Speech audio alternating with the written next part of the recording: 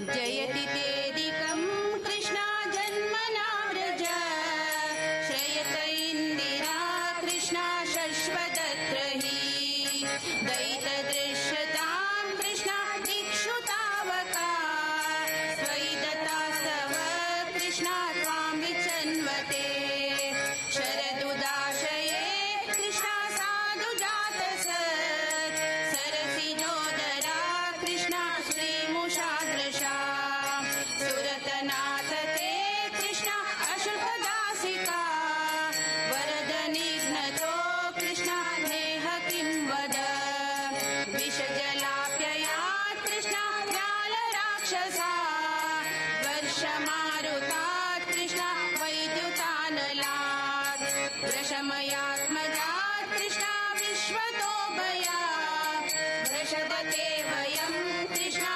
रक्षितामोः नकुलगोपिका कृष्णा नन्दनो भवा न किल देहिनां कृष्णा अन्तरात्मदृत् विपनसार्थितो कृष्णा विश्वगुप्तये सकमुदेयिमान् कृष्णा सात्वतां कुले विरचिताभयं कृष्णा वृष्टिदुर्यते चरणमीयुषां कृष्णा संस्कृते भयात् करसरोरुहं कृष्णा कान्तकामदं शिरसि देहिन कृष्णा श्रीकरग्रहम् व्रजजनातिहान् कृष्णा वीरयोषितां निजजनस्मय कृष्णा ध्वंसनस्मित वजसखे भवत् कृष्णा किङ्करिस्मनो जलरुहाननं कृष्णा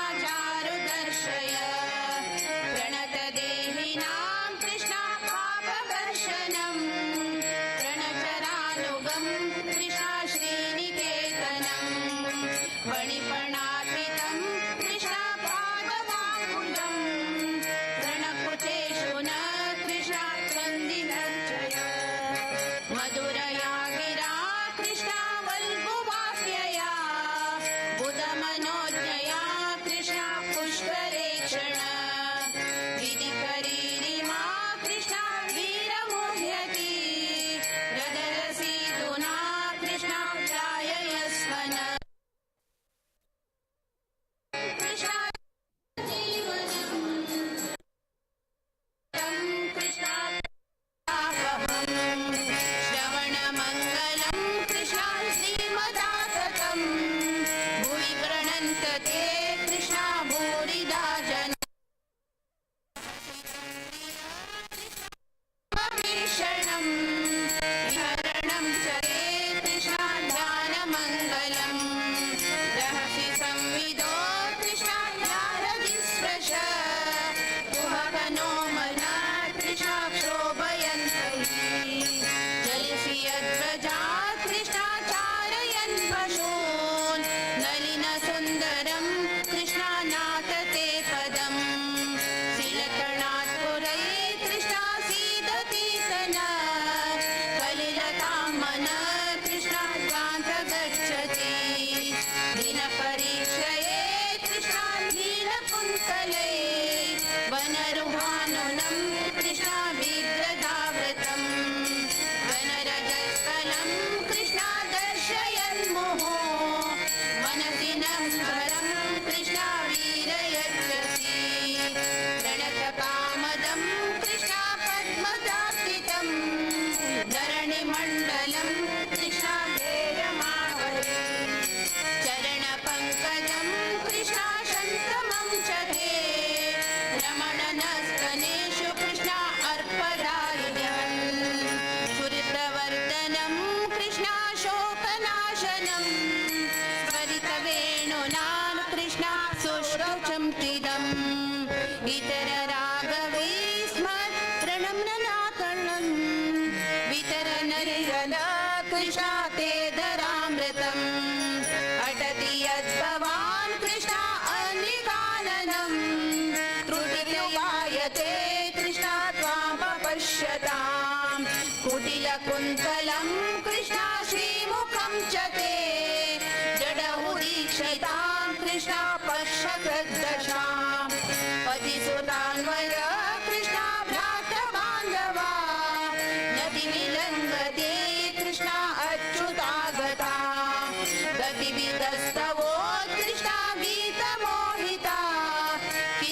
योषितः कृष्ण कस्य धेनिषि रहसि संविदं कृष्ण यच्चियोदयम् रहसितानन्दं कृष्ण क्षणं ग्रहदुरौ श्रियो कृष्ण वीक्षदामते मुहुरशिस्पहा कृष्ण भूयते मनः व्रजवनौकसां कृष्ण व्यक्तिरङ्गते व्रजिनरन्दलं कृष्ण विश्वमङ्गलं व्रजमनाञ्चनं कृष्ण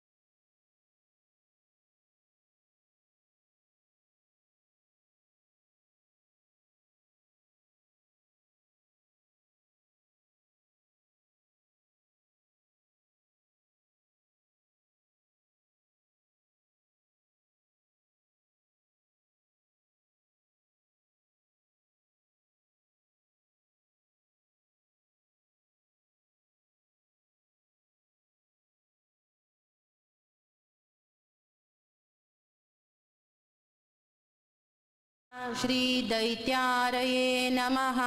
श्रीदैत्यारये नमः।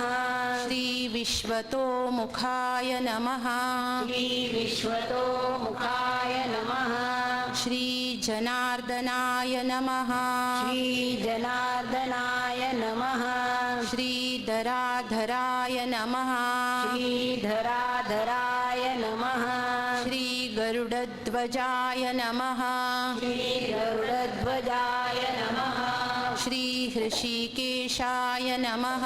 श्री ऋषिकेशाय नमः श्री पद्मनाभाय नमः श्री पद्मनाभाय नमः श्री मधुसूदनाय नमः श्री मधुसूदनाय नमः गोवर्धनधरं वन्दे गोपालं गोपरूपिणं गोकुलोत्सवमीशानं गोविन्दं गोपिकाप्रियं श्रीकृष्णार्पणमस्तु।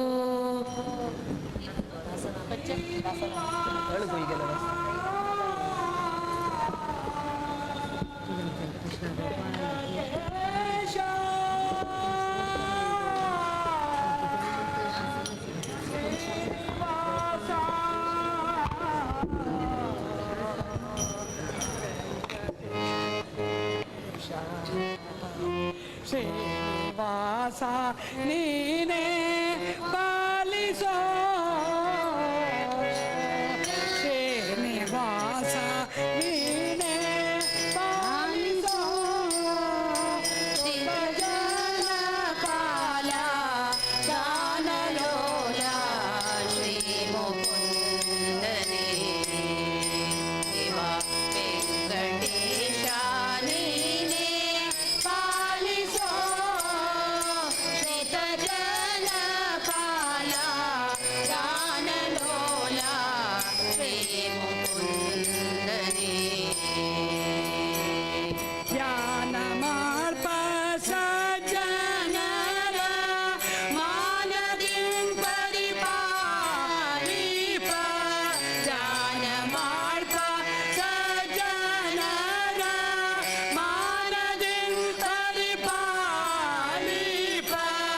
ವೇಣುಗೋಪಾಲ ಗೋವಿಂದ ವೇಣುಗೋಪಾಲ ಗೋವಿಂದ ವೇದ ವೇದ ನಿತ್ಯಾನಂದ ವೇಣುಗೋಪಾಲ ಗೋವಿಂದ ವೇದ ವೇದ ನಿತ್ಯಾನಂದ ಶ್ರೀನಿವಾಸ ನೀನೇ ಪಾಲಿಸೋ ಲಿಂಗಜನಪಾಲ ಗಾನಲೋಲ ಶ್ರೀ ದೇವ ವೆಂಕಟೇಶ ನೀನೇ ಪಾಲಿಸೋ ಜನಪಾಲ ಗಾನಲೋಲ ಶ್ರೀ ಮುಕುಂದನೇ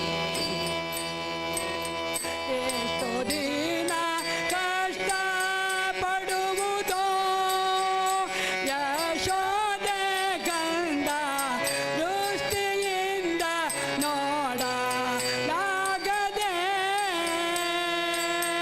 ಎಷ್ಟು ದಿನ ಕಷ್ಟ ಪಡುವುದೋ ಯಶೋದೆ ಗಂಧ ದೃಷ್ಟಿಯಿಂದ ನೋಡಲಾಗದೆ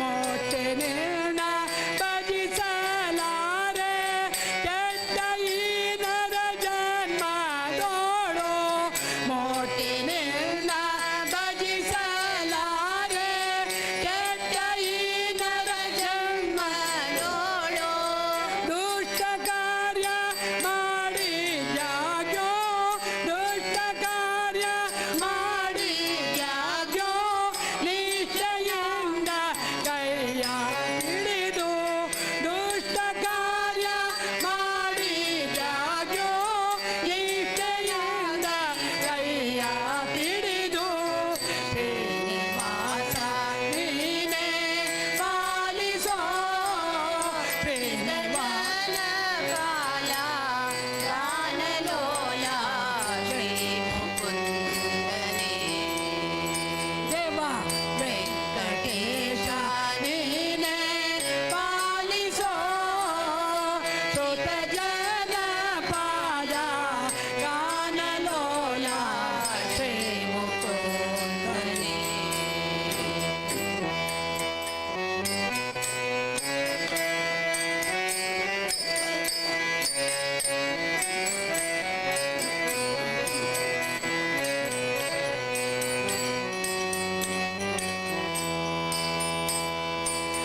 ಎಂದಿಗೂ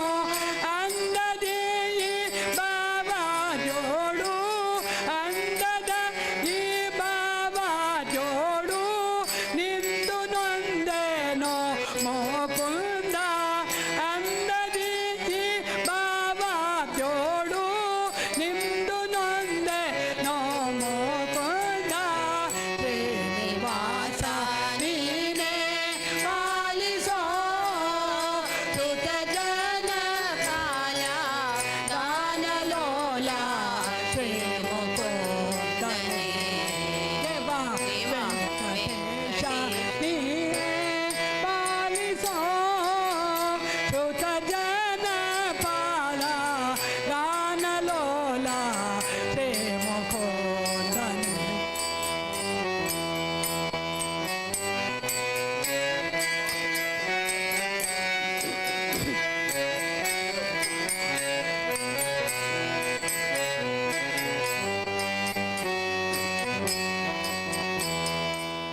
ಅನುದಿನ ಅನೇಕ ರೋಗಗಳ ಅನುಭವಿಸಿದೆನೋ ಗನ್ನ ಮಹಿಮ ನೀನೆ ಕೇಳಯ್ಯ ಅನುದಿನ ಅನೇಕ ರೋಗಗಳ ಅನುಭವಿಸಿದೆನೋ ಗನ್ನ ಮಹಿಮ ನೀನೆ ಕೇಳಯ್ಯ ತನುವಿನಲ್ಲಿ ಬಲವಿಲ್ಲ ನೆನೆದ ಮಾತ್ರ ಸಲಹುವ ತನುವಿನಲ್ಲಿ ಬಲವಿಲ್ಲ ನೆನೆದ ಮಾತ್ರ ಸಲಹುವ ಹನುಮದೀಶ ಪುರಂದರ ವಿಠಲ ವಿಠಲ ಹನುಮದೀಶ ಪುರಂದರ ವಿಠಲ ನೀನೆ ಕೈಯ ಹಿಡಿದು ಹನುಮದೀಶ ಪುರಂದರ ವಿಠಲ ನೀನೆ ಕೈಯ ಹಿಡಿದು ಶ್ರೀನಿವಾಸ ನೀನೆ ಪಾಲಿಸೋ ಶತ ಜನ ಪಾಲ ಗಾನಲೋಲ ಶ್ರೀ ಮುಕುಂದನೇ ದೇವ ವೆಂಕಟೇಶ ನೀನೆ ಪಾಲಿಸೋ ಸುತ ಜನ ಪಾಲ ಗಾನಲೋಲ ಶ್ರೀ ಮುಕುಂದನೇ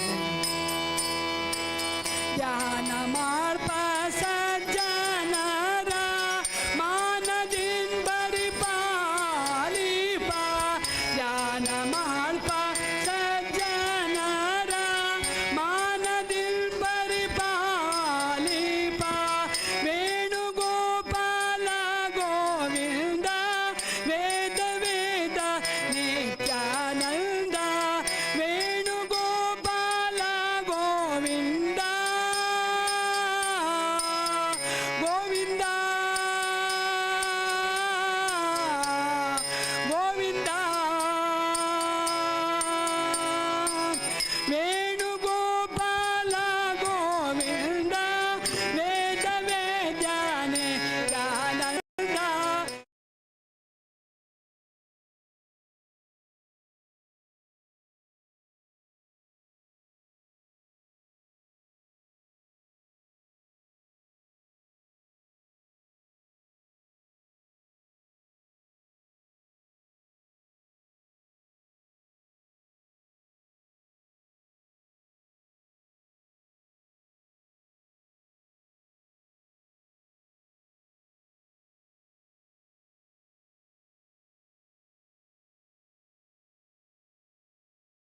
ವೆಂಕಟರಮಣ ಗೋವಿಂದ ಆಪತ್ ಬಾಂಧವನಾಥ ರಕ್ಷಕ ಗೋವಿಂದ ಪುರುಷೋತ್ತಮ ಪಾದಾರವಿಂದಕ್ಕೆ ಗೋವಿಂದಾನ್ ಗೋವಿಂದ ಶ್ರೀಮದ್ ವಿದ್ಯಾಧೀಶ तीर्थ स्वामी गुरु महाराज की जय श्रीमद विद्याधीश स्वामी गुरु महाराज की जय गोकर्ण पर्तगाली जीवोत्तम मठाधीश की जय गोकर्ण मठ संस्थान की जय कृष्णार्पणमस्तु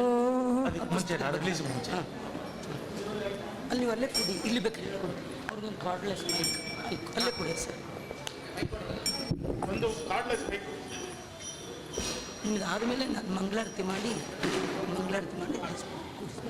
ಅಲ್ಲಿ ಸರ್ ಬೇಡ ಕುಡಿ ರಿಲೀಸ್ ಮಾಡಿದ್ರೆ ಮಾತಾಡಲ್ಲ ಸರ್ ಕುಡಿ. ಆಪಾದಮೌಳಿ ಪರ್ಯಂತಂ ಗುರುಣಾಂ ಆಕೃತಿಂ ಸ್ಮರೇತ್ ತೇನ ವಿಘ್ನಾಃ ಪ್ರಣಶ್ಯಂತಿ ಸಿದ್ಧ್ಯಂತಿ ಚ ಮನೋರಥಾಃ. ಈ ದಿನದ ಭಾಗವತ ಮಂಗಳ ಸಮಾರಂಭ. ಮಂಗಳ ಅಂದರೆ ಭಗವಂತನಿಗೆ ಆ ಹೆಸರು. ಮಂಗಳಂ ಭಗವಾನ್ ವಿಷ್ಣು ಮಂಗಳಂ ಗರುಡಧ್ವಜ ಅಂಥೇಳಿ ಆ ಭಗವಂತನ ನಾಮ, ಆ ಭಗವಂತನ ನೆನಪು, ಆ ಭಗವಂತನ ಚಿಂತನೆ, ಅವನ ಸ್ಮರಣೆ, ಇದಕ್ಕಿಂತ ಮಂಗಳ ಇಲ್ಲ. ಆದರೆ ನಾವು ಮಾಡುವ ಈ ಮಂಗಳಮಯನಾದ ವೆಂಕಟರಮಣನಿಗೆ ಅದು ತಲುಪಿದೆಯಾ ಇಲ್ವಾ ಗೊತ್ತಾಗೋದು ಹೇಗೆ? ನಾವೇನೋ ಒಳ್ಳೆ ಕೆಲಸ ಮಾಡಿದ್ದೀವಿ ನಾವೇ ಅಂದ್ಕೊಂಡು ನಂಬೆನ್ನು ನಾವೇ ತೊಟ್ಕೊಂಡು ನಮಗೆ ನಾವೇ ಶಹಬಾಸ್ ಹೇಳ್ಕೊಂಡ್ಬಿಟ್ರೆ ಪ್ರಯೋಜನ ಇಲ್ಲ. ಹಾಗಾದರೆ ನಾವು ಮಾಡಿದ್ದು ದೇವರಿಗೆ ತಲುಪಿದೆ, ಇದು ಗೊತ್ತಾಗೋದು ಹೇಗೆ ಅಂದರೆ ಆ ಭಗವಂತ ತನ್ನ ಸನ್ನಿಧಾನದಿಂದ ಯುಕ್ತರಾದ ತನ್ನ ದಾಸರನ್ನು ಮನೆಗೆ ಕಳಿಸ್ಕೊಡ್ತಾನೆ. ವಿಜಯದಾಸರಂತಾರೆ, ಜನರು ಬರುವರು ಸಜ್ಜನರು ಬಾರರಯ್ಯ. ನಮ್ಮನೆಗೆ ಬೇಕಾಷ್ಟು ಜನ ಬರ್ತಾರೆ ಹೋಗ್ತಾರೆ, ಆದರೆ ಭಗವದ್ದಾಸರು ಹರಿಯ ದಾಸರು ಬರೋದು ಭಾರಿ ಅಪರೂಪ. ಅಂತಹ ವ್ಯಕ್ತಿಗಳು ಮನೆಗೆ ಬಂದರು, ಸಮಾರಂಭಕ್ಕೆ ಬಂದರು ಅಂತಾದರೆ ನಮ್ಮ ಕರ್ಮ ದೇವರಿಗೆ ತಲುಪಿದೆ ಅಂತ ಅರ್ಥ. ಅದರ ಸೂಚಕವೇನೋ ಎಂಬಂತೆ ಇವತ್ತು ದೇಶ ವಿದೇಶಗಳಲ್ಲಿ ಹರಿದಾಸರ ಹಬ್ಬವನ್ನು ಆಚರಿಸ್ತಾ ಹರಿದಾಸರ ಕನ್ನಡ ನುಡಿಗಳನ್ನು, ಅದರ ಒಳಗಿರುವಂತಹ ರತ್ನಗಳನ್ನು, ಅದರ ಒಳಗಿರುವಂತಹ ಅತ್ಯಪೂರ್ವವಾದ ಪ್ರಮೇಯಗಳನ್ನು, ಜಗದ್ಗುರು ಮಧ್ವಾಚಾರ್ಯರ ಸತ್ಸಿದ್ಧಾಂತದ ತಿರುಳನ್ನು ತಿಳಿಯಾಗಿ ಎಲ್ಲರಿಗೂ ತಿಳಿಸುವಂತೆ ಮಾಡಿದ ಒಬ್ಬ ವ್ಯಕ್ತಿಗಳು. ಬರೀ ವ್ಯಕ್ತಿ ಅಲ್ಲ, ಅದು ಶಕ್ತಿ. ಅಂದರೆ ನಮ್ಮ ಅರಳುಮಲ್ಲಿಗೆ ಪಾರ್ಥಸಾರಥಿ ಅವರಿವತ್ತು ಈ ಸಮಾರಂಭಕ್ಕೆ ಬಂದಿದ್ದಾರೆ ಅಂದರೆ ಈ 7 ದಿನಗಳ ಭಾಗವತ ಕೃಷ್ಣನಿಗೆ ಮುಟ್ಟಿದೆ ಅಂತ ಭಾವಿಸ್ತಾ, ಜೊತೆಗೆ ಇನ್ನೊಂದೇನೆಂದರೆ ಇದು ಇವಾಗೆಲ್ಲ ಒಂದೊಂದೇ ಅಲ್ಲ, ಅಧಿಕ ಮಾಸ, ಅದರಿಂದ ಒಂದ್ರ ಮೇಲೆ ಒಂದಿರಬೇಕು ಅಧಿಕ. ಇವತ್ತು ಒಂದು ಭಾಗವತದ ಪುಸ್ತಕದ ಅನಾವರಣ, ಲೋಕಾರ್ಪಣೆ, ಬಿಡುಗಡೆಯ ಸಮಾರಂಭ ಕೂಡ ನಡೀತಾ ಇದೆ. ಈ ಗ್ರಂಥವನ್ನು ತಾವು ಲೇಖನ ಮಾಡಿ ಲೋಕಾರ್ಪಣೆ ಮಾಡಲಿಕ್ಕಾಗಿ ಇವತ್ತು ಆಯ್ಕೆ ಮಾಡಿಕೊಂಡು ಇಲ್ಲಿಗೆ ಅರಳುಮಲ್ಲಿಗೆ ಪಾರ್ಥಸಾರಥಿಯವರು ದಯಮಾಡಿ ಬಂದಿದ್ದಾರೆ. ಮತ್ತು 3ನೇದು ಅಂದರೆ ನಂದು ಭಾಗ್ಯ, ನನ್ನ ಸೌಭಾಗ್ಯ. ನಾನು 6 ದಿನ ಹೇಳಿ 7ನೇ ದಿನ ಮುಗಿಸುವಾಗ ಒಂದು ಪುಸ್ತಕವನ್ನು ಅನಾವರಣ ಮಾಡುವ ಭಾಗ್ಯವನ್ನು ಭಗವಂತ ಇವತ್ತು ನನಗೆ ಕೊಡ್ತಾ ಇದ್ದಾನೆ. ಇಂತಹ ಈ ಒಂದು ಹೊತ್ತಿಗೆ ಈ ಪುಸ್ತಕದ ಪರಿಚಯವನ್ನು 4 ಮಾತುಗಳಲ್ಲಿ ಪೂಜ್ಯರು ಮಾಡಿಕೊಡಬೇಕು ಅಂತ ಅವರಲ್ಲಿ ಪ್ರಾರ್ಥನೆ ಮಾಡಿಕೊಳ್ತೇನೆ. ಸರ್ ಕೊಡ್ರಿ.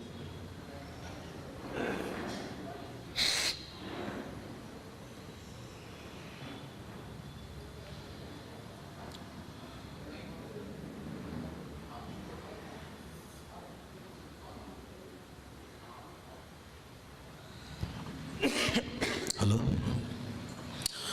ಆಪಾದಮೌಳಿಪರ್ಯಂತಂ ಗುರುಣಾಂ ಆಕೃತಿಂ ಸ್ಮರೇತ್ ತೇನ ವಿಘ್ನಾಃ ಪ್ರಣಶ್ಯಂತಿ ಸಿದ್ಧ್ಯಂತಿ ಚ ಮನೋರಥಾಃ. ಪರಮಾತ್ಮನ ಪಾದಪದ್ಮಗಳಲ್ಲಿ ಭಕ್ತಿ, ಶ್ರದ್ಧೆ, ಗೌರವದ ಸಾಷ್ಟಾಂಗ ನಮಸ್ಕಾರಗಳನ್ನು ಸಲ್ಲಿಸ್ತಾ ಎಲ್ಲ ದೇವಾನು ದೇವತೆಗಳಿಗೆ, ಋಷಿ ಮುನಿಗಳಿಗೆ, ಸಾಧು ಸಂತರಿಗೆ, ಭಕ್ತಿ ಜನ ಬಂಧುಗಳಿಗೆ ನಾನು ನಮಸ್ಕಾರ ಮಾಡ್ತಾ, ಪರಮ ಪೂಜ್ಯರಾಗಿರತಕ್ಕಂಥ ಆಚಾರ್ಯ ಶ್ರೇಷ್ಠರಾಗಿರತಕ್ಕಂಥ ಬ್ರಹ್ಮಣ್ಯಾಚಾರ್ಯ ಪಾದಪದ್ಮಗಳಲ್ಲಿ ಶ್ರದ್ಧಾಭಕ್ತಿ ಗೌರವ ಸಾಷ್ಟಾಂಗ ನಮಸ್ಕಾರವನ್ನು ಮಾಡ್ತಾ, ನಾರದರು ಒಂದು ಮಾತು ಹೇಳ್ತಾರೆ ಪದ್ಮಪುರಾಣದಲ್ಲಿ, ಯಾವ ಹಸ್ತ ಭಾಗವತ ಗ್ರಂಥವನ್ನು ಸಜ್ಜನರಿಗೆ, ಯೋಗ್ಯರಿಗೆ, ಸತ್ಪಥರಿಗೆ ದಾನ ಕೊಡುತ್ತೋ, ಯಾವ ಹಸ್ತ ಭಾಗವತ ಗ್ರಂಥವನ್ನು ಮೊಟ್ಟ ಮೊದಲ ಬಾರಿಗೆ ಅನಾವರಣ ಮಾಡುತ್ತೋ, ಲೋಕಾರ್ಪಣೆ ಮಾಡುತ್ತೋ, ಅದು ಬರೀ ಹಸ್ತ ಅನ್ನಿಸ್ಕೊಂಬಲ್ಲ, ಅಮೃತ ಹಸ್ತ, ಸುವರ್ಣ ಹಸ್ತ ಅನ್ನಿಸ್ಕೊಳ್ಳುತ್ತೆ. 7 ದಿನ ಭಾಗವತದ ಕಥೆ ಹೇಳಿ, ಭಕ್ತಿಯಿಂದ ಹೇಳಿ, ಶ್ರದ್ಧೆಯಿಂದ ಹೇಳಿ, ಆ ಹೇಳಿರತಕ್ಕಂಥ ಫಲ ಅವ್ರು ಹೇಳಿದ್ದಾರೆ. ಆ ಭಾಗವತ ಗ್ರಂಥದ ಅನಾವರಣ ಅವ್ರ ಕೈಯಿಂದ ಆಗ್ತಾಯಿದೆ ಇವತ್ತು. ಬ್ರಹ್ಮಣ್ಯಾಚಾರ್ಯರು ನನಗೆ 40-45 ವರ್ಷಗಳ ಪರಿಚಯ. ಅವರು ಬೆಂಗಳೂರಿಗೆ ಬಂದ ತಕ್ಷಣ ನನಗೆ ಪರಿಚಯ ಆದರು. ಅವ್ರನ್ನ ನಾನು ಬ್ರಹ್ಮ ನಿರ್ಮಲ ಮೂರ್ತಿಗಳು ಅಂತ ಕರಿತೀನಿ. ಬ್ರಹ್ಮ ನಿರ್ಮಲ ಮೂರ್ತಿಗಳು ಅಂತ. ನಿರ್ಮಲವಾಗಿರ್ತಾರೆ, ಶಾಂತಚಿತ್ತರಾಗಿರ್ತಾರೆ, ಸದಾಚಾರ ಸದ್ವಿಚಾರದಲ್ಲಿರ್ತಾರೆ. ಅವರಿಂದ ಈ ಭಾಗವತ ಬಿಡುಗಡೆ ಆಗ್ತಾಯಿದೆ. ಭಾಗವತ ಅಂದರೆ ನದಿಗಳಲ್ಲಿ ಗಂಗಾ ನದಿ ಹೇಗೋ ಹಾಗೆ ಭಾಗವತ, ಸಾಗರಗಳಲ್ಲಿ ಕ್ಷೀರಸಾಗರ ಹೇಗೋ ಹಾಗೆ ಭಾಗವತ, ಪರ್ವತಗಳಲ್ಲಿ ಮೇರು ಪರ್ವತ ಹೇಗೋ ಹಾಗೆ ಭಾಗವತ, ವರ್ಣಗಳಲ್ಲಿ ಓಂಕಾರ ಹೇಗೋ ಹಾಗೆ ಭಾಗವತ, ಯುಗಗಳಲ್ಲಿ ಕೃತಯುಗ ಹೇಗೋ ಹಾಗೆ ಭಾಗವತ. ಎಲ್ಲಕ್ಕಿಂತ ವಿಶೇಷವಾಗಿ ಪರಮಾತ್ಮನ ಸಾಕ್ಷಾತ್ ಸನ್ನಿಧಾನ, ಶ್ರೀಕೃಷ್ಣ ಪರಮಾತ್ಮನ ಸನ್ನಿಧಾನ ಪದ ಪದದಲ್ಲಿ, ಪುಟಗಳಲ್ಲಿ ಪುಟಿದು ಕುಣಿಯತಕ್ಕಂಥ ಒಂದು ಗ್ರಂಥ ತೋರಿಸಿದ್ರೆ ಅದು ಶ್ರೀಮದ್ ಭಾಗವತ. ಭಾಗವತ ಓಂಕಾರದ ಸನ್ನಿಧಾನ ಇರತಕ್ಕಂಥದ್ದು, ಗಾಯತ್ರಿಯ ಸನ್ನಿಧಾನ ಇರತಕ್ಕಂಥದ್ದು, ಪುರುಷ ಸೂಕ್ತದ ಸನ್ನಿಧಾನ ಇರತಕ್ಕಂಥದ್ದು, ಓಂ ನಮೋ ಭಗವತೆ ವಾಸುದೇವಾಯ ಅನ್ನತಕ್ಕಂಥ ದ್ವಾದಶಾಕ್ಷರ ಮಂತ್ರದ ಸನ್ನಿಧಾನ ಇರತಕ್ಕಂಥದ್ದು, ಮತ್ತು ಅಗ್ನಿಹೋತ್ರದ ಸನ್ನಿಧಾನ ಇರತಕ್ಕಂಥದ್ದು, ವಿಪ್ರ ಶ್ರೇಷ್ಠರ ಸನ್ನಿಧಾನ ಇರತಕ್ಕಂಥದ್ದು, ವಸಂತ ಋತುವಿನ ಸನ್ನಿಧಾನ ಇರತಕ್ಕಂಥದ್ದು, ತುಳಸಿಯ ಸನ್ನಿಧಾನ, ಇಷ್ಟು ಮಹಾ ಸನ್ನಿಧಾನಗಳಿರತಕ್ಕಂಥ ಒಂದು ಗ್ರಂಥ ತೋರಿಸಿ ಅನ್ನೋದು ಶ್ರೀಮದ್ ಭಾಗವತ. ಅದು ಭಾಗವತ ಆಚಾರ್ಯ ಹೇಳಿದ್ದಾರೆ ನಿಮಗೆ.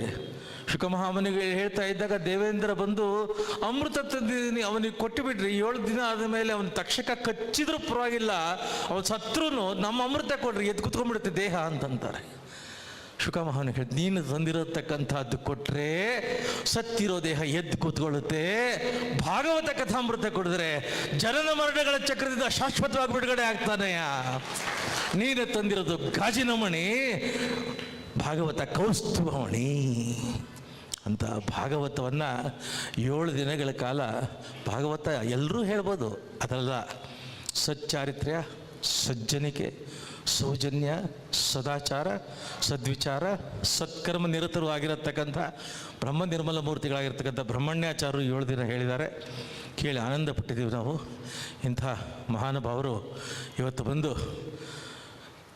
ಅವರ ಒಂದು ವಿಷಯ ಅವ್ರು ಹೇಳಬೇಕು. ಏನಂದರೆ, ಈ ಶತಮಾನದಲ್ಲಿ ನಾನು ಕಂಡಿದ್ದು, ನಾನು ಲಿಮಿಟೆಡ್ ಪರ್ಸ್ಪೆಕ್ಟಿವ್ಸ್, ಶತಮಾನದ ಶ್ರೇಷ್ಠ ಯತಿಗಳು ಅಂತ ನಾನು ಕನ್ಸಿಡರ್ ಮಾಡಿರ್ತಕ್ಕಂಥದ್ದು ಪೇಜಾವರ ಸ್ವಾಮಿಗಳು ಗುರುಗಳಾಗಿದ್ದಂಥ ವಿದ್ಯಾಮಾನ್ಯರು ಮತ್ತು ಪೇಜಾವರ ಸ್ವಾಮಿಗಳು ಮತ್ತು ಪೇಜಾವರ ಸ್ವಾಮಿಗಳ ಗುರುಗಳು ಶತಮಾನ ಸಂತರು. ಅವರು ಗುರುಗಳಂತೂ ಜೀವಿತದ ಕಡೆಗಳಿಗೆ ಅವ್ರಿಗೂ ಮಗುವಿನ ಹಾಗೆ ಮುಗ್ಧರಾಗೆ ಇದ್ದರು, ದೇವತೆಗಳ ಹಾಗೆ ಸನ್ನಿಧಾನ ಇಟ್ಕೊಂಡಿದ್ರು. ಪೇಜಾವರ ಸ್ವಾಮಿಗಳು ಹಾಗೆ ಯಾವುದೋ ದೇವರು ಫಾರ್ ಸಮ್ ರೀಸನ್ ಈ came for a visit to the earth, ಈ ವೆಂಟ್ ಬ್ಯಾಕ್. ಅಂಥ ಪೇಜಾವರ ಸ್ವಾಮಿಗಳ ಕಡೆಯ ಪರ್ಯಾಯದಲ್ಲಿ 2 ವರ್ಷಗಳ ಕಾಲ ಅನನ್ಯವಾಗಿ ಬ್ರಹ್ಮಣ್ಯಾಚಾರ್ಯ ದಂಪತಿಗಳು ಪ್ರತಿದಿನ ಆ ಸ್ವಾಮಿಗಳ ಸೇವೆಯನ್ನು ಪರ್ಯಾಯದಲ್ಲಿ ಉಡುಪಿನಲ್ಲಿ ಮಾಡಿದ್ದಾರೆ. ಇದು ಯಾರಿಗೂ ಕೋಟಿ ರೂಪಾಯಿ ಕೊಟ್ಟು ಲೀಸ್ ಕೊಡಿ, ಕಾಂಟ್ರಾಕ್ಟ್ ಕೊಡಿ ಅಂತ ತಗೊಂಡ್ರೂ ಸಿಗೋದಿಲ್ಲ. ಅಂಥ ಭಾಗ್ಯವನ್ನು ಪೇಜಾವರ ಸ್ವಾಮಿಗಳು ಇವರಿಗೆ ಕೊಟ್ಟು ಪರಮಾನುಗ್ರಹ ಮಾಡಿದ್ದಾರೆ. ಆ ಸ್ವಾಮಿಗಳ ಅನುಗ್ರಹಕ್ಕೆ ಪಾತ್ರರಾಗಿರತಕ್ಕಂಥವರು ಮಹಾನುಭಾವರು.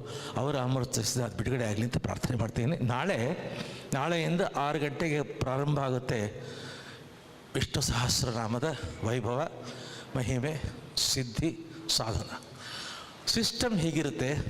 ನಾನು 5:45ಗೆ ಬರ್ತೀನಿ, 6 ಗಂಟೆಗೆ ಇಲ್ಲಿ ಕೂತ್ಕೊಳ್ತೀನಿ. 6 ಗಂಟೆ ಹೊತ್ತಿಗೆ ನಮ್ಮ ಗ್ಲೋಬಲ್ ವಿಷ್ಣು ಸಹಸ್ರನಾಮ ಫೆಡರೇಷನ್ನ ಕೆಲವು ಸದಸ್ಯರು ಬಂದು ಅಲ್ಲಿ ಕೂತ್ಕೊಳ್ತಾರೆ. ಅವ್ರು ಲೀಡ್ ಮಾಡ್ತಾರೆ 6ರಿಂದ 6:30ವರೆಗೆ. ನಾವೆಲ್ಲರೂ ಸಾಮೂಹಿಕವಾಗಿ ವಿಷ್ಣು ಸಹಸ್ರನಾಮ ಪಾರಾಯಣ ಮಾಡೋಣ. ನಾಳೆಯಿಂದ ಪಾರಾಯಣ ಮಾಡೋಣ, ಶ್ರದ್ಧೆಯಿಂದ ಮಾಡೋಣ, ಭಕ್ತಿಯಿಂದ ಮಾಡೋಣ. ಬಾಯಿಗೆ ಬರೋರು ಬಾಯಲ್ಲೇ ಹೇಳಿ, ಇಲ್ಲೇ ಪುಸ್ತಕ ತಗೊಬನ್ನಿ. 6:30 ನಾನು ಪ್ರವಚನ ಪ್ರಾರಂಭ ಮಾಡ್ತೀನಿ. ನಮಸ್ಕಾರ.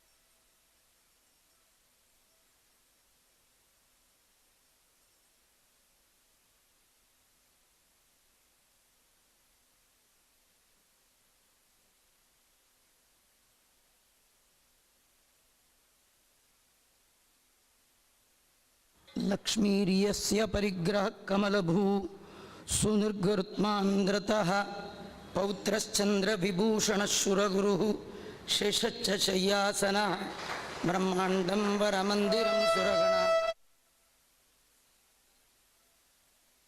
ಕುಟುಂಬ ಪಾಲನ ಪರ ಕುರ್ಯಾಧರಿರ್ಮಂಗಲಂ ಸಂತಾನ ಸಂಪತ್ ಪರಿಶುದ್ಧ ಭಕ್ತಿ ವಿಜ್ಞಾನ ವಾಗ್ದೇಹ ಸುಪಾಠವಾದೀಂದತ್ವ ಶರೀರೋತ್ಥ ಸಮಸ್ತ ದೋಷಾನ್ ಹತ್ವಾ ಸನುವ್ಯಾತ್ ಗುರುರಾಘವೇಂದ್ರ ವೇದವ್ಯಾಸ ಮುನೀಶ ಮಧ್ವಯತಿರಾಟ್ ಟೀಕಾರ್ಯ ವಾಕ್ಯಾಮೃತಂ ಜ್ಞಾತ್ವಾದ್ವೈತಮತಂ ಹಲಾಹಲಸಮಂ ತ್ಯಕ್ತ್ವಾ ಸಮಾಖ್ಯಾಪ್ತಯೇ ಸಂಖ್ಯಾವತ್ ಸುಖದಾಂ ದಶೋಪನಿಷದಾಂ ವ್ಯಾಖ್ಯಾನ್ ಸಮಾಖ್ಯಾನ್ ಮುದಾ ಶ್ರೀಮತ್ ಸದ್ಗುರು ರಾಘವೇಂದ್ರ ಯತಿರಾಟ್ ಕುರ್ಯಾಧರಿರ್ಮಂಗಲಂ.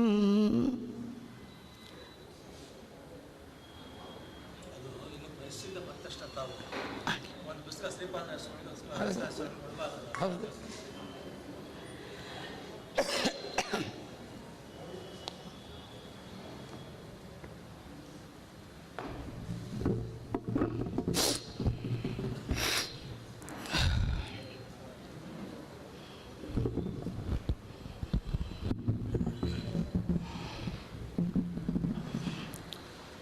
ಶ್ರೀ ಗುರುಭ್ಯೋ ನಮಃ.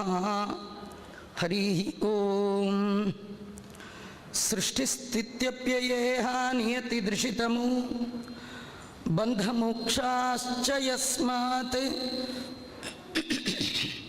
ಅಸ್ಯ ಶ್ರೀ ಬ್ರಹ್ಮರುದ್ರ ಪ್ರಭೃತಿ ಸುರನರದ್ವೀಷ ಶತ್ರುತ್ಮಕಸ್ಯ ವಿಷ್ಣೋರ್ವ್ಯಸ್ತಾಃ ಸಮಸ್ತಾಃ ಸಕಲಗುಣನಿಧಿ ಸರ್ವದೋಷವ್ಯಪೇತಃ ಪೂರ್ಣಾನಂದೋ ವ್ಯಯೋ ಯೋ ಗುರುರಪಿ ಪರಮಃ ಚಿಂತಯೇತಂ ಮಹಾಂತಂ.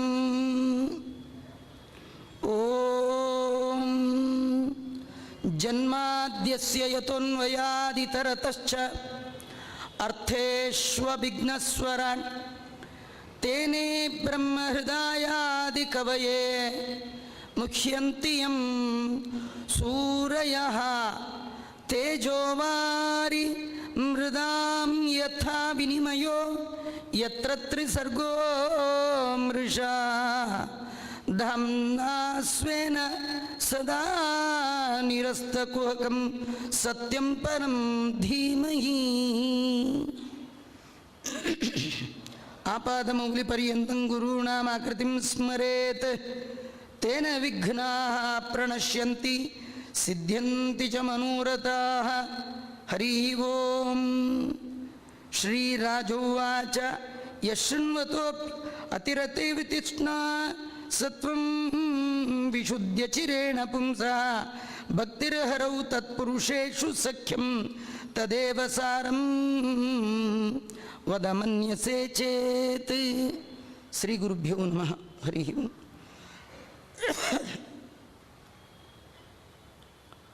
ಭಾಗವತೋತ್ತಮನಾದ ಶ್ರೀ ಪರೀಕ್ಷಿತ ಶುಕ ಮಹರ್ಷಿಗಳಲ್ಲಿ ಕೃಷ್ಣನ ಮುಂದುವರೆದ ಕಥಾಭಾಗವನ್ನು ಆದಿಯಲ್ಲಿ ಪ್ರಶ್ನೆ ಮಾಡ್ತಾ ಇದ್ದ. ಕೃಷ್ಣನ ಕಥೆ ಎಂಥದ್ದು ಅಂದರೆ ಅದನ್ನು ಶ್ರವಣ ಮಾಡ್ತಾ ಇದ್ದರೆ ಸಾಕು. ಸಾಂಸಾರಿಕವಾದ ಎಲ್ಲ ದುಃಖವನ್ನು ಪರಿಹಾರ ಮಾಡುತ್ತಂತೆ ಕೃಷ್ಣ ಕಥೆ. ಭುವನ ಪಾವನ ವೆನಿಪ ಲಕುಮೀದವನ ಮಂಗಳ ಕಥೆ. ಭವಜನಿತ ದುಃಖಗಳ ಕಳೆವುದು.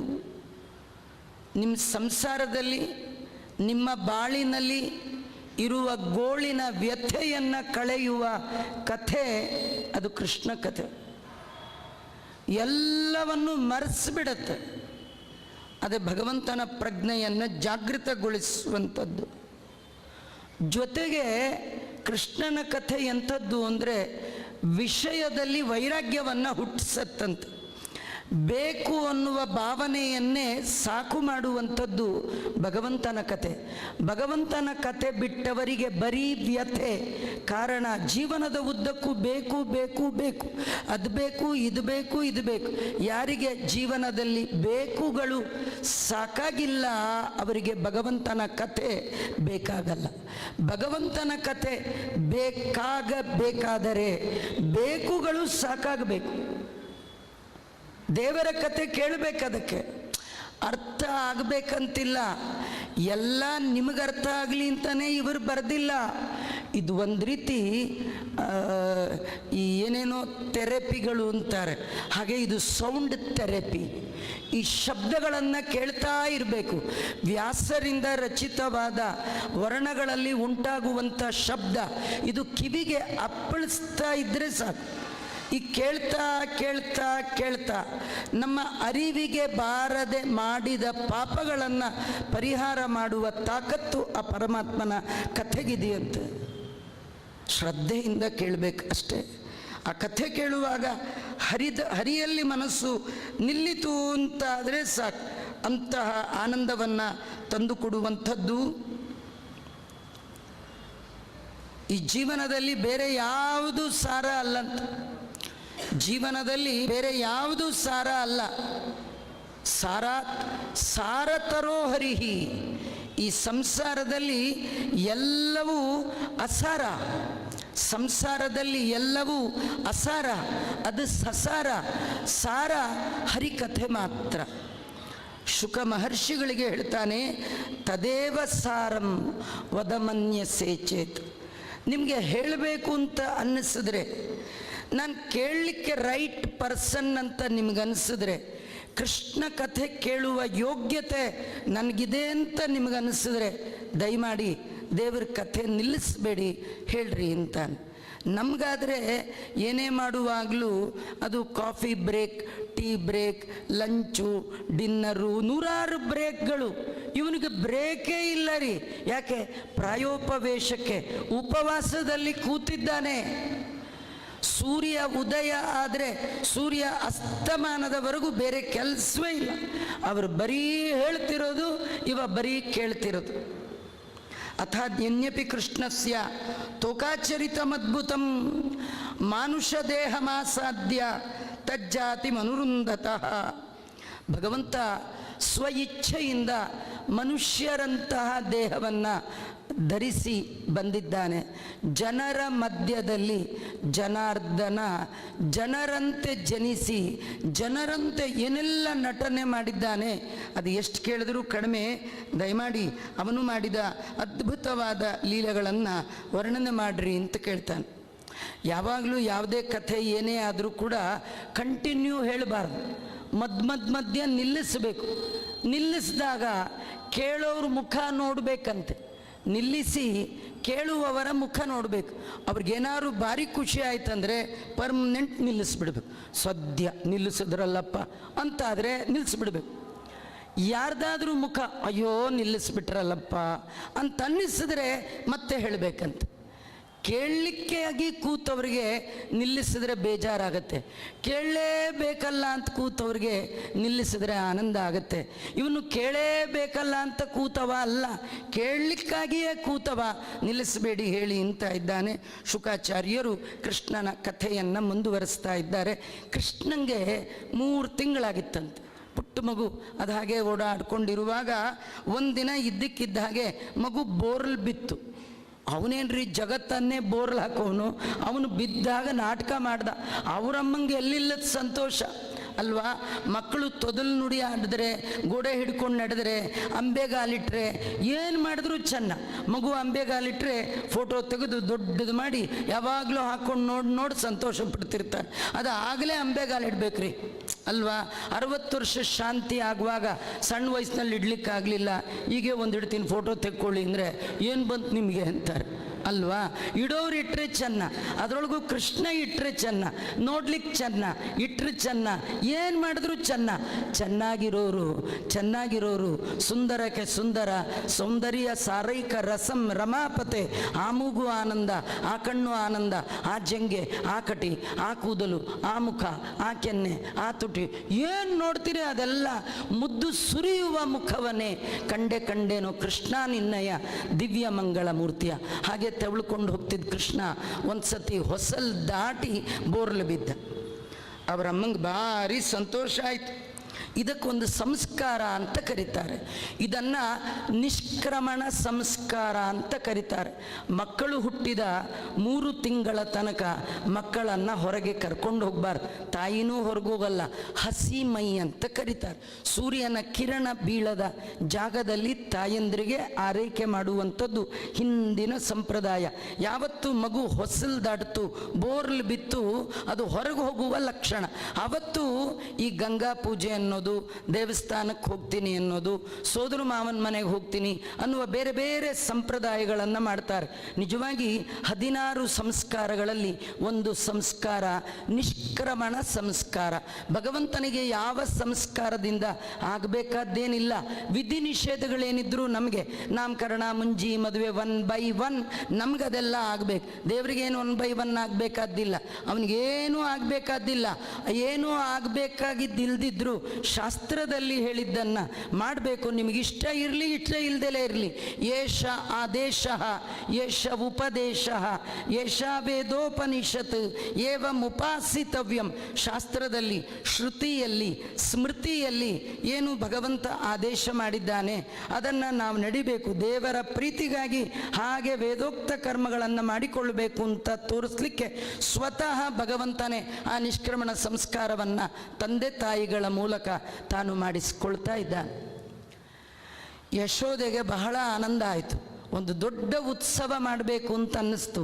ಊರವ್ರಿಗೆಲ್ಲ ಹೇಳಿದ್ಲು, ಇವತ್ತು ನಮ್ಮ ಮನೇಲಿ ಮಗು ಬೋರ್ಲ್ ಬಿದ್ದಿದೆ, ನೀವು ನಮ್ಮ ಮನೆಗೆ ಬರಬೇಕು, ನೀವು ನಮ್ಮ ಮನೆಗೆ ಬರಬೇಕು ಅಂಥೇಳಿ ಎಲ್ಲರನ್ನೂ ಕರೆದ್ಲು. ಜನ ಜಾಸ್ತಿ ಆದರೆ ಮನೇಲಿ ಫಂಕ್ಷನ್ ಮಾಡೋದು ಕಷ್ಟ ಅಂಥೇಳಿ ಅವಳು ಒಬ್ರಿಬ್ಬರನ್ನ ಕರಿತಿರ್ಲಿಲ್ಲ.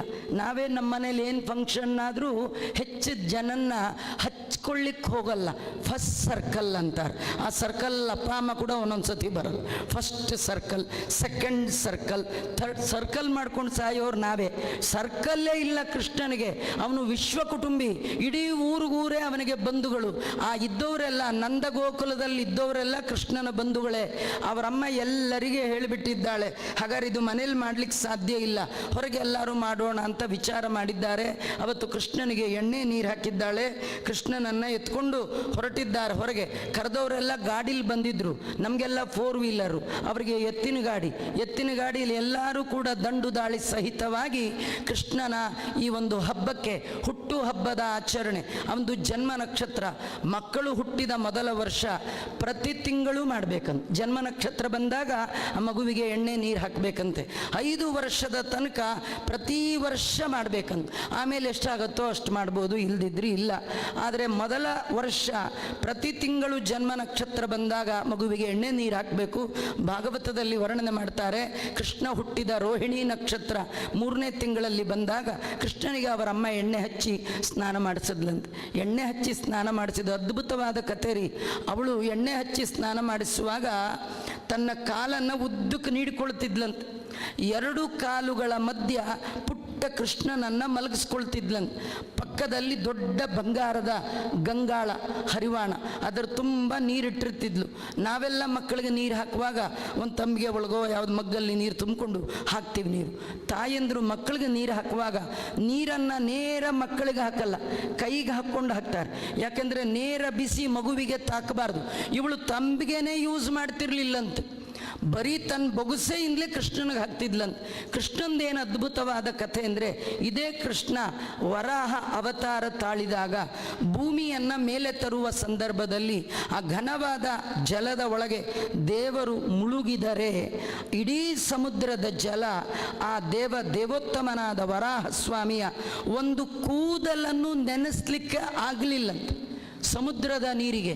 ಅಂಥ ಕೃಷ್ಣ ಅಮ್ಮನ ತೊಡೆಯ ಮೇಲೆ 2 ಕಾಲುಗಳ ನಡುವೆ ಮಲಗಿದಾಗ ಪಾಣಿದ್ವಯಾಂತರ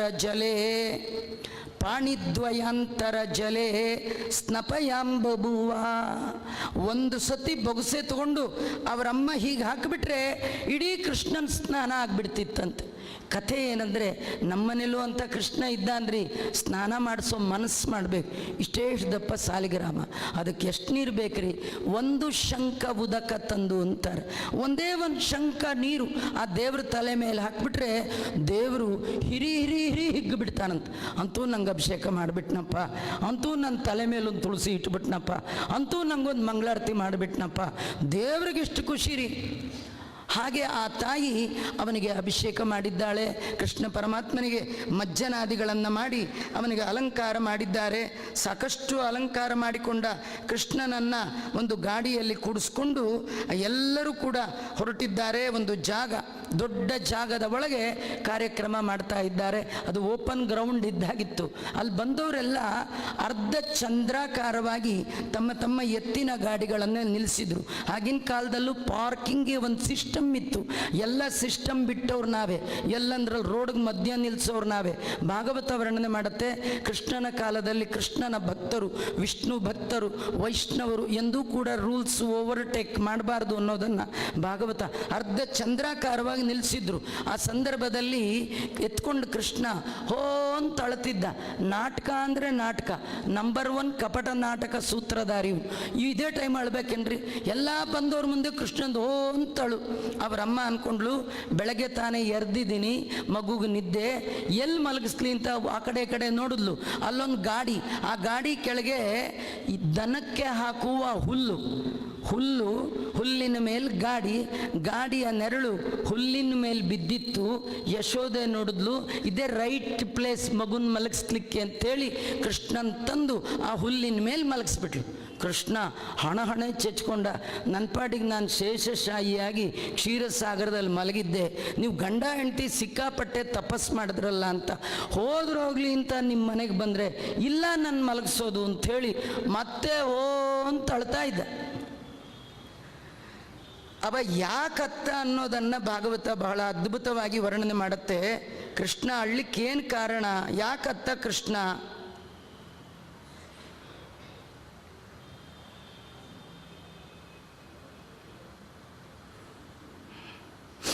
ಅಲ್ಲಿ ಹೇಳ್ತಾ ಇದ್ದಾರೆ, ಕೃಷ್ಣನಿಗೆ ಹಶ್ವಾಗಿತ್ತಂತೆ. ಅವನಿಗೆಲ್ಲ ಹಶ್ವಾಗತ್ರಿ? ಹಸುಗೇನಾಗಲ್ಲ. ಹಶ್ವಾದವ್ರ ಥರ ಹೋ ಅಂತ ಅಳ್ತಾ ಇದ್ದಾನೆ. ಅವನು ಅಳ್ತಾ ಇದ್ದರೆ ಈ ತಾಯಿ ಆಗಿರ್ತಕ್ಕಂಥ ಯಶೋದೆ ಮಾತ್ರ ಕೇಳ್ತಾ ಇಲ್ಲ.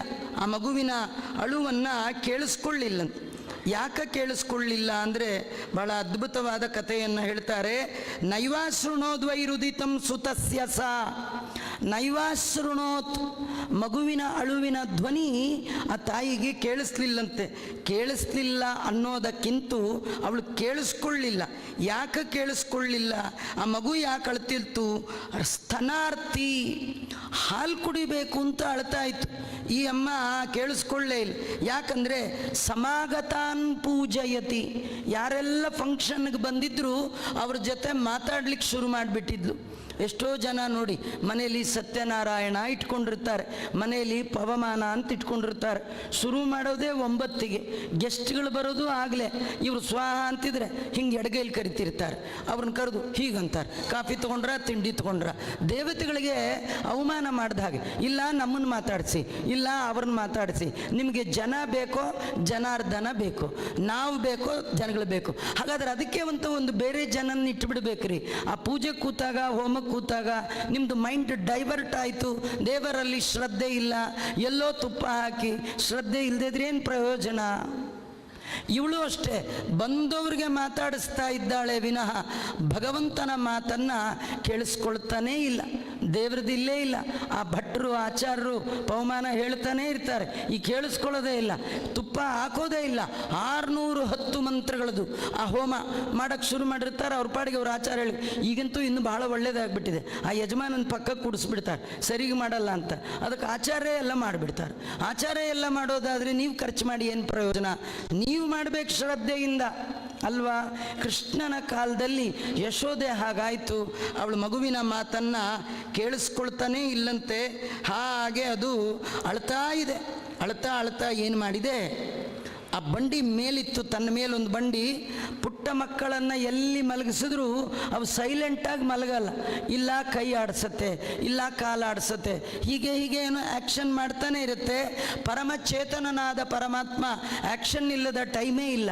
ಅವನು ಭಾರೀ ಚೇತನ ಪರಮಾತ್ಮ. ತನ್ನ ಕಾಲಿನಿಂದ ಮೆತ್ತಿಗೆ ಆ ಒಂದು ಬಂಡಿಯನ್ನು ಒದ್ದ. ಆ ಬಂಡಿ ಯಾರು ಅಂದರೆ ಅವನು ಶಕಟಾಸುರ ಅಂತ ಒಬ್ಬ ದೈತ್ಯ. ಅವನು ಕಂಸನ ಭೃತ್ಯ, ಕಂಸನ ಕಡೆಯಿಂದ ಬಂದಿದ್ದ. ಬರುವಾಗಲೇ ಕಂಸನ ಹತ್ರ ಸಂಕಲ್ಪ ಮಾಡ್ಕೊಂಡು ಬಂದಿದ್ದ, ಅಧಿಕ ಮಾಸದ ಸಂಕಲ್ಪ. ಏನು ಸಂಕಲ್ಪ? ಕಂಸ ಪ್ರೇರಣೆಯ ಕಂಸ ಪ್ರೀತ್ಯರ್ಥಂ ಕೃಷ್ಣಂ ಕೃಷ್ಣಾರ್ಪಣಮಹಂ ಕರಿಷ್ಯೆ ಅಂತ ಬಂದಿದ್ದ. ಕೃಷ್ಣನನ್ನೇ ಕೊಂದು ಬಿಡಬೇಕು ಅಂತ ಬಂದಿದ್ದ. ಎಂಥ ದುರ್ಬುದ್ಧಿ ರೀ! ಕೃಷ್ಣಂಗೆ ಗೊತ್ತಾಗಲ್ವಾ? ಮನದೊಳಗೆ ತಾನಿಪ್ಪ ಮನವೆಂದೆನಿಸಿಕೊಂಬ. ನಿಮ್ಮ ಮನಸ್ಸಿನಲ್ಲಿ ಏನೆಲ್ಲ ಕೆಟ್ಟ ಕ್ಯಾಲ್ಕುಲೇಷನ್ ಮಾಡ್ತೀರಿ ಜನರಿಗೆ ಗೊತ್ತಾಗದಿದ್ರು ಜನಾರ್ದನನಿಗೆ ಮಾತ್ರ ಗೊತ್ತೇ ಆಗತ್ತಾದ ಕಾರಣ ಈ ದೈತ್ಯ ಕೃಷ್ಣನನ್ನೇ ಕೊಲ್ಲುವ ಭಾವನೆಯಿಂದ ಬಂದಿದ್ದ. ಪಾರ್ವತಿಯ ವರವನ್ನು ಪಡೆದಿದ್ದ, ಅವಧ್ಯತ್ವ ವರ ಇತ್ತು. ಅಂತಹವನನ್ನು ಕೃಷ್ಣ ಪರಮಾತ್ಮ ಕ್ಷಣಕಾಲದಲ್ಲಿ ಕೊಂದು ಮುಗಿಸ್ಬಿಟ್ನಂತೆ. ಅವು ಏನು ಮಾಡಿದ್ದಾನ ಆ ಸಂದರ್ಭದಲ್ಲಿ ಭಗವಂತ ಅಂದರೆ,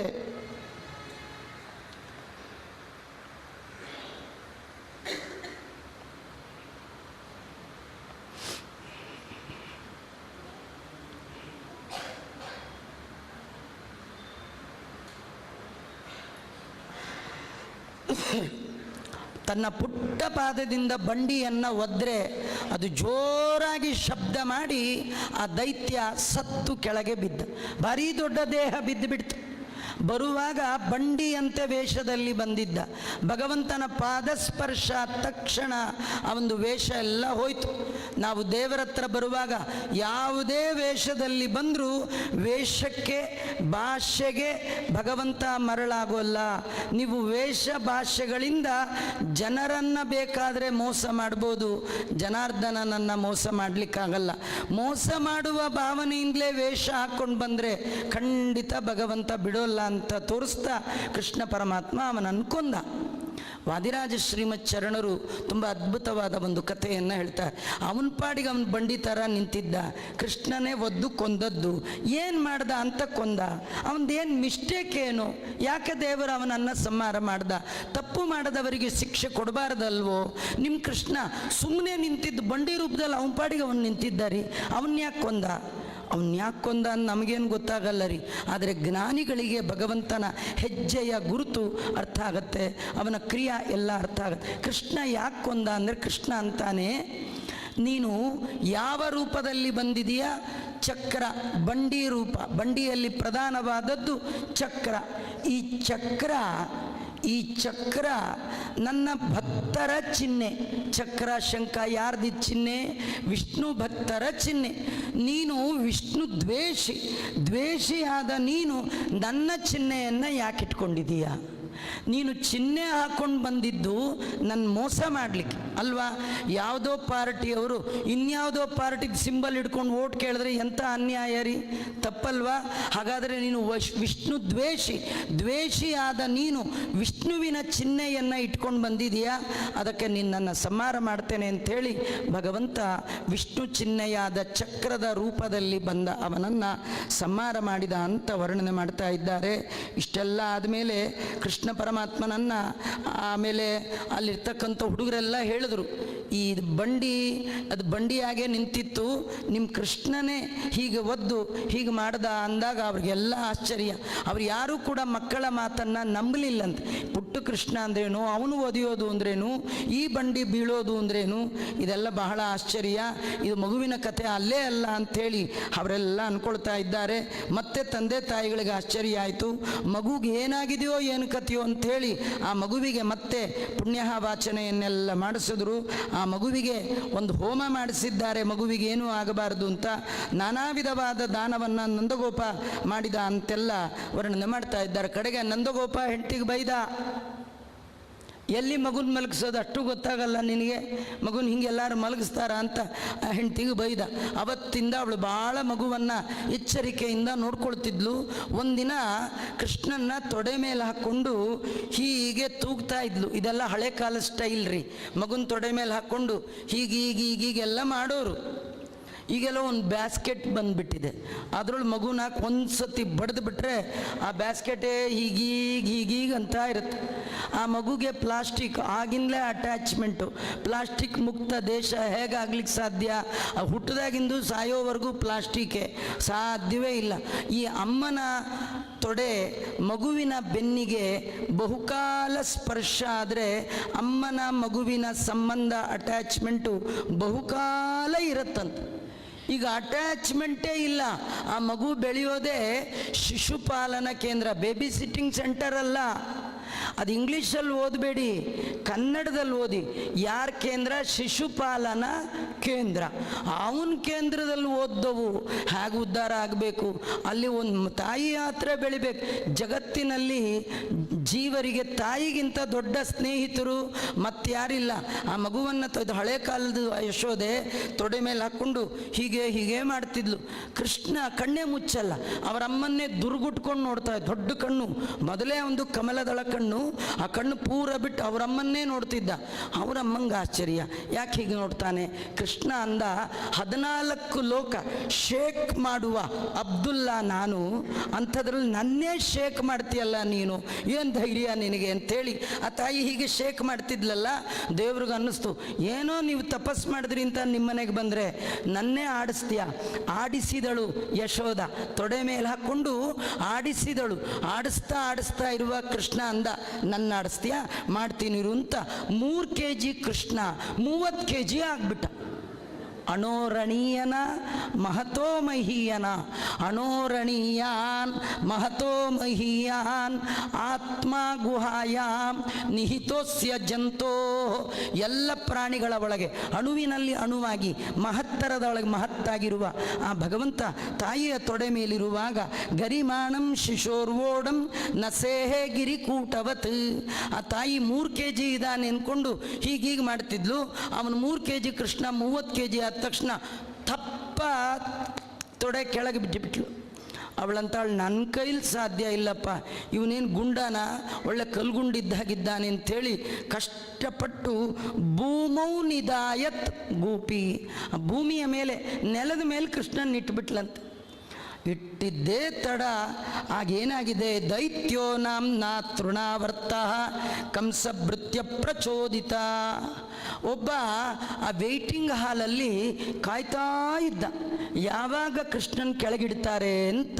ಇಟ್ಟದ್ದೇ ತಡ ದೈತ್ಯ ತೃಣಾವರ್ತ ಅಂತ ಸುಂಟರ ಗಾಳಿ ಧೂಳಿನ ರೂಪದಲ್ಲಿ ಬಂದು ಕೃಷ್ಣನನ್ನು ಹಾರಿಸ್ಕೊಂಡು ಹೋದ. ಇದು ಕಥೆ. ಈ ಕಥೆಗೂ ನಮ್ಮ ಕಥೆಗೂ ಒಂದು ದೊಡ್ಡ ಸಂಬಂಧ ಇದೆ ರೀ.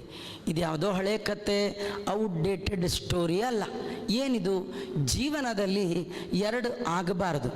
ದೇವರು ಭಾರ ಆಗಬಾರ್ದು, ಧರ್ಮ ಬೋರ್ ಆಗಬಾರ್ದು. ನಮಗೆ ಧರ್ಮ ಅಂದರೆ ಬೋರು, ದೇವರಂದರೆ ಭಾರ ಅಲ್ವಾ? ದೇವರು ಭಾರ ಅಂತ ಯಾರು ಮನೆಯಿಂದ ಮನದಿಂದ ಹೊರ ಇಡ್ತಾರೆ, ಅಲ್ಲಿ ದೈತ್ಯರ ಪ್ರವೇಶ ಆಗುತ್ತೆ. ಎಲ್ಲಿಯ ತನಕ ದೇವರು ನಿಮ್ಮ ಮನೆಯಲ್ಲಿದ್ದಾನೆ ಅಲ್ಲಿವರೆಗೂ ದೈತ್ಯರಿಗೆ ಪ್ರವೇಶ ಇಲ್ಲ. ಕೆಲವರು ಮನೆಯಲ್ಲಿ ಹಿರಿಯರು ಸತ್ತರೆ ಸಾಕು, ದೊಡ್ಡವರು ಮನೆಯ ಹಿರಿಯರು ಸತ್ತರೆ ಅವರ ವೈಕುಂಠ ಸಮಾರಾಧನೆ ದಿನ ದೇವರನ್ನು ದಾನ ಮಾಡಿಬಿಡ್ತಾರೆ. ಆಚಾರ ಪಟ್ಟಿಲಿ ಬರೆದಿರ್ತಾರೆ ಸಾಲಿಗ್ರಾಮ ದಾನ ಅಂತ. ಅದು ಸಾಲಿಗ್ರಾಮ ಯಾಕೆ ಆಚಾರ, ನಮ್ಮಲ್ಲಿ ಇನ್ಯಾರು ಪೂಜೆ ಮಾಡ್ಬೇಕು ಹೇಳಿ, ನೀವೇ ತೊಗೊಂಡು ಹೋಗ್ಬಿಡಿ ಅಂತ ಮಂಟಪದ ಸಮೇತ ದೇವರನ್ನೇ ಹೊರಗೆ ಹಾಕಿಬಿಡ್ತಾರೆ. ನಿಮ್ಗೇನು ಮಾಡ್ತಿದ್ದ ದೇವ್ರೇನು ರಾತ್ರಿ ನಿಮ್ಮ ಸ್ವಪ್ನದಲ್ಲಿ ಗೋಳೆ ಕೊತ್ತಿದ್ನ ಪೂಜೆ ಮಾಡು ಅಂತ? ಯಾರು ಮನೆಯಿಂದ ದೇವರನ್ನು ಹೊರ ಹಾಕಬಾರ್ದು. ನೀವು ಪೂಜೆ ಮಾಡಿದ್ರೆ ಸಂತೋಷ, ಮಾಡಲಿಕ್ಕಾಗದಿದ್ದರೆ ದೇವರಲ್ಲಿ ಕೈ ಮುಗಿದು ಕೇಳ್ಕೊಳ್ಳಿ, ನಾನಂತೂ ಮಾಡಲಿಲ್ಲ, ನನ್ನ ಸಂತತಿಯಲ್ಲಿ ನಿನ್ನ ಮುಟ್ಟಿ ಪೂಜೆ ಮಾಡುವ ಸಜ್ಜನ ಬರುವ ಹಾಗೆ ನೀನು ಅನುಗ್ರಹ ಮಾಡು ಅಂತ ದೇವರ ಮುಂದೆ 2 ತುಪ್ಪದ ದೀಪವನ್ನು ಹಚ್ಚಿ. ನೀವು ಮಾಡದಿದ್ದರೆ ಬೇಡ, ದೇವರನ್ನು ಹೊರಗೆ ಮಾತ್ರ ಹಾಕಬೇಡಿ. ನಿಮ್ಮ ಮಗ ಮಾಡದಿದ್ರೂ ಬೇಡ, ಅವನು ಹಾಗೆ ಕೇಳ್ಕೊಳ್ಳಿ. ನಿಮ್ಮ ಮೊಮ್ಮಗ ಮಾಡದಿದ್ರೂ ಬೇಡ. ನಿಮ್ಮಿಂದ 21ನೇ ತಲೆಯವನು ಬಂದು ದೇವರ ಪೆಟ್ಟಿಗೆ ತೆಗೆದು ಇದು ನಮ್ಮ ತಾತನ ಮುತ್ತಾತನ ಮುತ್ತಾತನ ಮುತ್ತಾತನ ಕಾಲದ್ದು ಅಂತೇಳಿ ಒಂದು ಶಂಕ ನೀರು ಹಾಕಿಬಿಟ್ಟ ಅಂದರೆ 21 ಕುಲವನ್ನು ಉದ್ಧಾರ ಮಾಡಿಬಿಡತ್ತಂಥದ್ದು.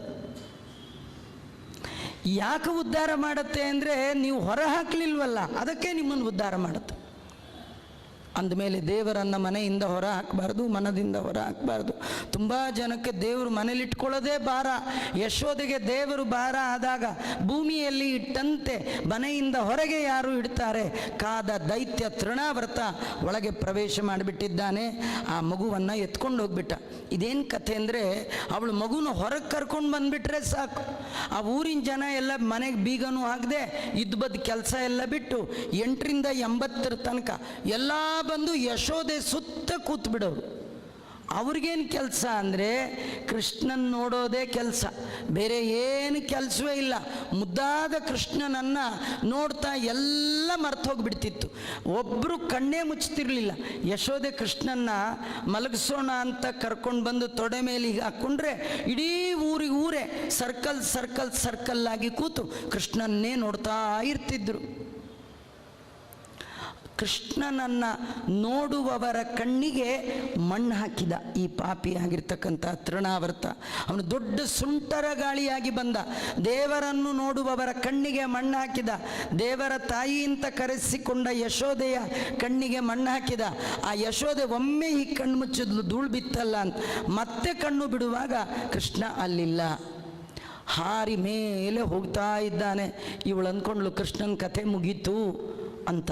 ಅವನು ಆ ತೃಣಾವರ್ತ ಏನಾದರೂ ಮಾಡಿ ಈ ಕೃಷ್ಣನನ್ನು ಮುಗಿಸ್ಬೇಕು ಅಂತ ಅವನು ಕುತ್ತಿಗೆ ಕೈ ಹಾಕಿದ, ಭಾರೀ ಪ್ರಯತ್ನ ಮಾಡ್ದ ಕೃಷ್ಣನನ್ನು ಕೊಲ್ಲಬೇಕು ಅಂತ.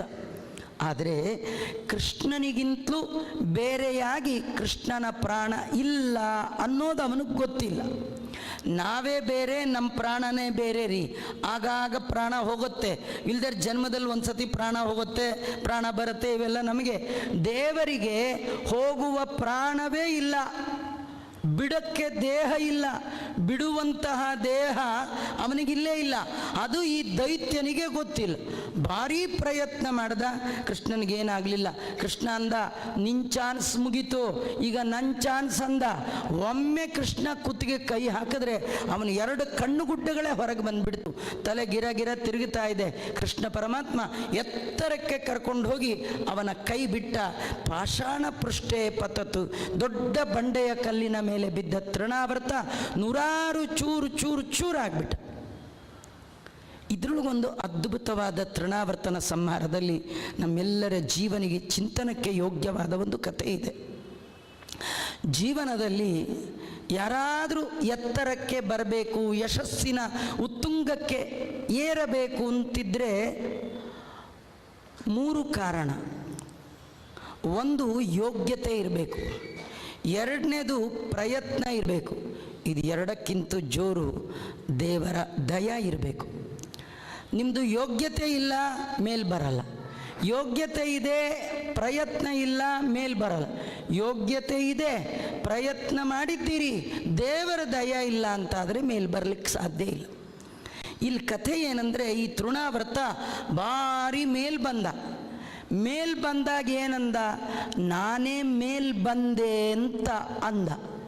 ಜೀವನದಲ್ಲಿ ಎತ್ತರಕ್ಕೆ ಏರಿದವರು ದೇವರನ್ನು ಮರಿಬಾರ್ದು. ಎತ್ತರಕ್ಕೆ ಏರಿದವರು ಕೆಲವರು ನೋಡಿ ಹೇಳ್ತಾರೆ, ಇಷ್ಟು ಎತ್ತರ ಬರಲಿಕ್ಕೆ ನಾ ಎಷ್ಟು ಕಷ್ಟಪಟ್ಟಿದ್ದೇನೆ, ನಾನು ಅಷ್ಟು ಕಷ್ಟಪಟ್ಟಿದ್ದಕ್ಕೆ ಇಷ್ಟು ಎತ್ತರಕ್ಕೆ ಬಂದದ್ದು ಅಂತ ತಮ್ಮ ಎಫರ್ಟ್ಸ್ ಮೇಲೆ, ತಮ್ಮ ನಂಬಿಕೆ ಮೇಲೆ, ತಮ್ಮ ಪ್ರಯತ್ನದ ಮೇಲೆ ಅವರಿಗೆ ಭಾರಿ ವಿಶ್ವಾಸ. ಆದರೆ ಇದರಲ್ಲಿ ದೇವರ ಮಹಿಮೆ ಇದೆ ಅನ್ನೋದು ಮರ್ತು ಬಿಡ್ತಾರೆ. ಇನ್ನು ಕೆಲವರು ಯಾರ್ಯಾರನ್ನೋ ಗಾಡ್ ಫಾದರ್ ಅಂತಾರೆ, ಗಾಡೇ ಫಾದರ್ ಅನ್ನೋದು ಮರ್ತೇ ಹೋಗ್ಬಿಟ್ಟಿರುತ್ತೆ. ದೇವರಂತಾನೆ, ಅವರು ಇವರು ನಿನ್ನ ಕೈ ಹಿಡಿದ್ರೆ ಮೇಲೆ ಬರಲ್ಲ, ನಾ ಕೈ ಹಿಡಿದ್ರೆ ಮೇಲೆ ಬರೋದು, ನಾನು ಕೈ ಬಿಟ್ಟರೆ ನಿನ್ನ ಕೈ ಹಿಡಿಯೋರು ಯಾರೂ ಇಲ್ಲ ಅಂತ ತೋರಿಸ್ಲಿಕ್ಕೆ ಮೇಲಿದ್ದ ಕೃಷ್ಣ ಅವನ ಕೈ ಬಿಟ್ಟ ಕೆಳಗೆ ದೊಪ್ಪಂತ ಬಿದ್ದಿದ್ದಾನೆ. ಪರಿಪೂರ್ಣವಾಗಿ ಸಂಪೂರ್ಣ ಸರ್ವನಾಶವನ್ನೇ ಹೊಂದಿದ್ದಾನೆ. ದೇವರು ನಮ್ಮ ಕೈ ಹಿಡಿದರೆ ಮಾತ್ರ ನಾವು ಎತ್ತರಕ್ಕೆ ಏರ್ಬೋದು. ಸಿರಿವಂತನಾದರೆ ದೊರೆ ಪುರಂದರ ವಿಠಲನ ನೆನೆ ಮನವೇ. ಎತ್ತರಕ್ಕೆ ಹೋಗ್ತಾ ಹೋಗ್ತಾ ಭಗವತ್ ಪ್ರಜ್ಞೆ ಜಾಗೃತವಾಗಬೇಕು. ಸಣ್ಣ ಕೆಲಸದಲ್ಲಿರುವಾಗ ಏನಂತ ಜವಾಬ್ದಾರಿ ಇಲ್ಲ ರೀ. ನೀವು ದೊಡ್ಡ ದೊಡ್ಡ ಹುದ್ದೆಗೆ ಹೋಗ್ತಾ ಹೋಗ್ತಾ ಹೋಗ್ತಾ ಜವಾಬ್ದಾರಿ ಹೆಚ್ಚಾದಂತೆ ಎತ್ತರಕ್ಕೆ ಏರ್ತಾ ಏರ್ತಾ ಭಗವತ್ ಪ್ರಜ್ಞೆ ಜಾಗೃತ ಆಗಬೇಕು. ಭಗವಂತನನ್ನು ಮರೆತವರು ಎತ್ತರದಲ್ಲಿದ್ದರೆ ಕೆಳಗೆ ಬೀಳೋದು ಬಹಳ ಖಂಡಿತವಾಗಿರ್ತಕ್ಕಂಥದ್ದು ಅಂತ ಹೇಳ್ತಾ, ದೈತ್ಯೋ ನಾಂ ನತೃಣಾವರ್ತ ಕಂಸಭೃತ್ಯ ಪ್ರಚೋದಿತ. ಕಂಸನ ಕಡೆಯಿಂದಲೇ ಬಂದವನು. ಇವನೇನು ಮಾಡಿದ್ದಾನೆ, ಇಡೀ ಗೋಕುಲಕ್ಕೆ ಮಣ್ಣು ಹಾಕಿದ್ದಾನೆ, ಎಲ್ಲ ದಿಕ್ಕುಗಳಿಗೆ ಧೂಳನ್ನು ತುಂಬಿದ್ದಾನೆ. ಒಂದು ಮುಹೂರ್ತ ಕಾಲ ಇಡೀ ಆ ಗೋಷ್ಠ ಹಳ್ಳಿ ಏನೂ ಕಾಣ್ತಿಲ್ಲ. ಆ ಸಂದರ್ಭದಲ್ಲಿ ಆ ತೃಣಾವರ್ತನನ್ನು ಸಂಹಾರ ಮಾಡಿದ ಕಥೆಯನ್ನು ಅಲ್ಲಿ ವರ್ಣನೆ ಮಾಡಿದ್ದಾರೆ. ಆವಾಗ ಬಹಳ ಆಶ್ಚರ್ಯ ಪಡ್ತಾ ಇದ್ದಾರೆ, ನಮ್ಮ ಮಗು ಇಷ್ಟು ಮೇಲೆ ಹೋಗಿತ್ತು, ಅದು ಸಾಯಬೇಕಿತ್ತು, ಅದರ ಬದಲು ಇವನು ಸತ್ತಿದ್ದಾನಲ್ಲ, ಇದು ಬಹಳ ಆಶ್ಚರ್ಯ ಅನ್ನುವಾಗ ಒಂದು ಸತಿ ಮತ್ತೆ ಯಶೋದೆಗೆ ನಂದಗೋಪ ಬೈದ, ಮಗುನ ಹೊರಗೆ ಕರ್ಕೊಂಡೇ ಹೋಗಬೇಡ, ನೀ ಮನೆ ಒಳಗಿದ್ರೆ ಈ ಪ್ರಾಬ್ಲಮ್ ಬರ್ತಿತ್ತ, ಹೊರಗೆ ಕರ್ಕೊಂಡು ಹೋಗಿದ್ದಕ್ಕೆ ಈ ಪ್ರಾಬ್ಲಮ್ ಅಂದ. ಅವತ್ತಿಂದ ಆ ಮಗುವನ್ನು ಮನೆ ಒಳಗೆ ನೋಡ್ಕೊಳ್ತಾ ಇದ್ದಾಳೆ. ಒಂದು ಸತಿ ಏನಾಗಿದೆ, ಏಕದಾರ್ಭಕಮಾದಾಯ ಕೃಷ್ಣನ ತೊಡೆ ಮೇಲೆ ಹಾಕ್ಕೊಂಡು ವಾತ್ಸಲ್ಯದಿಂದ ಹಾಲು ಕುಡಿಸ್ತಾ ಇದ್ಲ. ಕೃಷ್ಣಂದು ಹಾಲು ಕುಡಿದದ್ದು ಒಂದು ಅದ್ಭುತವಾದ ಕತೆ ರೀ.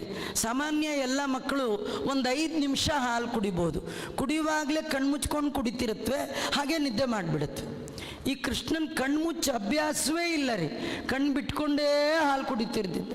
ಒಂದು ಸತಿ ಹಾಲು ಕುಡಿಯೋಕ್ಕೆ ಶುರು ಮಾಡಿದ್ರೆ ಸುಮಾರು 1 ಗಂಟೆ 2 ಗಂಟೆ ಹಾಲು ಕುಡಿತಿದ್ದ.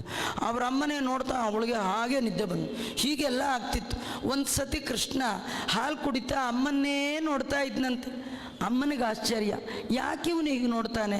ಕೃಷ್ಣ ಅನ್ನಂತೆ, ನೀನೇನು ನಂಗೆ ಫ್ರೀ ಹಾಲು ಕೊಡಬೇಡ, ನೀನು ನಂಗೆ ಹಾಲು ಕೊಡು, ನಾನು ನಿಂಗೆ ಹಾಲು ಕೊಡ್ತೀನಿ ಇಂದ.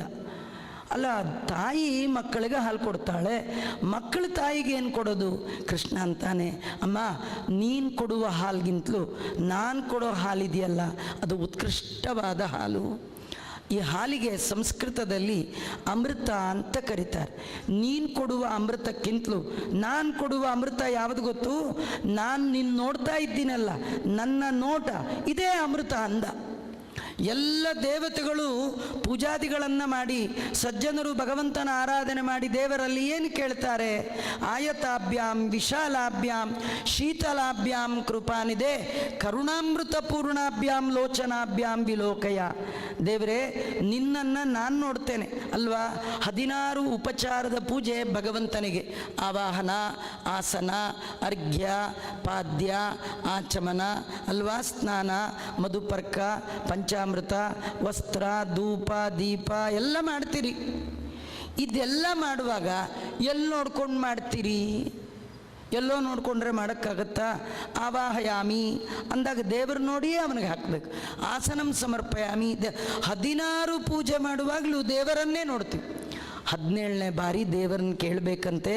16 ಬಾರಿ ನಾನು ನಿನ್ನನ್ನು ನೋಡಿದ್ದೇನೆ, ನೀನು 1 ಬಾರಿ ನನ್ನನ್ನು ನೋಡು. ನಾವು ದೇವರನ್ನು ನೋಡೋದೇನು ದೊಡ್ಡದಲ್ಲ ರೀ, ದೇವರು ನಮ್ಮನ್ನು ನೋಡೋದು ದೊಡ್ಡದು. ಒಂದು ಸತಿ ತಿರುಪತಿಗೆ ಹೋದಾಗ ತುಂಬ ವೃದ್ಧರು, ಅವರು ದೇವರ ದರ್ಶನ ಭಾರಿ ಕಷ್ಟಪಟ್ಟು ದೇವರ ದರ್ಶನ ಮಾಡಿ ಹೊರಗೆ ಬರ್ತಾಯಿದ್ರು.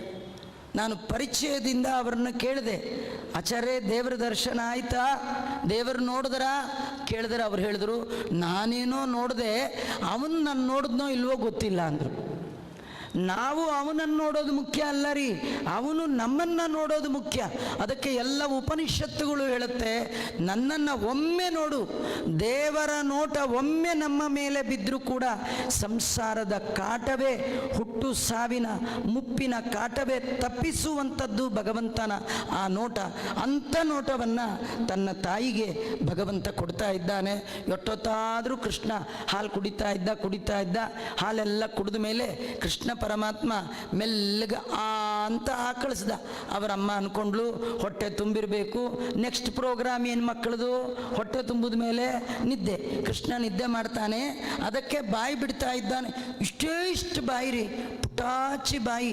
ಆ ಬಾಯಿ ಮೆಲ್ಲಗೆ ಹೀಗೆ ಬಿಟ್ಟ. ಅವ್ರ ಅಮ್ಮಂಗೆ ಆಶ್ಚರ್ಯ, ಬಾಯಿ ಬಿಟ್ಟರೆ ಎಷ್ಟು ದೊಡ್ಡದಾಗುತ್ತೋ ಅಂತ. ಆ ಬಾಯನ್ನೇ ನೋಡಿದ್ಲು, ತಲೆ ತಿರುಗ್ಲಿಕ್ಕೆ ಶುರುವಾಯಿತು. ಆ ಬಾಯೊಳಗೆ ಏನು ತೋರಿಸಿದ್ದಾನೆ, ತಾಯಿಗೆ ಬಾಯಲ್ಲಿ ಜಗವನ್ನೇ ತೋರಿದ.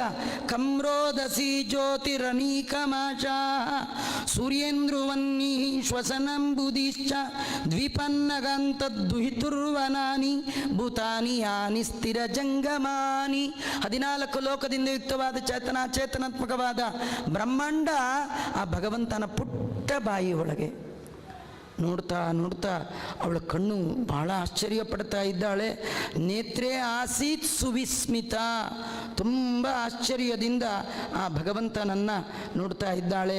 ಅವಳಿಗನ್ನಿಸ್ತು, ಇದೇನು ಈ ಭಗವಂತ ಈ ಕೃಷ್ಣನ ಮಾಯಲ್ಲಿ ಪುಟ್ಟ ಬಾಯಲ್ಲಿ ಜಗತ್ತು, ಖಂಡಿತ ಇವನು ನನ್ನ ಮಗ ಅಲ್ಲ. ಸುತೋ ನಮೇಯಂ ಹರಿರೇವ ಸಾಕ್ಷಾತ್, ಇವನು ಸಾಕ್ಷಾತ್ ನಾರಾಯಣ ಅಂತ ಕಣ್ಣು ಮುಚ್ಚಿ ಹೀಗೆ ಕೈ ಮುಗಿದ್ಲು. ಕಣ್ಣು ಮುಚ್ಚಿ ಮತ್ತೆ ಬಿಚ್ಚಿ ನೋಡ್ತಾಳೆ, ಅದೇ ಸೇಮ್ ಪುಟ್ಟ ಬಾಯಿ, ಏನಿಲ್ಲ, ಮರ್ತೇ ಹೋಯಿತು. ಅಯ್ಯೋ ನನ್ನ ಮಗುನೇ ಅಂಥೇಳಿ ತೊಡೆ ಮೇಲೆ ಹಾಕ್ಕೊಂಡಿದ್ದಾಳೆ. ಮುಂದೆ ಆ ಮಗುವಿಗೆ ನಾಮಕರಣ ಮಾಡಬೇಕು ಅಂತ ಆ ಸಂದರ್ಭದಲ್ಲಿ ಆ ಮಗುವಿಗೆ ನಾಮಕರಣ ಮಾಡಲಿಕ್ಕೆ ಬಂದ ಪುರೋಹಿತರು ಗರ್ಗಾಚಾರ್ಯರು ಅಂತ. ಆ ಗರ್ಗಾಚಾರ್ಯರು ಯಾದವರ ಕುಲದ ಪುರೋಹಿತರು. ಅವರಿಗೆ ನಂದಗೋಪ ಹೇಳಿದ, ನನ್ನ ಮಗುಗೆ ನಾಮಕರಣ ಮಾಡಿಸ್ಬೇಕು, ಬರ್ತೀನಪ್ಪ ಅಂಥೇಳಿ ಒಂದು ಡೇಟು ಕೊಟ್ಟಿದ್ದರು. ಏನೇನು ಸಾಮಾನೆಲ್ಲ ಬರ್ಕೊಟ್ಟಿದ್ರು. ಆ ಡೇಟು ಬಂದಾಗ ಇವರು ಹೋದ್ಮೇಲೆ ಕೇಳಿದ್ರು, ಯಾವುದೋ ಮಗುಗೆ ನಾಮಕರಣ ಅಂದಿಲ್ಲಪ್ಪ, ಎಲ್ಲಿ ಆ ನಾಮಕರಣದ ಮಗು ಯಾವ್ದು ತೋರಿಸು ಅಂತ. ಬನ್ನಿ ಆಚಾರ್ಯ ಅಂತ ಒಳಗೆ ಕರ್ಕೊಂಡು ಹೋದ. ಬಂಗಾರದ ತೊಟ್ಟಿಲಲ್ಲಿ ಹವಳದ ಸರಪಳಿಯಲ್ಲಿ ಕಿಂಕಾಪಿನ ವಸ್ತ್ರದ ಮೇಲೆ ಮಲಗಿದ ಪುಟ್ಟ ಕೃಷ್ಣನನ್ನು ತೋರಿಸಿ, ಇವನೇ ನನ್ನ ಮಗ ಅಂತಂದ. ಇವ್ರ ಆಚಾರ್ಯ ಎಲ್ಲಿ ಅಂತ ಹೀಗೆ ನೋಡ್ತಾರೆ, ಅಲ್ಲಿ ಯಾವುದು ಮಗುನೇ ಕಾಣಲಿಲ್ಲ ರೀ ಅವ್ರಿಗೇನು ಕಾಣ್ತು, ಶಂಖಚಕ್ರ ಗದಾಪಾಣಿಯಾದ ವೆಂಕಟರಮಣನನ್ನೇ ಕಂಡಿದ್ದಾರೆ. ಅವರು ಕೆನ್ನೆ ತಟ್ಕೊಂಡ್ರು. ಇವನಿಗೆ ನಾನು ನಾಮಕರಣ ಮಾಡಿಸೋದ? ಹೆತ್ತ ಅಪ್ಪನ ಹೆಸರನ್ನೇ ಯಾರೂ ಕೂಗಲ್ಲ. ಮಕ್ಕಳು ಕೂಗ್ತಾರ, ಅಪ್ಪನ ಹೆಸರು ಕೂಗ್ತಾರ, ಅಪ್ಪ ಅಂತಾರೆ, ಇಲ್ಲ ಪಪ್ಪ ಅಂತಾರೆ, ಇಲ್ಲ ಇನ್ನೊಂದು ಕಡೆಗೆ ಡ್ಯಾಡಿ ಅಂತನಾರು ಕೂಗ್ತಾರೆ ಅಲ್ವಾ. ಯಾರು ಕೂಡ ಅಪ್ಪನಿಗೆ ಗೋವಿಂದರಾವ್ ಅಂತ ಹೆಸರಿದೆ, ಗೋವಿಂದ ಅಂತ ಅಪ್ಪನ ಕರೀತಾರ. ಅಪ್ಪನ್ನೇ ಹೆಸರಿಡ್ದು ಕೂಗೋ ಹಾಗಿಲ್ಲ. ತಿಮ್ಮಪ್ಪ ಇವನ ಹೆಸರು ನಾ ಹೇಗಿಡೋದು? ಎಂಥ ಮನೆ ಪ್ರೋಗ್ರಾಮ್ ಒಪ್ಕೊಂಡ್ಬಿಟ್ಟೆ, ಯಾಕಾರು ಇವ್ರ ಮನೆ ಪ್ರೋಗ್ರಾಮ್ ಒಪ್ಕೊಂಡ್ಬಿಟ್ನು ಅಂಥೇಳಿ ಅವ್ರೇನು ಮಾಡಿದ್ದಾರೆ, ಇದು ನಾವೆಲ್ಲ ಏನಾದರೂ ಕರ್ಮ ಮಾಡಿದಾಗ ಮಧ್ಯದಲ್ಲಿ ಮಿಸ್ಟೇಕ್ಸ್ ಆದರೆ ಮಧ್ಯೆ ಮಂತ್ರ ತಂತ್ರ ಸ್ವರವರ್ಣ ಹೇಳಿ ಅಚ್ಯುತ ಅನಂತ ನಾಮ ಸಂಕೀರ್ತನೆ ಮಾಡ್ತೀವಿ. ಈ ಆಚಾರ್ಯರು ಇದು ಮಧ್ಯ ಆಗೋದಲ್ಲ, ಮೊದಲೇ ನನ್ನಿಂದ ಮಿಸ್ಟೇಕ್ ಆಗ್ತಾ ಇದೆ, ಅದರಿಂದ ದೇವರ ಸ್ಮರಣೆ ಕಡೆಯಲ್ಲಿ ಮಾಡೋದಲ್ಲ, ಮೊದಲೇ ಮಾಡಿಬಿಡೋದು ಒಳ್ಳೆಯದು ಅಂಥೇಳಿ ರಾಮ ಕೃಷ್ಣ ಅಂತ ಪಾಪದ ಪ್ರಾಯಶ್ಚಿತ್ತಾರ್ಥವಾಗಿ ಆ ದ್ವಾಪರದ ಕೃಷ್ಣ ತ್ರೇತೆಯ ರಾಮನನ್ನ ನೆನಪು ಮಾಡ್ಕೊಳ್ಬೇಕು ಅಂಥೇಳಿ ರಾಮ ಕೃಷ್ಣ ಅಂದರೆ ನಂದಗೋಪ ಅಂದ್ಕೊಂಡ. ಈ ಆಚಾರಕ್ಕೆ ವಯಸ್ಸಾಗೋಗ್ಬಿಟ್ಟಿದೆ. ಬೇರೆ ಆಚಾರ ಆಗಿದ್ದರೆ ಗಣಪತಿ ಪೂಜೆ ಪುಣ್ಯಾಹವಾಚನೆ ಎಲ್ಲ ಮಾಡಿ ಆಮೇಲೆ ನಾಮಕರಣ ಮಾಡ್ತಿದ್ರು. ಇವರಿಗೆಲ್ಲ ವಯಸ್ಸಾಗ್ಬಿಟ್ಟಿದೆ, ಎಲ್ಲ ಮರ್ತು ಹೋಗಿದೆ ಅನಿಸತ್ತೆ. ಮೊದಲು ಹೆಸರೇ ಹೇಳ್ತಾ ಇದ್ದಾರೆ. ಹೋದ್ರೋಗ್ಲಿ, ದೊಡ್ಡವನಿಗೆ ಹೆಸರೇನು ರಾಮ, ಚಿಕ್ಕವನಿಗೆ ಏನು ಹೆಸರು ಕೃಷ್ಣ, ಇದ್ಕೊಳ್ಳಿ ಅಂಥೇಳಿ ಕೃಷ್ಣ ರಾಮ ಅನ್ನುವ ಹೆಸರನ್ನು ಆ ಸಂದರ್ಭದಲ್ಲಿ ಬಂದಿದೆ. ಇದು ಇಟ್ಟ ಕೊಟ್ಟ ಹೆಸರಲ್ಲ, ದೇವರಿಗೆ ಇದ್ದ ಹೆಸರು, ಅನಾದಿ ಕಾಲದಿಂದ ಇದ್ದದ್ದು. ಕೃಷ್ಣ ಅಂತ ಯಾಕೆ ದೇವರನ್ನು ಕರೀತಾರೆ ಅಂದರೆ ಅವನ ಬಣ್ಣ ಕಪ್ಪಾದ ಕಾರಣ ಅವನಿಗೆ ಕೃಷ್ಣ. ಕೃಷ್ಣ ಪಕ್ಷದಲ್ಲಿ ಹುಟ್ಟಿದ ಕಾರಣ ಕೃಷ್ಣ.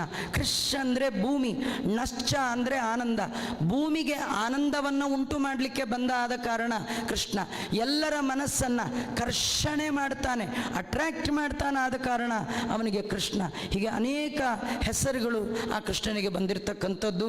ಆಶ್ಚರ್ಯ ಅಂದರೆ ಭಗವಂತನಿಗೆ ಸಾಸಿರ ನಾಮಗಳ ಒಡೆಯ ಅವನು, ಅನಂತ ನಾಮಾಪಿ.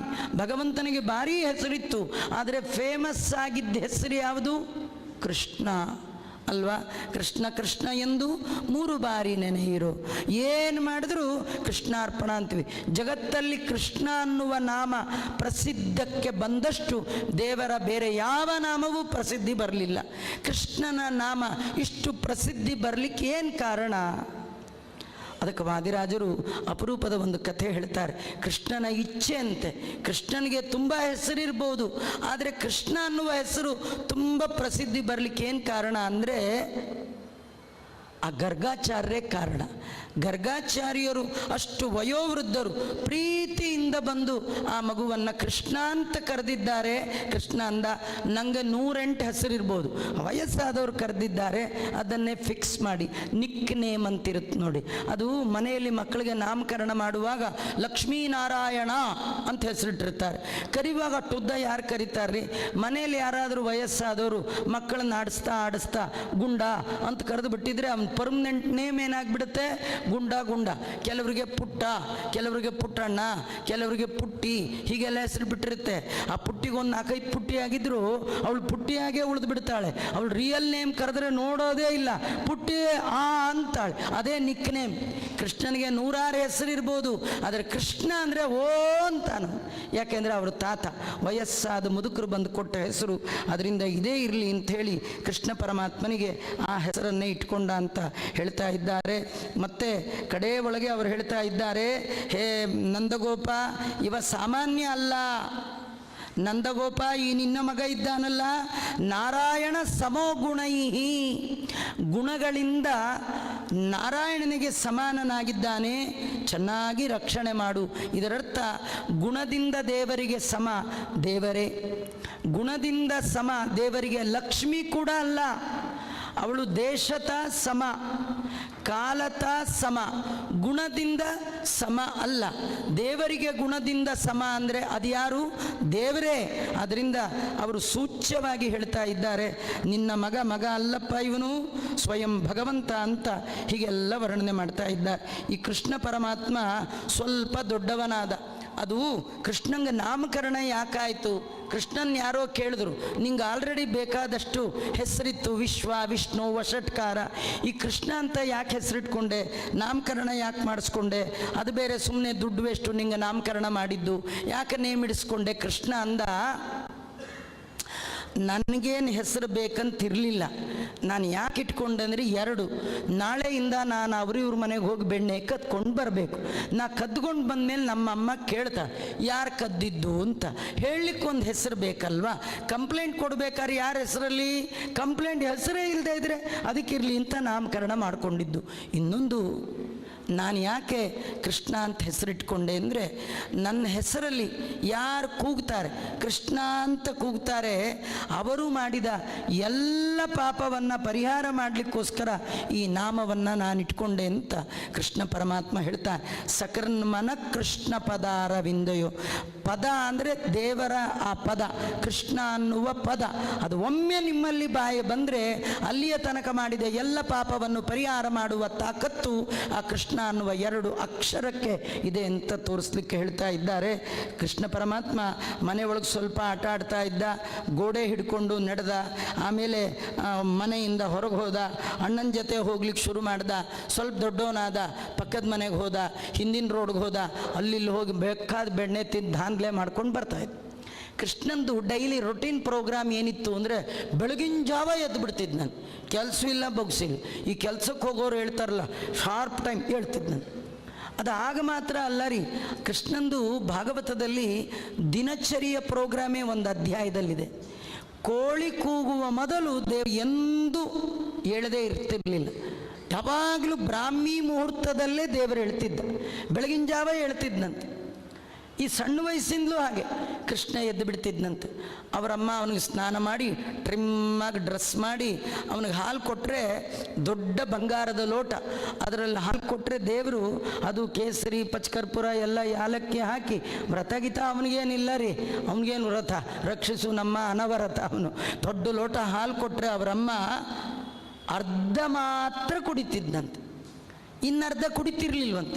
ಅವರಮ್ಮ ಆ ಕಡೆ ಈ ಕಡೆ ಹೋಗೋದು ನೋಡಿ, ಅಥವಾ ಆ ಕಡೆ ಈ ಕಡೆ ಹೋಗುವ ಹಾಗೆ ಬುದ್ಧಿಯನ್ನು ಕೊಟ್ಟು ಅವರಮ್ಮ ಆ ಕಡೆ ಹೋದ್ಮೇಲೆ ಮೆಲ್ಲಿಗೆ ಮೇನ್ ಡೋರ್ ಇರುತ್ತಲ್ಲ ಮನೆ ಒಳಗೆ, ಆ ಬಾಗಿಲು ಹಿಂದೆ ಹೋಗಿ ಅರ್ಧ ಲೋಟ ಹಾಲಿಟ್ಬಿಡ್ತಿದ್ದಂತೆ, ಕುಡಿತಿರ್ಲಿಲ್ಲ. ಯಾಕೆ ಇಡ್ತಿದ್ದ ಅಂತಂದರೆ, ಕೃಷ್ಣ ಬೀದಿಲೆಲ್ಲ ಹೋಗಿ ಗಲಾಟೆ ಮಾಡ್ಕೊಂಡು ಬರೋದು, ಅವರು ಇವರು ಹೇಳಬೇಕು ನಮ್ಮ ಮನೇಲಿ ಕೃಷ್ಣ ಹಾಲು ಕೊಡ್ದ ಅಂತ. ಅವರಮ್ಮನಿಗೆ ಕೃಷ್ಣ ಹೇಳಬೇಕು, ಅಮ್ಮ ನಾನು ಯಾರ ಮನೆ ಹಾಲು ಕುಡ್ದಿಲ್ಲ, ನಿಜ ಕುಡ್ದಿರ್ತಿದ್ದ, ಆದರೆ ಬಂದು ಹೇಳುವಾಗ ಮಾತ್ರ ನಾ ಯಾರ ಮನೆ ಹಾಲು ಕುಡ್ದಿಲ್ಲ, ಯಾಕಂದರೆ ನಂಗೆ ಹಾಲು ಕಂಡ್ರೆ ಆಗಲ್ಲ, ನಿನಗೆ ಹೇಗೆ ಹೇಳಿ, ನೀ ಬೆಳಗ್ಗೆ ಕೊಟ್ಟ ಹಾಲೇ ನಾನಿನ್ನೂ ಫುಲ್ಲಾಗಿ ಕುಡ್ದಿಲ್ಲ, ಬಾಗಿಲಿಂದ ಇದೆ ನೋಡು ಅಂತ ಬೇಕಂತ ಸಾಕ್ಷಿ ಬಿಟ್ಟು ಹೋಗ್ತಿದ್ದ, ಬೀದಿಲೆಲ್ಲ ಕುಡ್ಕೊಂಡೇ ಬರ್ತಿದ್ದ. ಹೀಗೆ ಕೃಷ್ಣ ಪರಮಾತ್ಮ ಬೆಳಗಾಗೆದ್ದು ಅವನಿಗೆ ಡ್ರೆಸ್ ಮಾಡಿದರೆ ಎಲ್ಲ ಮಾಡಿ ಹಾಲ್ಗಿಲ್ ಕೊಟ್ಟು ಹೋಗಿ ಬರ್ತೀನಪ್ಪ ಅಂಥೇಳಿ ಏನು ಕೆಲಸಕ್ಕೆ ಹೋಗೋರು ಕಳಿಸೋರ್ ಥರ ಕಳಿಸ್ತಿದ್ಲು. ಇವನು ಇವ್ರ ಮನೇಲಿ ದಾನ್ಲೆ ಎಲ್ಲರೂ ನೋಡಿ ಸಾಕಾಯ್ತು. ಎಲ್ಲ ಬಂದು ಅವ್ರದ್ದೊಂದು ಮಹಿಳಾ ಮಂಡಳಿ ಇತ್ತು, ಭಜನಾ ಮಂಡಳಿಯವರಿದ್ದರು. ಅವರೆಲ್ಲ ಬೆಳಗ್ಗೆ ಟ್ರಿಮ್ಮಾಗಿ ಡ್ರೆಸ್ ಮಾಡಿಕೊಂಡು ಕೃಷ್ಣನ ಮೇಲೆ ಕಂಪ್ಲೇಂಟ್ ಕೊಡಲಿಕ್ಕೆ ಬಂದಿದ್ದಾರೆ. ಅದು ಕಂಪ್ಲೇಂಟ್ ಅಲ್ಲ ರೀ, ಕಾಂಪ್ಲಿಮೆಂಟು ದೇವರಿಗೆ. ಕೃಷ್ಣನಿಗೆ ಕಳ್ಳ ಅಂದರೆ ಅದು ಬೈದಾಗಲ್ಲ, ಖುಷಿ ಅವನಿಗೆ. ಕೃಷ್ಣನ್ ಚೋರ, ಕರೆಕ್ಟ್ ನಾನೇ ಅಂತಾನೆ, ಕಳ್ಳ ಅಂದರೆ ನಾನೇ ಅಂತಾನೆ. ನಾರಾಯಣೋ ನಾಮ ನರೋ ನರಾಣಾಂ ಪ್ರಸಿದ್ಧ ಚೋರ ಕಥಿತ ಪೃಥಿವ್ಯಾಂ. ಜಗತ್ತಲ್ಲಿ ಎರಡು ಕಳ್ಳರಿ, ಹೇಳ್ದೆ ಕೇಳದೆ ಬರೋ ಕಳ್ಳರು, ಈ ತುಂಬ ಕರೆಸ್ಕೊಂಡು ಬರೋ ಕಳ್ಳ, ಭಾರಿ ಮರ್ಯಾದಸ್ಥ ಕಳ್ಳ ಕೃಷ್ಣ. ಈ ಕೃಷ್ಣನನ್ನು ಅನೇಕ ಜನ್ಮಗಳಲ್ಲಿ ಕರಿಬೇಕಂತ. ಬಾರೋ ಮನೆಗೆ ಗೋವಿಂದ, ನಿನ್ನಂಗ್ರಿ ಕಮಲವ ತೋರೋ ಎನಗೆ ಮುಕುಂದ. ಒಂದು ಜನ್ಮದಲ್ಲ, ಈ ರೀತಿ ನೂರಾರು ಜನ್ಮದಲ್ಲಿ ಕರೆದಾಗ ಯಾವುದೋ ಒಂದು ಜನ್ಮದಲ್ಲಿ ಕೃಷ್ಣ ನಿಮ್ಮ ಮನೆಗೆ ಬರ್ತಾನೆ, ಮನಸ್ಸಿಗೆ ಬರ್ತಾನೆ. ನಿಮ್ಮ ಮನದ ಒಳಗಿರುವ ಅನಂತ ಜನ್ಮಗಳ ಪಾಪಗಳ ಗಂಟನ್ನು ಒಂದೇ ಸತಿ ಅಪಹಾರ ಮಾಡುವಂಥ ನಾರಾಯಣ ಪ್ರಸಿದ್ಧ ಚೋರ ಅಂತ ಕೃಷ್ಣ ಎಲ್ಲರ ಮನೆಗೆ ಹೋಗಿದ್ದ, ಬೇಕಾದ ಕದ್ದ. ಎಲ್ಲಾದ್ಮೇಲೆ ಅವರೆಲ್ಲ ಒಂದು ಅಸೋಸಿಯೇಷನ್ ಮಾಡಿಕೊಂಡ್ರು. ಅವ್ರು ಹೇಳಿದ್ರು ಕೃಷ್ಣನ್ ಹೀಗೆ ಬಿಟ್ಟರೆ ಗಲಾಟೆ ಜಾಸ್ತಿ ಆಯ್ತು, ಹೋಗಿ ಹೇಳಬೇಕು ಅಂತ. ಅವರೆಲ್ಲ ತುಂಬ ಕಂಪ್ಲೇಂಟ್ ಹೇಳಿದ್ರು. ಅದ್ರಲ್ಲಿ ಒಬ್ಳು ಹೇಳಿದ್ಲು, ನಿನ್ನ ಮಗ ಹಾಲು ಕುಡಿದ್ರೆ ಕುಡ್ಕೊಳ್ಳಿ, ಬೇಕಾದ ತಿನ್ಕೊಳ್ಳಿ, ಏನಾರು ಮಾಡ್ಕೊಳ್ಳಿ, ಭಾರಿ ಪ್ರಾಬ್ಲಮ್ ಆಗಿಬಿಟ್ಟಿದೆ ನಿನ್ನ ಮಗಂದು. ಅಲ್ಲಮ್ಮ ಏನು ಮಾಡ್ದ? ಅಲ್ಲ, ನಾವು ಡೈಲಿ 4:15 ಹಸುವಿನ ಹಾಲನ್ನು ಕರಿತೀವಿ. ಹಸು ಹಾಲು ಕರಿಯೋಕ್ಕೆ ಒಂದು 2 ನಿಮಿಷ 3 ನಿಮಿಷ ಮುಂಚೆ ಕರುಗಳನ್ನು ಬಿಡ್ತೇವೆ. ಆಮೇಲೆ ಕರುಗಳನ್ನು ಎಳೆದು ಕಟ್ಟಿ ಉಳಿದ ಹಾಲೆಲ್ಲ ನಾವು ಕರ್ಕೊಳ್ತೀವಿ. ನಿಮ್ಮ ಕೃಷ್ಣ ಏನು ಮಾಡ್ತಾನೆ ಗೊತ್ತಾ? ನಾವು 4:15 ಹಾಲು ಅಂತ ಅಂದ್ಕೊಂಡಿದ್ರೆ ಅವನು 2:15 ಬಂದು ಕರುಗಳನ್ನೆಲ್ಲ ಬಿಚ್ಚಿಬಿಡ್ತಾನೆ. ಆ ಎಲ್ಲ ಕರುಗಳು ಚಂಗ್ ಕುಣ್ಕೊಂಡು, ಯಾವಕ್ಕೆ ಮಂಡಿ ನೋವಿತ್ತು, ಕೃಷ್ಣ ಬರುವಾಗ ಒಂದು ಸತಿ ಮುಟ್ಬಿಟ್ರೆ ಸಾಕು ಎಲ್ಲ ಆರೋಗ್ಯ ಬಂದ್ಬಿಡ್ತಿತ್ರಿ. ಅವೆಲ್ಲ ಕುಣ್ಕೊಂಡು ಹೋಗಿ ಇದ್ದ ಹಾಲೆಲ್ಲ ಕುಡ್ಕೊಂಡು ಬಿಡ್ತಿತ್ತು. ಕುಡ್ಕೊಂಡು ಅವು ಮತ್ತೆ ಚಂಗ್ ಕುಣಿಯೋದೆ. ಇವರು ಕಡೆಗೆ 4:15 ದೊಡ್ಡದು ಪಾತ್ರೆ ಹಿಡ್ಕೊಂಡು ಹಾಲು ಕರೀಲಿಕ್ಕೆ ಹೋದ್ರೆ ಹಾಲೇ ಇಲ್ಲ. ಯಾಕೆ ಮಾಡ್ತಾನೆ ಹೀಗೆ ಕೃಷ್ಣ? ನಾವು ಹಾಲನ್ನೇ ನಂಬಿ ಬದುಕು ನಡೆಸುವ ಗೊಲ್ಲರು.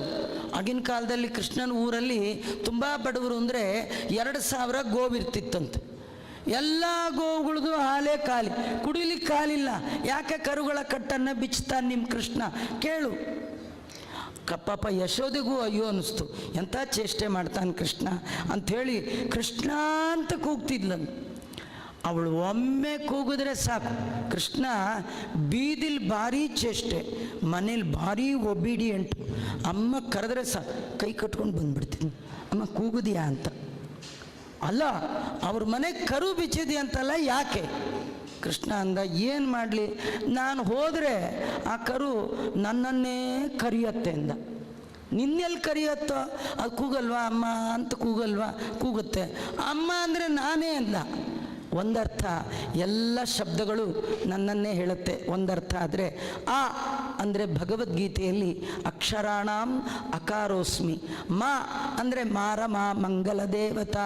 ಅಮ್ಮ ಅಂದರೆ ಲಕ್ಷ್ಮೀನಾರಾಯಣ. ನಂದು ಒರಿಜಿನಲ್ ನೇಮ್ ಕರೆಯುತ್ತೆ. ಇಷ್ಟು ಕರೆದ ಮೇಲೆ ನಾನು ಅದರ ಗಂಟು ಬಿಡಿಸದೇ ಇದ್ರೆ ಹೇಗೆ ಸಾಧ್ಯ? ಅದು ಯಾವುದೇ ದೇಶದ ಕರು ಇರಲಿರಿ ಅಲ್ವಾ, ಅದು ಫಾರಿನ್ ಅಮ್ಮ ಅಂತಾನೆ ಕರಿಬೇಕೇ ವಿನ ಅಮೇರಿಕಾ ಹಸು ಮಮ್ಮಿ ಅಂತೇನು ಕರೆಯಲ್ಲ. ಅದೇನಿದ್ರು ಈ ಇಂಡಿಯಾ ಒಳಗಿರೋ ಪ್ರಾಣಿಗಳೇ ಕರೆಯೋದು ಹಾಗೆ, ಮಮ್ಮಿ ಗಿಮ್ಮಿ ಎಲ್ಲ. ಅದೆಲ್ಲ ಯಾವುದೇ ಈಜಿಪ್ಟಲ್ಲಿರಲಿ ಆಫ್ರಿಕಾದಲ್ಲಿರಲಿ ಹಸು ಕರೆಯೋದೇನು ಲ್ಯಾಂಗ್ವೇಜ್ ಎಂದೂ ಚೇಂಜ್ ಮಾಡಿಲ್ಲ, ಅದೆಂದೂ ಸುಳ್ಳು ಹೇಳಲ್ಲ. ದೇವರನ್ನು ಬಿಟ್ಟರೆ ಇನ್ನೊಂದು ಮಾತೇ ಆಡು ಸೌಂಡೇ ಇಲ್ಲ. ಅಂಬ ಅಂತ ಕರೆದು ಬಿಡುತ್ತೆ. ನಾ ಏನು ಮಾಡಲಿ? ಅವರ ಅಮ್ಮಂಗೊಂದು ಆಶ್ಚರ್ಯ, ಬಿಡಿಸು ಹೋಗಲಿ, ಏನೋ ಒಂದು ಕರು ಬಿಚ್ಚದೆ ಓಕೆ, 2 ಕರು ಬಿಚ್ಚದೆ ಸರಿ, 4,2,000 ಕರುಗಳ ಗಂಟನ್ನು ಹೇಗೆ ಬಿಚ್ತೀಯೋ ನೀನು ಅಲ್ವಾ? ಗಂಟು ಬಿಚ್ಚೋದು ಭಾಳ ಕಷ್ಟ ರೀ. ನಿಮ್ಗೆ ಗೊತ್ತಿದೆಯೋ ಇಲ್ಲೋ, ನಮ್ಮ ಕಡೆ ಉಪಕರ್ಮ ಅಂತ ಬರುತ್ತೆ ರೀ, ಅದಕ್ಕೆ ಜನವಾರ ಹಾಕ್ಕೊಳ್ಳೋ ಹಬ್ಬ ರೀ. ಆ ಹಬ್ಬಕ್ಕೆ ಜನವಾರ ಹಾಕ್ಕೊಳ್ಬೇಕು ಅಂತ ಮನೆಯಿಂದ ಹೋಗುವಾಗಲೇ ಗಂಟು ಬಿಡಿಸ್ಕೊಂಡು ರೆಡಿಯಾಗಿ 2 ತಮ್ಗೆಗೆ ಆ ಕಡೆ ಈ ಕಡೆ ಜನವಾರ ಇಟ್ಕೊಂಡು ಹೀಗೆ ಹೋಗ್ತಾ ಇರ್ತಾನೆ. ಅಲ್ಲಿ ಇಟ್ಕೊಂಡಿರ್ತಾನೆ. ಇನ್ನೇನು ಜನವಾರ ಹಾಕೋಬೇಕು ಆಚಾರ ಎತ್ತ ತಕ್ಷಣ ಹಬ್ಬ ಅಂತ ಎತ್ಕೊಳ್ತಾನೆ. ಅದು ಎಲ್ಲೋ ಗಂಟು ಬಿದ್ದು ಬಿಡುತ್ತೆ.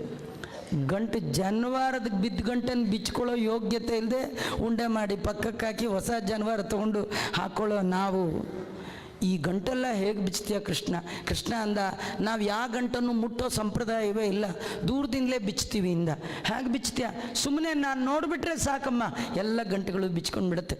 ಭಗವಂತನ ದೃಷ್ಟಿ ಬಿದ್ದರೆ ನಮ್ಮ ಹೃದಯದ ಒಳಗಿರುವ ಅಜ್ಞಾನದ ಗಂಟನ್ನೇ, ಜನ್ಮಾಂತರದ ಬಂಧನ ಗಂಟನ್ನೇ ಬಿಚ್ಚುವ ಭಗವಂತ ಆ ಗಂಟನ್ನು ಬಿಚ್ಚಿದ.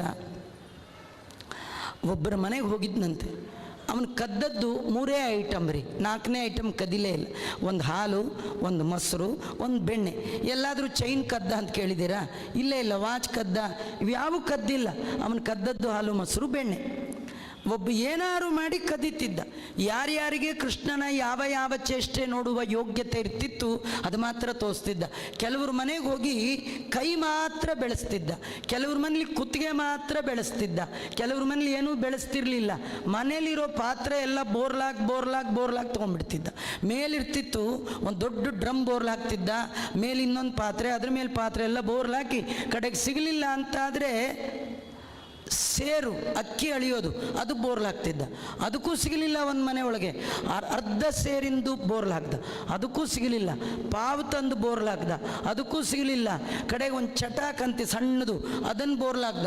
ಇದ್ರ ಮೇಲತ್ತಿ ಅದ್ರ ಮೇಲೆ ಹತ್ತಿ ನಿಂತ ಇಷ್ಟು ಕಡಿಮೆ ಬಿತ್ತು. ಬೆಣ್ಣೆ ಸಿಗ್ತಾ ಇಲ್ಲ. ಗಮ್ಮಂತ ಸ್ಮೆಲ್ಲು, ಬಿಟ್ಟು ಹೋಗ್ಲಿಕ್ಕೆ ಮನಸ್ಸಿಲ್ಲ, ತಗೊಳ್ಲಿಕ್ಕೆ ಆಗ್ತಾ ಇಲ್ಲ. ಹುಡುಕದ, ಮನೆ ಒಳಗೆ ಯಾವ ಪಾತ್ರೆನೂ ಇಲ್ಲ, ಎಲ್ಲ ಇಲ್ಲಿ ಡಿಸ್ಪ್ಲೇ ಮಾಡಿಬಿಟ್ಟಿದ್ದಾನು. ಕಡೆಗೆ ದೇವ್ರ ಮನೆಗೆ ಹೋದ. ಆ ದೇವ್ರ ಮನೆ ಒಳಗೆ ಎಣ್ಣೆ ಅಳಿಲಿಕ್ಕೆ ಒಂದು ಸಣ್ಣದೊಂದು ಮಿಳ್ಳೆ ಅಂತಾರೆ, ಅದೊಂದು ಸಣ್ಣದೊಂದು ಸ್ಪೂನ್ ಇತ್ತು. ಖುಷಿಯಾಯಿತು ದೇವರಿಗೆ. ಆ ಕೃಷ್ಣನಿಗೆ ಆ ಮಿಳ್ಳೆ ತೊಗೊಂಡು ಅದ್ರ ಮೇಲೆ ಹತ್ತಿ, ಸೇರಿನ ಮೇಲೆ ಹತ್ತಿ, ಪಾವಿನ ಮೇಲೆ ಹತ್ತಿ, ಚಟಾಕಿನ ಮೇಲೆ ಹತ್ತಿ, ಈ ಮಿಳ್ಳೆ ಬೋರ್ಲಾಕಿ ಮಿಳ್ಳೆ ಮೇಲೆ ಕಳ್ಳ ಕೃಷ್ಣ ನಿಂತು ಬೆಣ್ಣೆ ತೊಗೊಂಡ್ಬಿಟ್ಟ. ಅಷ್ಟೊತ್ತಿಗೆ ಆ ಮನೆ ಒಡತಿ ಎಲ್ಲಿ ಹೋಗಿದ್ಲು ಅವಳು ಬಂದೇ ಬಿಟ್ಟು. ಅವಳು ನೋಡ್ತಾ ಇದ್ದಾಳೆ, ಈ ಮನೆ ಖಾಲಿ ಮಾಡಲಿಕ್ಕೆ ಪ್ಯಾಕೇಜ್ ಮೂವರ್ಸ್ ಮಾಡಿರ್ತಾರಲ್ಲ, ನೋಡ್ತಾಳೆ ಮನೆಯೆಲ್ಲ ಖಾಲಿ ಮಾಡಿದಾಗ ಆಗ್ಬಿಟ್ಟಿದೆ. ಪಾತ್ರೆಗಳು ಯಾವ್ಯಾವ ಪಾತ್ರೆ ಮಿಸ್ಪ್ಲೇಸ್ ಆಗಿದ್ವೋ ಅವೆಲ್ಲ ರೀಪ್ಲೇಸ್ ಆಗಿ ಇಲ್ಲಿ ಬಂದು ಕೂತ್ಬಿಟ್ಟಿದೆ. ಆಶ್ಚರ್ಯ ಪಡ್ತಾ ಇದ್ದಾಳೆ. ಎಲ್ಲ ಪಾತ್ರೆಗಳ ಮೇಲೆ ಪಾವು, ಸೇರು, ಚಟಾಕು, ಅದರ ಮೇಲೊಂದು ಮಿಳ್ಳೆ ಮೇಲೆ ಕಳ್ಳ, ಅವನ ಕೈಯಲ್ಲಿ ಬೆಣ್ಣೆ. ಅವಳು ಅಂದ್ಕೊಂಡ್ಳು, ಏನು ಆಶ್ಚರ್ಯ ಇದು. ಆ ಕೃಷ್ಣ ಬೆಣ್ಣೆಯನ್ನು ಬಾಯಲ್ಲಿ ಹಾಕ್ಕೊಂಡು ಅದ್ರ ಟೇಸ್ಟ್ಗೆ ನಿಂತ್ಕೊಳ್ಳಿಕ್ಕಾಗದೆ ಆ ಮಿಳ್ಳೆ ಮೇಲೆ ಡ್ಯಾನ್ಸ್ ಮಾಡ್ತಾ ಇದ್ದಾನೆ. ಅದು ನೋಡಿ ಕೈ ಮುಕ್ಕೊಂಡು ನಿಂತು ಬಿಟ್ಲಂತ ಅವಳಿಗೆ ಬೆಣ್ಣೆ ತಿಂದದ್ದು, ಕದ್ದದ್ದು, ನಂದು ಎಲ್ಲ ಭಾವನೆ ಹೋಯಿತು. ಎಂಥ ಅದ್ಭುತ ಆಡಿದನೋ ರಂಗ. ಅದ್ಭುತದಿಂದ ಹಾವಿನ ಹೆಡೆ ಮೇಲೆ ಆಡ್ಬೋದ್ರಿ, ಆದರೆ ಎಣ್ಣೆ ಮಿಳ್ಳೆ ಮೇಲೆ ಯಾರಿಗಾರು ಆಡೋಕ್ಕಾಗತ್ತಾ? ನಾವು ಓಡಾಡುವಾಗ ನೆಲದ ಮೇಲೆ ಆ ಗ್ರಾನೈಟು, ಸ್ಪಾರ್ಟೆಕ್ಕು ಎಲ್ಲ ಹಾಕಿರ್ತಾರೆ. ಒಂದು ಡ್ರಾಪ್ ನೀರು ಬಿದ್ದರೆ ಗೊತ್ತಾಗಲ್ಲ. ಇವ್ರು ಮಡಿ ಅಂತ ಕಾಲಿಟ್ರೆ ಸೀದಾ ಆಸ್ಪತ್ರೆ ಒಳಗೆ ಹೋಗಿರ್ತಾರೆ. 6 ತಿಂಗಳು ಬೆಡ್ ರಿಡನ್, ಇಂದಿರಾರಮಣ, ಗೋವಿಂದ ಗೋವಿಂದ. ಅಂಥದ್ರೊಳಗೆ ಇಷ್ಟ್ರ ಮೇಲೆ ಏನು ಬ್ಯಾಲೆನ್ಸ್ ರೀ ಆ ಭಗವಂತಂದು. ಅವಳಿಗೆ ಆಶ್ಚರ್ಯ ಆಗ್ತಾ ಕೈ ಮುಕ್ಕೊಂಡು ನಿಂತು ಬಿಟ್ಲು. ಅವಳಿಗೆ ಆ ರೂಪವನ್ನು ನೋಡುವ ಯೋಗ್ಯತೆ ಇತ್ತು. ಒಬ್ಬರ ಮನೆಗೆ ಹೋದ, ಬೆಣ್ಣೆ ತಿನ್ನಬೇಕು ಅಂತ ಕೈ ಹಾಕಿ ಬೆಣ್ಣೆ ತೊಗೊಂಡಾರಿ. ಅವಳು ಎಲ್ಲಿ ಹೋಗಿದ್ಲು, ಬಂದು ಹಿಡ್ಕೊಂಬಿಟ್ಲು ಕೈನ. ಕಳ್ಳ, ನಿಮ್ಮಮ್ಮನ ಹತ್ರ ಕಂಪ್ಲೇಂಟ್ ಹೇಳಿದ್ರೆ ನೀನು ಭಾರಿ ಮಿಸ್ಟರ್ ಕ್ಲೀನ್ ಅನ್ನೋ ಹಾಗೆ ವರ್ಣನೆ ಮಾಡ್ತಾಳೆ. ಮತ್ತು ಅವಳು ಹೇಳಿದ್ಲು, ಕಳ್ತನ ಮಾಡ್ತಾನೆ ಕಂಪ್ಲೇಂಟ್ ಹೇಳಬೇಡಿ, ರೆಡ್ ಹ್ಯಾಂಡ್ ಹಿಡ್ಕೊಂಬನ್ನಿ ಆಮೇಲೆ ನೋಡೋಣ ಅಂತ ಹೇಳಿದ್ಲು. ಈಗ ಒಳ್ಳೆ ಸಿಕ್ಕ, ರೆಡ್ ಹ್ಯಾಂಡ್ ಸಿಕ್ಕಿಬಿಟ್ಟ, ಕೈ ಬೆಣ್ಣೆ ಇದೆ, ಹಿಡ್ಕೊಂಡ್ಬಿಟ್ಲು. ಕೃಷ್ಣ ಅಂದ, ನನ್ನ ಕೈ ಯಾಕೆ ಹಿಡ್ಕೊಂಡಿದ್ಯಾ ಅಂದ. ಕಳ್ಳ, ಬೆಣ್ಣೆ ಹಿಡ್ಕೊಂಡಿದ್ಯಾ, ಬಾ ನಡಿ ನಿಮ್ಮ ಅಮ್ಮನ ಹತ್ರ ಅಂತಂದ್ಲು. ಅಲ್ಲ, ಬೆಣ್ಣೆ ಹಿಡ್ಕೊಂಡಿರೋದೇನೋ ನಿಜ, ನಾನೇನು ತಿನ್ನಲ್ಲ ಅಂದ. ಮತ್ತೇನು ಮಾಡ್ತೀಯ? ಏನು ಮಾಡ್ತೀನಿ ಅಂತ ಹೇಳ್ತೀನಿ, ಮೊದಲು ಕೈ ಬಿಡು, ಏನು ಗಟ್ಟಿ ಕೈ ಹಿಡ್ಕೊಂಡಿದ್ಯಾ ಅಂದ ತಕ್ಷಣ ಅವಳು ಕೈ ಬಿಟ್ಲು. ಬಿಟ್ಟ ಮೇಲೆ ಕೃಷ್ಣ ಅಂದ, ಈ ಬೆಣ್ಣೆನ ಮುಟ್ಟು ಅಂದ. ಅವಳ ಮೆಲ್ಲಗೆ ಹೀಗೆ ಮುಟ್ಟಿದ್ಲು. ಕೃಷ್ಣ ಕೇಳ್ದ, ಬೆಣ್ಣೆ ಹೇಗಿದೆ ಹೇಳು. ಅವಳಂದು ಮೃದುವಾಗಿದೆ. ನಾನು ಅದಕ್ಕೆ ತೆಗೆದಿದ್ದು ಅಂದ. ತಿನ್ನಕ್ಕೆ ತೆಗಿಲಿಲ್ಲ, ಮೃದುವಾಗಿರುವ ಬೆಣ್ಣೆ ನಿನ್ನಂಥ ಕಠಿಣದವಳ ಮನೆಯಲ್ಲಿ ಇರಬಾರ್ದು, ಅದಕ್ಕೆ ತೆಗೆದಿದ್ದು. ಕೃಷ್ಣನಿಗೆ ಅವಳಂದು, ಹಾಗಾದ್ರೆ ನಾನು ಕಠಿಣನ? ನನಗಿಂತೂ ಮೃದು ಈ ಊರಲ್ಲಿ ಯಾರಿದ್ದಾರೆ? ಎಲ್ಲಿಡ್ತೀಯ ಇದನ್ನು? ಕೃಷ್ಣ ಅಂದ, ನಿನಗಿಂತೂ ಯಾರು ಮೃದುವಾಗಿದ್ದಾರೋ, ಯಾರು ಕಾರುಣ್ಯದಿಂದಿದ್ದಾರೋ, ಯಾರು ಸಾಫ್ಟ್ ಕಾರ್ನರ್ ಇದ್ದಾರೆ ಅವ್ರ ಮನೇಲಿ ಇಡ್ತೀನಿ ಇಂದ. ಅವಳಂದ್ಲು, ಈ ಊರಲ್ಲಿ ಏರಿಯಾ ಒಳಗೆ ನನ್ನಷ್ಟು ಒಳ್ಳೆಯವರೇ ಇಲ್ಲ, ಎಲ್ಲಿಡ್ತೀಯಾ ಅಂತಂದ್ಲು. ಕೃಷ್ಣ ಅಂದ, ಅಲ್ಲಿ ಇಲ್ಲಿ ಯಾಕಿಡ್ಲಿ, ನನಗಿಂತೂ ಒಳ್ಳೆಯವರು ಯಾರಿದ್ದಾರೆ ನೋಡು ಅಂತ ಬಾಯಿಗೆ ಹಾಕ್ಕೊಂಡೇ ಬಿಟ್ಟ. ಅವಳು ಮಾತಾಡೋ ಬರದಲ್ಲಿ ಇವನು ಬಾಯಿ ತೆಗೆದದ್ದು, ಬೆಣ್ಣೆ ಹಾಕ್ಕೊಂಡಿದ್ದು ಒಂದು ಗೊತ್ತೇ ಆಗಲಿಲ್ಲ. ಮತ್ತು ಬೆಣ್ಣೆ ಅಂತೂ ಕೈಯಲ್ಲಿಲ್ಲ, ಹಿಡ್ಕೊಂಡೋಗಿ ಕೊಟ್ಟರು ಪ್ರಯೋಜನ ಇಲ್ಲ. ಕೃಷ್ಣ, ಇನ್ನೊಂದು ಸತಿ ಸಿಗು ಮಾಡ್ತೀನಿ ಇಂದ್ಲು. ಒಂದೊಂದು ಸತಿ ಸಿಗೋದೆ ನಿಮ್ಮ ಜನ್ಮಾಂತರದ ಪುಣ್ಯ, ಇನ್ನೊಂದು ಸತಿ ನಿಮ್ಮ ಮನೆಗೆ ನಾನೂ ಬರಲ್ಲ ಅಂತ ಅವನು ಕೃಷ್ಣ ಹೊರಟೇ ಬಿಟ್ಟ. ಕಡೆಗೆ ಕೃಷ್ಣ ಬೆಣ್ಣೆ ತಿನ್ನುವಾಗ ಅವಳು ಹೇಳಿದ್ಲು, ಕೃಷ್ಣ ನನ್ನನ್ನು ಕಠಿಣ ಅಂತ್ಯ, ನಿಜವಾಗಿ ಕಠಿಣ ನೀನು. 3 ತಿಂಗಳು ಕೂಸಿರುವಾಗ ನಿನ್ನ ಪಾದದ ಹೊಡೆತಕ್ಕೆ ಸಿಕ್ಕಿ ಒಬ್ಬ ದೈತ್ಯನೇ ಸಂಹೃತನಾದ. ನಿನ್ನ ಪಾದ ಇಷ್ಟು ಕಠಿಣ, ನನ್ನನ್ನು ಕಠಿಣ ಅಂತ್ಯಲ್ಲ. ಅದಕ್ಕೆ ಕೃಷ್ಣ ಅಂದ, ನಂದು ಪಾದ ಮಾತ್ರ ಸ್ಟ್ರಾಂಗ್, ಹಾರ್ಟ್ ತುಂಬ ಸಾಫ್ಟ್ ಅಂದ. ನಂದು ಹೃದಯ ಬೆಣ್ಣೆಯಂತೆ, ಕಾಲು ಮಾತ್ರ ಗಟ್ಟಿ. ಅದೇನದು? ಒಂದು ಭಾಗ ಹೀಗೆ, ಒಂದು ಭಾಗ ಅರ್ಧ ಪಾರ್ಟ್ ಹೀಗೆ, ಅರ್ಧ ಪಾರ್ಟ್. ಇದೆಲ್ಲ ಮೋಸ ಕೃಷ್ಣ. ನೀನೇ ಒಂದು ಮಾತು ಹೇಳಿದ್ದೀಯ, ಭೃಗು ಋಷಿಗಳು ನಿನಗೆ ಒದ್ದಾಗ, ವೆಂಕಟರಮಣ ಕಥೆ ಒಳಗೆ ವೈಕುಂಠವಾಸಿಯಾದ ಭಗವಂತನಿಗೆ ಭೃಗು ಋಷಿಗಳು ಒದ್ದಾಗ ಶ್ರೀನಿವಾಸ ಹೇಳ್ತಾನೆ, ವಜ್ರಾದೃಢತರಂ ವಿದ್ಧಿ ಮಚ್ಚರೀರಂ ಕಠೋರಕಂ. ನನ್ನ ಶರೀರ ಅತ್ಯಂತ ಕಠಿಣ, ಆಚಾರ್ಯ ನೀವ್ಯಾಕೆ ಒದ್ರಿ, ನಿಮ್ಮ ಕಾಲಿಗೆ ಎಷ್ಟು ನೋವಾಯಿತು ಅಂತ ಹೇಳಿದವ ನೀನು, ಮರ್ತಿರಬೇಕು, ನೀನು ತುಂಬ ಕಠಿಣ ಅಂತಂದ್ಲು. ಕೃಷ್ಣ ಅಂದ, ನಾನೇನು ಕಠಿಣ ಅಲ್ಲ, ನನ್ನ ಪಾದ ಮಾತ್ರ ಹಾರ್ಡ್. ಅದೂ ಹಾರ್ಡ್ ಆಗ್ತಿರಲಿಲ್ಲ. ನಾನು 3 ತಿಂಗಳು ಮಗುವಾಗಿರುವಾಗ ನನ್ನನ್ನು ಎತ್ತೆತ್ತಿ ಆಡಿಸಿದವಳು ನೀನು. ಆಡಿಸುವಾಗ ನನ್ನ ಪಾದವನ್ನು ನಿನ್ನ ಎದೆಯ ಮೇಲೆ ಇಟ್ಕೊಳ್ತಿದ್ದೆ. ನಿನ್ನ ಎದೆಯಲ್ಲಿದ್ದ ಕಾಠಿಣ್ಯ ನನ್ನ ಪಾದಕ್ಕೆ ಟ್ರಾನ್ಸ್ಫರ್ ಆಗಿ ಇಷ್ಟು ಹಾರ್ಡ್ ಆಗಿದೆ. ನನ್ನ ಪಾದ ಹಾರ್ಡ್ ಆಗಲಿಕ್ಕೆ ನೀನೇ ಕಾರಣ ಅಂದ. ಅಯ್ಯೋ, ಏನು ಮಾತಾಡ್ತೀವೋ ತರಲೆ ಕೃಷ್ಣ ಅಂಥೇಳಿ ಕಣ್ಣು ಮುಚ್ಕೊಂಡು, ನಿನಗೆ ಉತ್ತರ ಕೊಡೋಕ್ಕೆ ನನಗೆ ಸಾಧ್ಯ ಇಲ್ಲ ಅಂತ ಅವಳು ಹೊರಟಿದ್ದಾಳೆ. ಇನ್ನೊಬ್ಬಳು ಮನೆಗೆ ಕೃಷ್ಣ ಹೋದ. ಕೃಷ್ಣ ಹೋದಾಗೆಲ್ಲ ಮನೇಲೂ ಚೇಷ್ಟೆ ಮಾಡಿ ಬರ್ತಿದ್ದ. ಅದಕ್ಕೆ ಅವಳೇನು ಮಾಡಿದ್ಲು, ಇವನ ಕೈಲಿ ಏನಾದರೂ ಮಾಡಿ ಹಾಲು ಮೊಸರು ಬೆಣ್ಣೆ ಉಳಿಸ್ಬೇಕು ಅಂತೇಳಿ ಮನೆ ಹಿಂದೆ ಒಂದು ಬಾಳೆ ಮರ ಬೆಳೆದಿತ್ತು. ಅದನ್ನು ತಂದು ಮನೆ ಮುಂದೆ ಕಟ್ಟಿ, ಎಲ್ಲೋ ಮಾವಿನ ಸೊಪ್ಪು ಕಟ್ಟಿ ಅಡ್ಡ ನಿಂತುಬಿಟ್ಲು. ಕೃಷ್ಣ ಬಂದ. ಕೃಷ್ಣಂಗೆ ಅಂದ್ಲು, ಇವತ್ತು ನಮ್ಮನೆ ಒಳಗೆ ಬರಬೇಡ ನೀನು, ಇವತ್ತು ನಮ್ಮ ಮನೇಲಿ ಹಬ್ಬ, ಮಡಿ ಆಚಾರ್ಗೆ ಪೂಜೆಗೆ ಹೇಳಿದ್ದೀವಿ, ನೀನು ಬಂದರೆ ಅವರು ಬರಲ್ಲ, ನೀವು ದನ ಕಾಯೋ ಗೊಲ್ರು, ಆಚಾರರು ಬ್ರಾಹ್ಮಣರು, ನೀ ಬಂದೆಲ್ಲ ಮುಟ್ಟು ಮೈಲಿಗೆ ಮಾಡಿಬಿಡ್ತೀಯಾ, ಕೃಷ್ಣ ಇವತ್ತೊಂದಿನ ಬರಬೇಡ. ಕೃಷ್ಣ ನಾನೇ ಬರದೆ ಹಬ್ಬ ಹೇಗೆ ಮಾಡ್ತೀಯ ಅಂದ. ಅದೆಲ್ಲ ಮಾತು ಬೇಡ, ನೀ ಬರಬೇಡ ಅಂದ್ಲು. ಹಾಗಾದರೆ ಯಾವ ಆಚಾರ್ಗೆ ಹೇಳಿದೆಯಾ ಹೇಳು ಅಂದ. ಅವಳು ಯಾರೋ ಊರಲ್ಲಿಲ್ಲದ ಆಚಾರ ಒಬ್ಬರ ಹೆಸರು ಹೇಳಿದ್ಲು. ಸೀದಾ ಆಚಾರ ಮನೆ ಕೃಷ್ಣ ಹೋದ. ಕೃಷ್ಣ ಆಚಾರ್ಗಂದ, ಇವತ್ತು ನೀವು ಪೂಜೆಗೆ ಹೋಗಿತ್ತಲ್ಲ, ಆ ಮನೆ ಪೂಜೆಗೆ ಹೋಗಬೇಡಿ, ಅವ್ರ ಮನೇಲಿ ಯಾರೋ ಇಂದ್ರಾರಮಣ ಗೋವಿಂದ ಆಗಿದ್ದಾರೆ, ಅವರ ಮೈಲಿಗೆ ಅಂದ್ಬಿಟ್ಟ. ಸರಿ, ಆ ಮನೆಯಿಂದ ಇವಳು ಮನೆಗೆ ಬಂದ. ಇವಳಿಗಂದ, ನೀ ಆಚಾರ್ಗೆ ಹೇಳಿದ್ದೀಯಲ್ಲ, ಆಚಾರ ಬರಲ್ವಂತೆ, ಅವ್ರಿಗೆ ಪುರುಡು ಬಂದಿದೆ, ಅವ್ರಿಗೆ ಆ ಮಗು ಯಾರೋ ಹುಟ್ಟಿದೆಯಂತೆ, ಅವ್ರ ಮೈಲಿಗೆ ನನ್ನೇ ಪೂಜೆಗೆ ಹೋಗಿ ಹೇಳಿದ್ದಾರೆ, 5 ನಿಮಿಷ ಬರ್ತೇನೆ ಪೂಜೆಗೆ ಅಂತೇಳಿ ಮನೆಗೆ ಹೋದ. ಮನೆಗೆ ಹೋಗಿ ಕಾಶಿ ಪೀತಾಂಬರ ಉಟ್ಕೊಂಡ, ಏನೇನು ತುಳಸಿ ಮಣಿ ಇತ್ತೋ ಎಲ್ಲ ಹಾಕ್ಕೊಂಡ, ದೊಡ್ಡ ದೊಡ್ಡ ಮುದ್ರೆ ಗಿದ್ರೆ ಎಲ್ಲ ಹಾಕ್ಕೊಂಡ, ಎಲ್ಲ ಭಾರಿ ಟ್ರಿಮ್ಮಾಗಿ ಈಚೆಗೆ ಬಂದು, ನಾನಿವತ್ತೊಂದು ಮನೆ ಪೂಜೆಗೆ ಹೋಗ್ತಾ ಇದ್ದೀನಿ, ನನ್ನ ಜೊತೆ ಯಾರ್ಯಾರು ಬರ್ತೀರಿ ಅಂತ ಕರೆದ.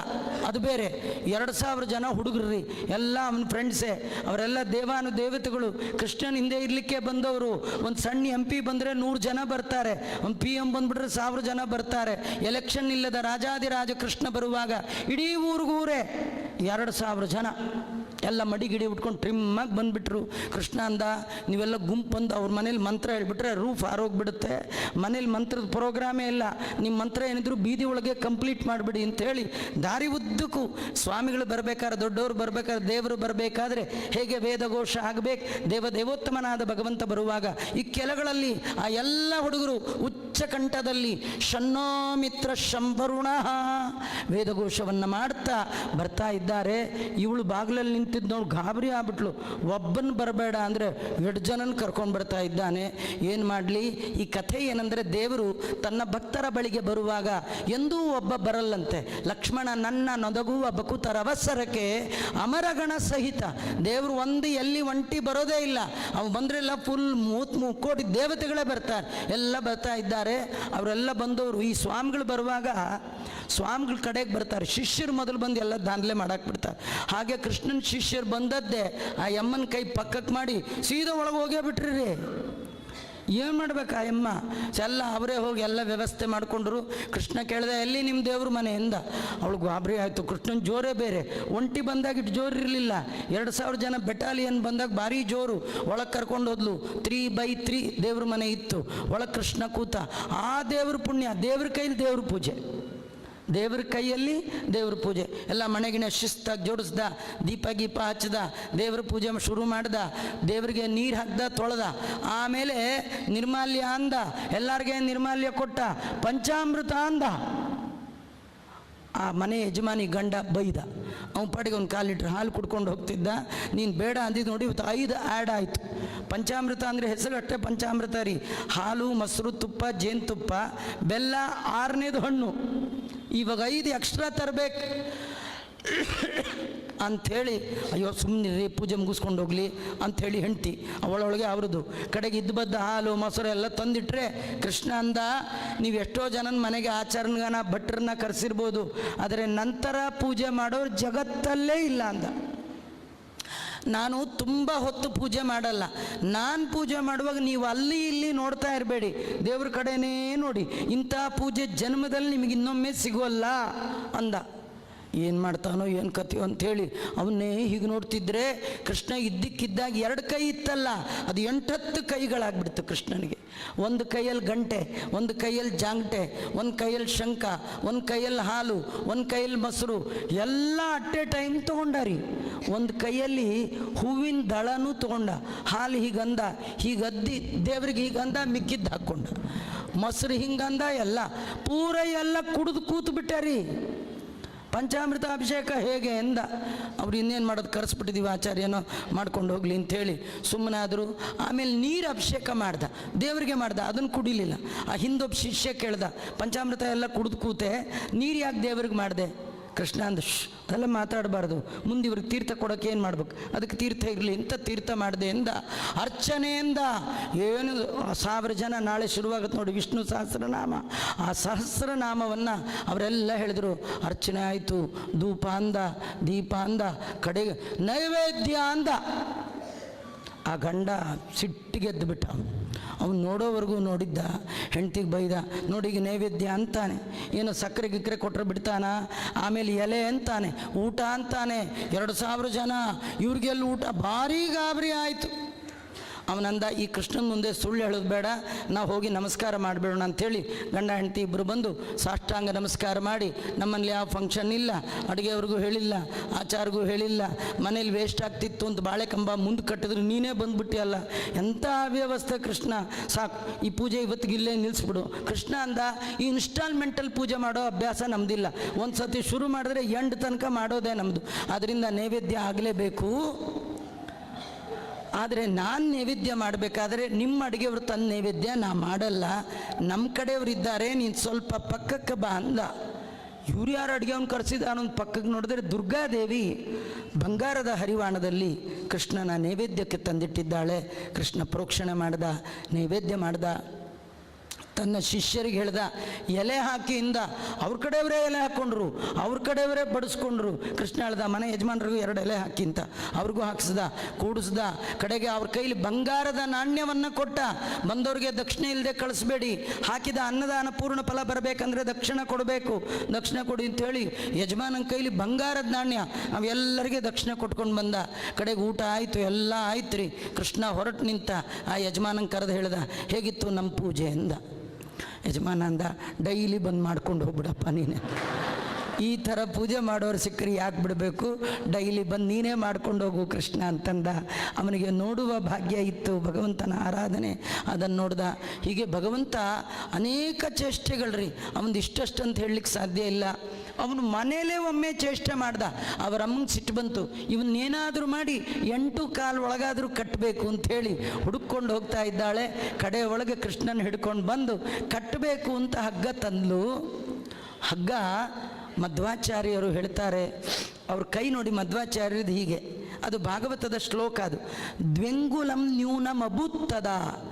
ದೇವರನ್ನು ಕಟ್ಟಲಿಕ್ಕೆ ಹೋದಾಗ 2 ಇಂಚು ಕಡಿಮೆ ಬಿತ್ತಂತು. ಆ 2 ಇಂಚು ಹಗ್ಗ ಬೇಕಂತೇಳಿ ಅವಳು ಪಕ್ಕದ ಮನೆಗೆ ಹೋಗಿ ಕೇಳಿದ್ಲದ್ದು. ಆ ಪಕ್ಕದ ಮನೆಗೆ ಹೋದರೆ ಅವಳಿಗೆ ಭಾರಿ ಖುಷಿ.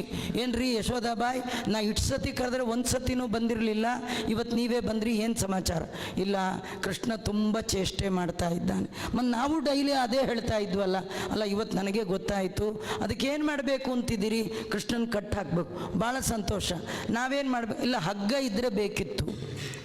ಅದು ಒಂದ್ಯಾಕೆ ಇವಾಗ ಅಧಿಕ ಮಾಸ 33 ಹಗ್ಗ ದಾನ ಅಂಥೇಳಿ 33 ಹಗ್ಗ ಕೊಟ್ಟರೆ, ಎಲ್ಲರ ಮನೆಯವರು ಕೊಟ್ಟರೆ, ಎಲ್ಲ ಹಗ್ಗ ಒಂದಕ್ಕೊಂದು ಜಾಯಿಂಟ್ ಮಾಡಿ ಆ ಒರಳಿಗೆ ಸೇರಿಸಿ ಕಟ್ತಾ ಇದ್ದಾಳ್ರಿ.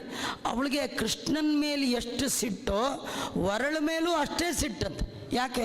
ಕೃಷ್ಣ ಮಾಡುವ ಎಲ್ಲ ಕಳ್ತನಕ್ಕೆ ಮೇಯ್ನ್ ಹೆಲ್ಪರ್ ಯಾರು? ಈ ಒರಳುಗುಂಡ, ಈ ಒರಳೆ.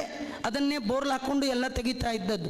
ಅದಕ್ಕೆ ಒರಳು ಕಟ್ಟೋಣ ಅಂಥೇಳಿ ಆ ಒರಳಿಗೆ ಹಾಕಿ ಕೃಷ್ಣನ ಹಾಕಿ ಕಟ್ಟಿದ್ರೆ, ಆ ಎಲ್ಲರ ಮನೆಯಿಂದ ತಂದ ಹಗ್ಗ ಜಾಯಿಂಟ್ ಮಾಡಿ ಕಟ್ಟಿದ್ರು ದ್ವೆಂಗುಲಂ ನ್ಯೂನಮಭೂತ್ತದ. 2 ಇಂಚು ಕಡಿಮೆ ಬಿತ್ತು. ಅವಳಿಗೆ ಆಶ್ಚರ್ಯ ಆಯಿತು.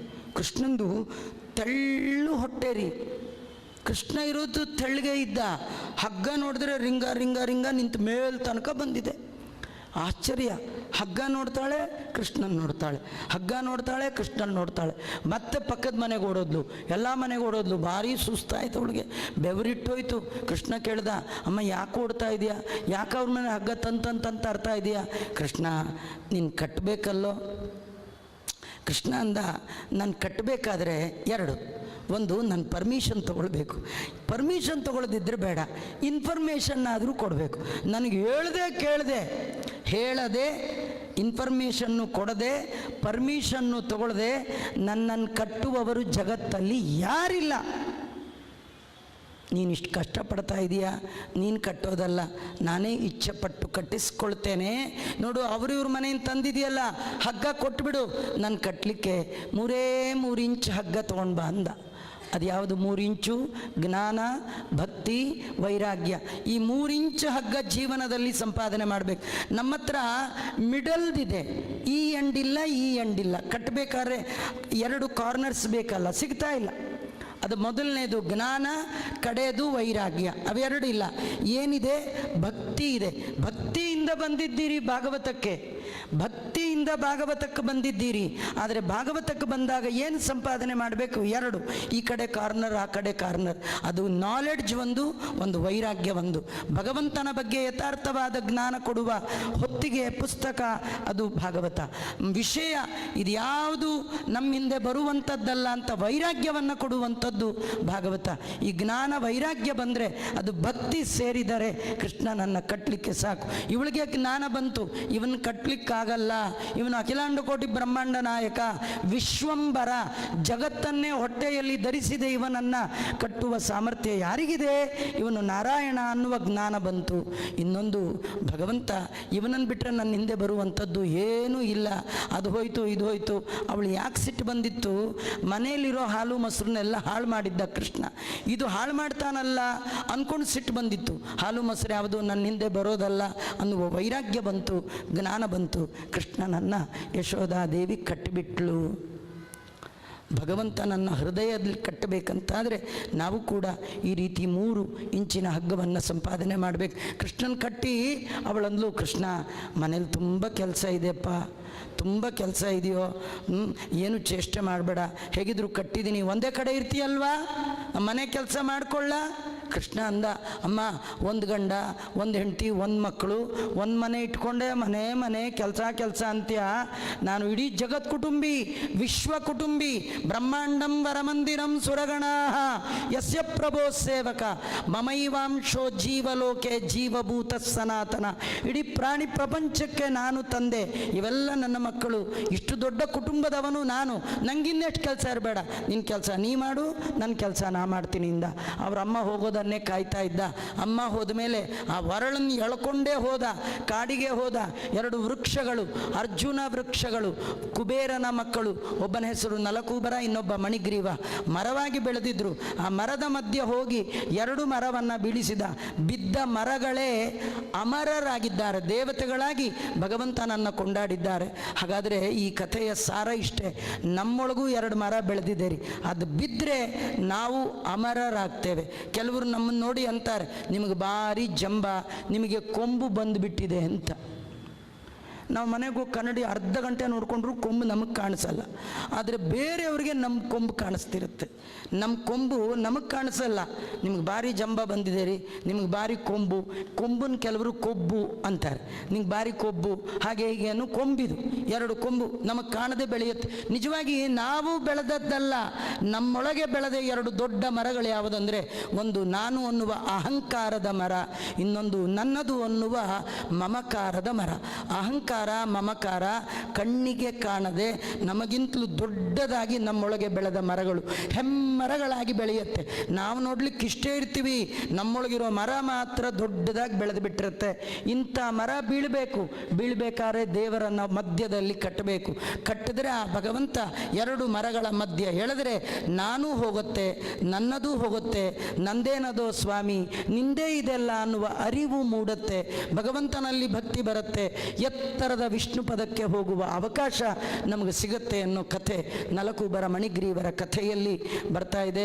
ಕೃಷ್ಣ ಪರಮಾತ್ಮ ಹಾಗೆ ಬೆಳ್ಕೊಂಡು ಹೋಗುವಾಗ ಅನೇಕ ಕಥೆಗಳು ಬಂದದ್ದು. ಮುಂದೆ ಕೃಷ್ಣ ಪರಮಾತ್ಮ ಅವತಾರ ಕಾರ್ಯ, ಅವನ ಅವತಾರ ಮಾಡಿದ್ದೇ ಜಾತ ಕಂಸವದಾರ್ಥಾಯ, ಕಂಸನ ಸಂಹಾರ ಮಾಡಲಿಕ್ಕೆ ಅಕ್ರೂರ ಬಂದು ಕೃಷ್ಣನ ಕರ್ಕೊಂಡು ಹೋಗಿದ್ದಾನೆ. ದಾರಿಯಲ್ಲಿ ಒಬ್ಬ ರಜಕ, ಬಟ್ಟೆ ಒಗೆಯುವವ, ಅವನನ್ನು ಸಂಹಾರ ಮಾಡಿ ಕೃಷ್ಣ ಆ ರಾಜ ಪೋಷಾಕೆಲ್ಲ ಧಾರಣೆ ಮಾಡಿದ. ಮಾಲಾಕಾರನ ಕೈಯಲ್ಲಿ ಮಾಲೆ ಇಸ್ಕೊಂಡ. ಒಬ್ಬಳು ಸೈರಂದ್ರಿ, ಅವಳು ಕುಬ್ಜೆ, ಗಂಧವನ್ನು ಹಿಡ್ಕೊಂಡು ಹೋಗ್ತಿದ್ಲು. ಕೃಷ್ಣ ಕೇಳ್ದ ತ್ರಿವಕ್ರೆ ಅಂತ, ಅವಳು ಹೇಳಿದ್ಲು ನಾನೇ ಹಚ್ತೀನಿ ಕೃಷ್ಣ ಅಂತ ಹೇಳಿ 2 ಕೈಗಳನ್ನು ಗಂಧ ಮಾಡಿಕೊಂಡು ಕೃಷ್ಣನಿಗೆ ಹಚ್ಚಿದ್ಲು. ಕೃಷ್ಣ ಒಮ್ಮೆ ಸ್ಮೆಲ್ ಮಾಡ್ದ. ಕೃಷ್ಣ ಅಂದ, ಇಷ್ಟು ಒಳ್ಳೆ ಗಂಧ ಹಚ್ಚಿ ಸುಮ್ಮನೆ ಹೋಗ್ತಾ ಇದೆಯಾ ಬಾಯಿಲ್ಲಿ ಅಂಥೇಳಿ ಅವಳಿಗೆ 3 ಕಡೆ ಡೊಂಕಿತ್ರಿ. ಅವಳ ಪಾದದ ಮೇಲೆ ತನ್ನ ಪಾದ ಇಟ್ಟು ಗದ್ದಕ್ಕೆ ಕೈ ಇಟ್ಟು ಹೀಗಂದರಿ. ಅದೇನು ಆಪ್ರೇಷನ್ ಮಾಡಿದ್ನೋ, 1 ನಿಮಿಷಕ್ಕೆ ಆಪ್ರೇಷನ್, ಸ್ಟ್ರೈಟ್ ನಿಂತು ಬಿಟ್ಲು. ಅವಳು ಅಲ್ಲಿವರೆಗೂ ಜನ್ಮದಲ್ಲಿ ಕನ್ನಡಿನೇ ನೋಡ್ಕೊಂಡಿರಲಿಲ್ಲ. ಕಡೆಗೆ ಅವತ್ತು ಕೃಷ್ಣನ ಕೆನ್ನೆಯಲ್ಲಿ ಅವಳ ಮುಖ ಕಾಣಿತು. ಅವಳಿಗೆ ಆಶ್ಚರ್ಯ, ನಾನಿಷ್ಟು ಬ್ಯೂಟಿಫುಲ್ ಅಂತ ಗೊತ್ತೇ ಇರಲಿಲ್ಲ, ಇನ್ನು ವರನ್ನು ಹುಡ್ಕೊಂಡು ಎಲ್ಲಿ ಹೋಗಲಿ, ಕೃಷ್ಣ ನಿನ್ನೆ ಮದುವೆ ಆಗ್ತೀನಿ, ಈ ಸೌಂದರ್ಯ ನಿಂದೆ, ತನು ನಿನ್ನದು, ಜೀವನ ನಿನ್ನದು, ಎಲ್ಲವೂ ನಿಂದು, ಸರ್ವ ಸಮರ್ಪಣೆಯೇ ಸದುಪಾಯ, ನೀ ಕೊಟ್ಟದ್ದನ್ನು ನಿನಗೆ ಅರ್ಪಣೆ ಮಾಡಿದ್ದೇನೆ, ಸ್ವಾಮಿ ನನ್ನ ಮದುವೆ ಆಗು. ಕೃಷ್ಣ ಅಂದ, ಹಾಗೆಲ್ಲ ಮದುವೆ ಆಗು ಅಂತ ಅನ್ಬೇಡ, ನಾನೀಗ ಮೇಯ್ನ್ ಪ್ರೋಗ್ರಾಮ್ ಬಂದಿರೋದು ನಮ್ಮ ಮಾವನ ತಿಥಿಗೋಸ್ಕರ. ಆ ತಿಥಿ ಮುಂದಿಟ್ಕೊಂಡು ಮದುವೆ ಯಾರು ಆಗ್ತಾರ? ಅದು ಮುಗಿಸ್ಕೊಂಡು ಬಂದು ಹಾಕ್ತೀನಿ ಇಂದ.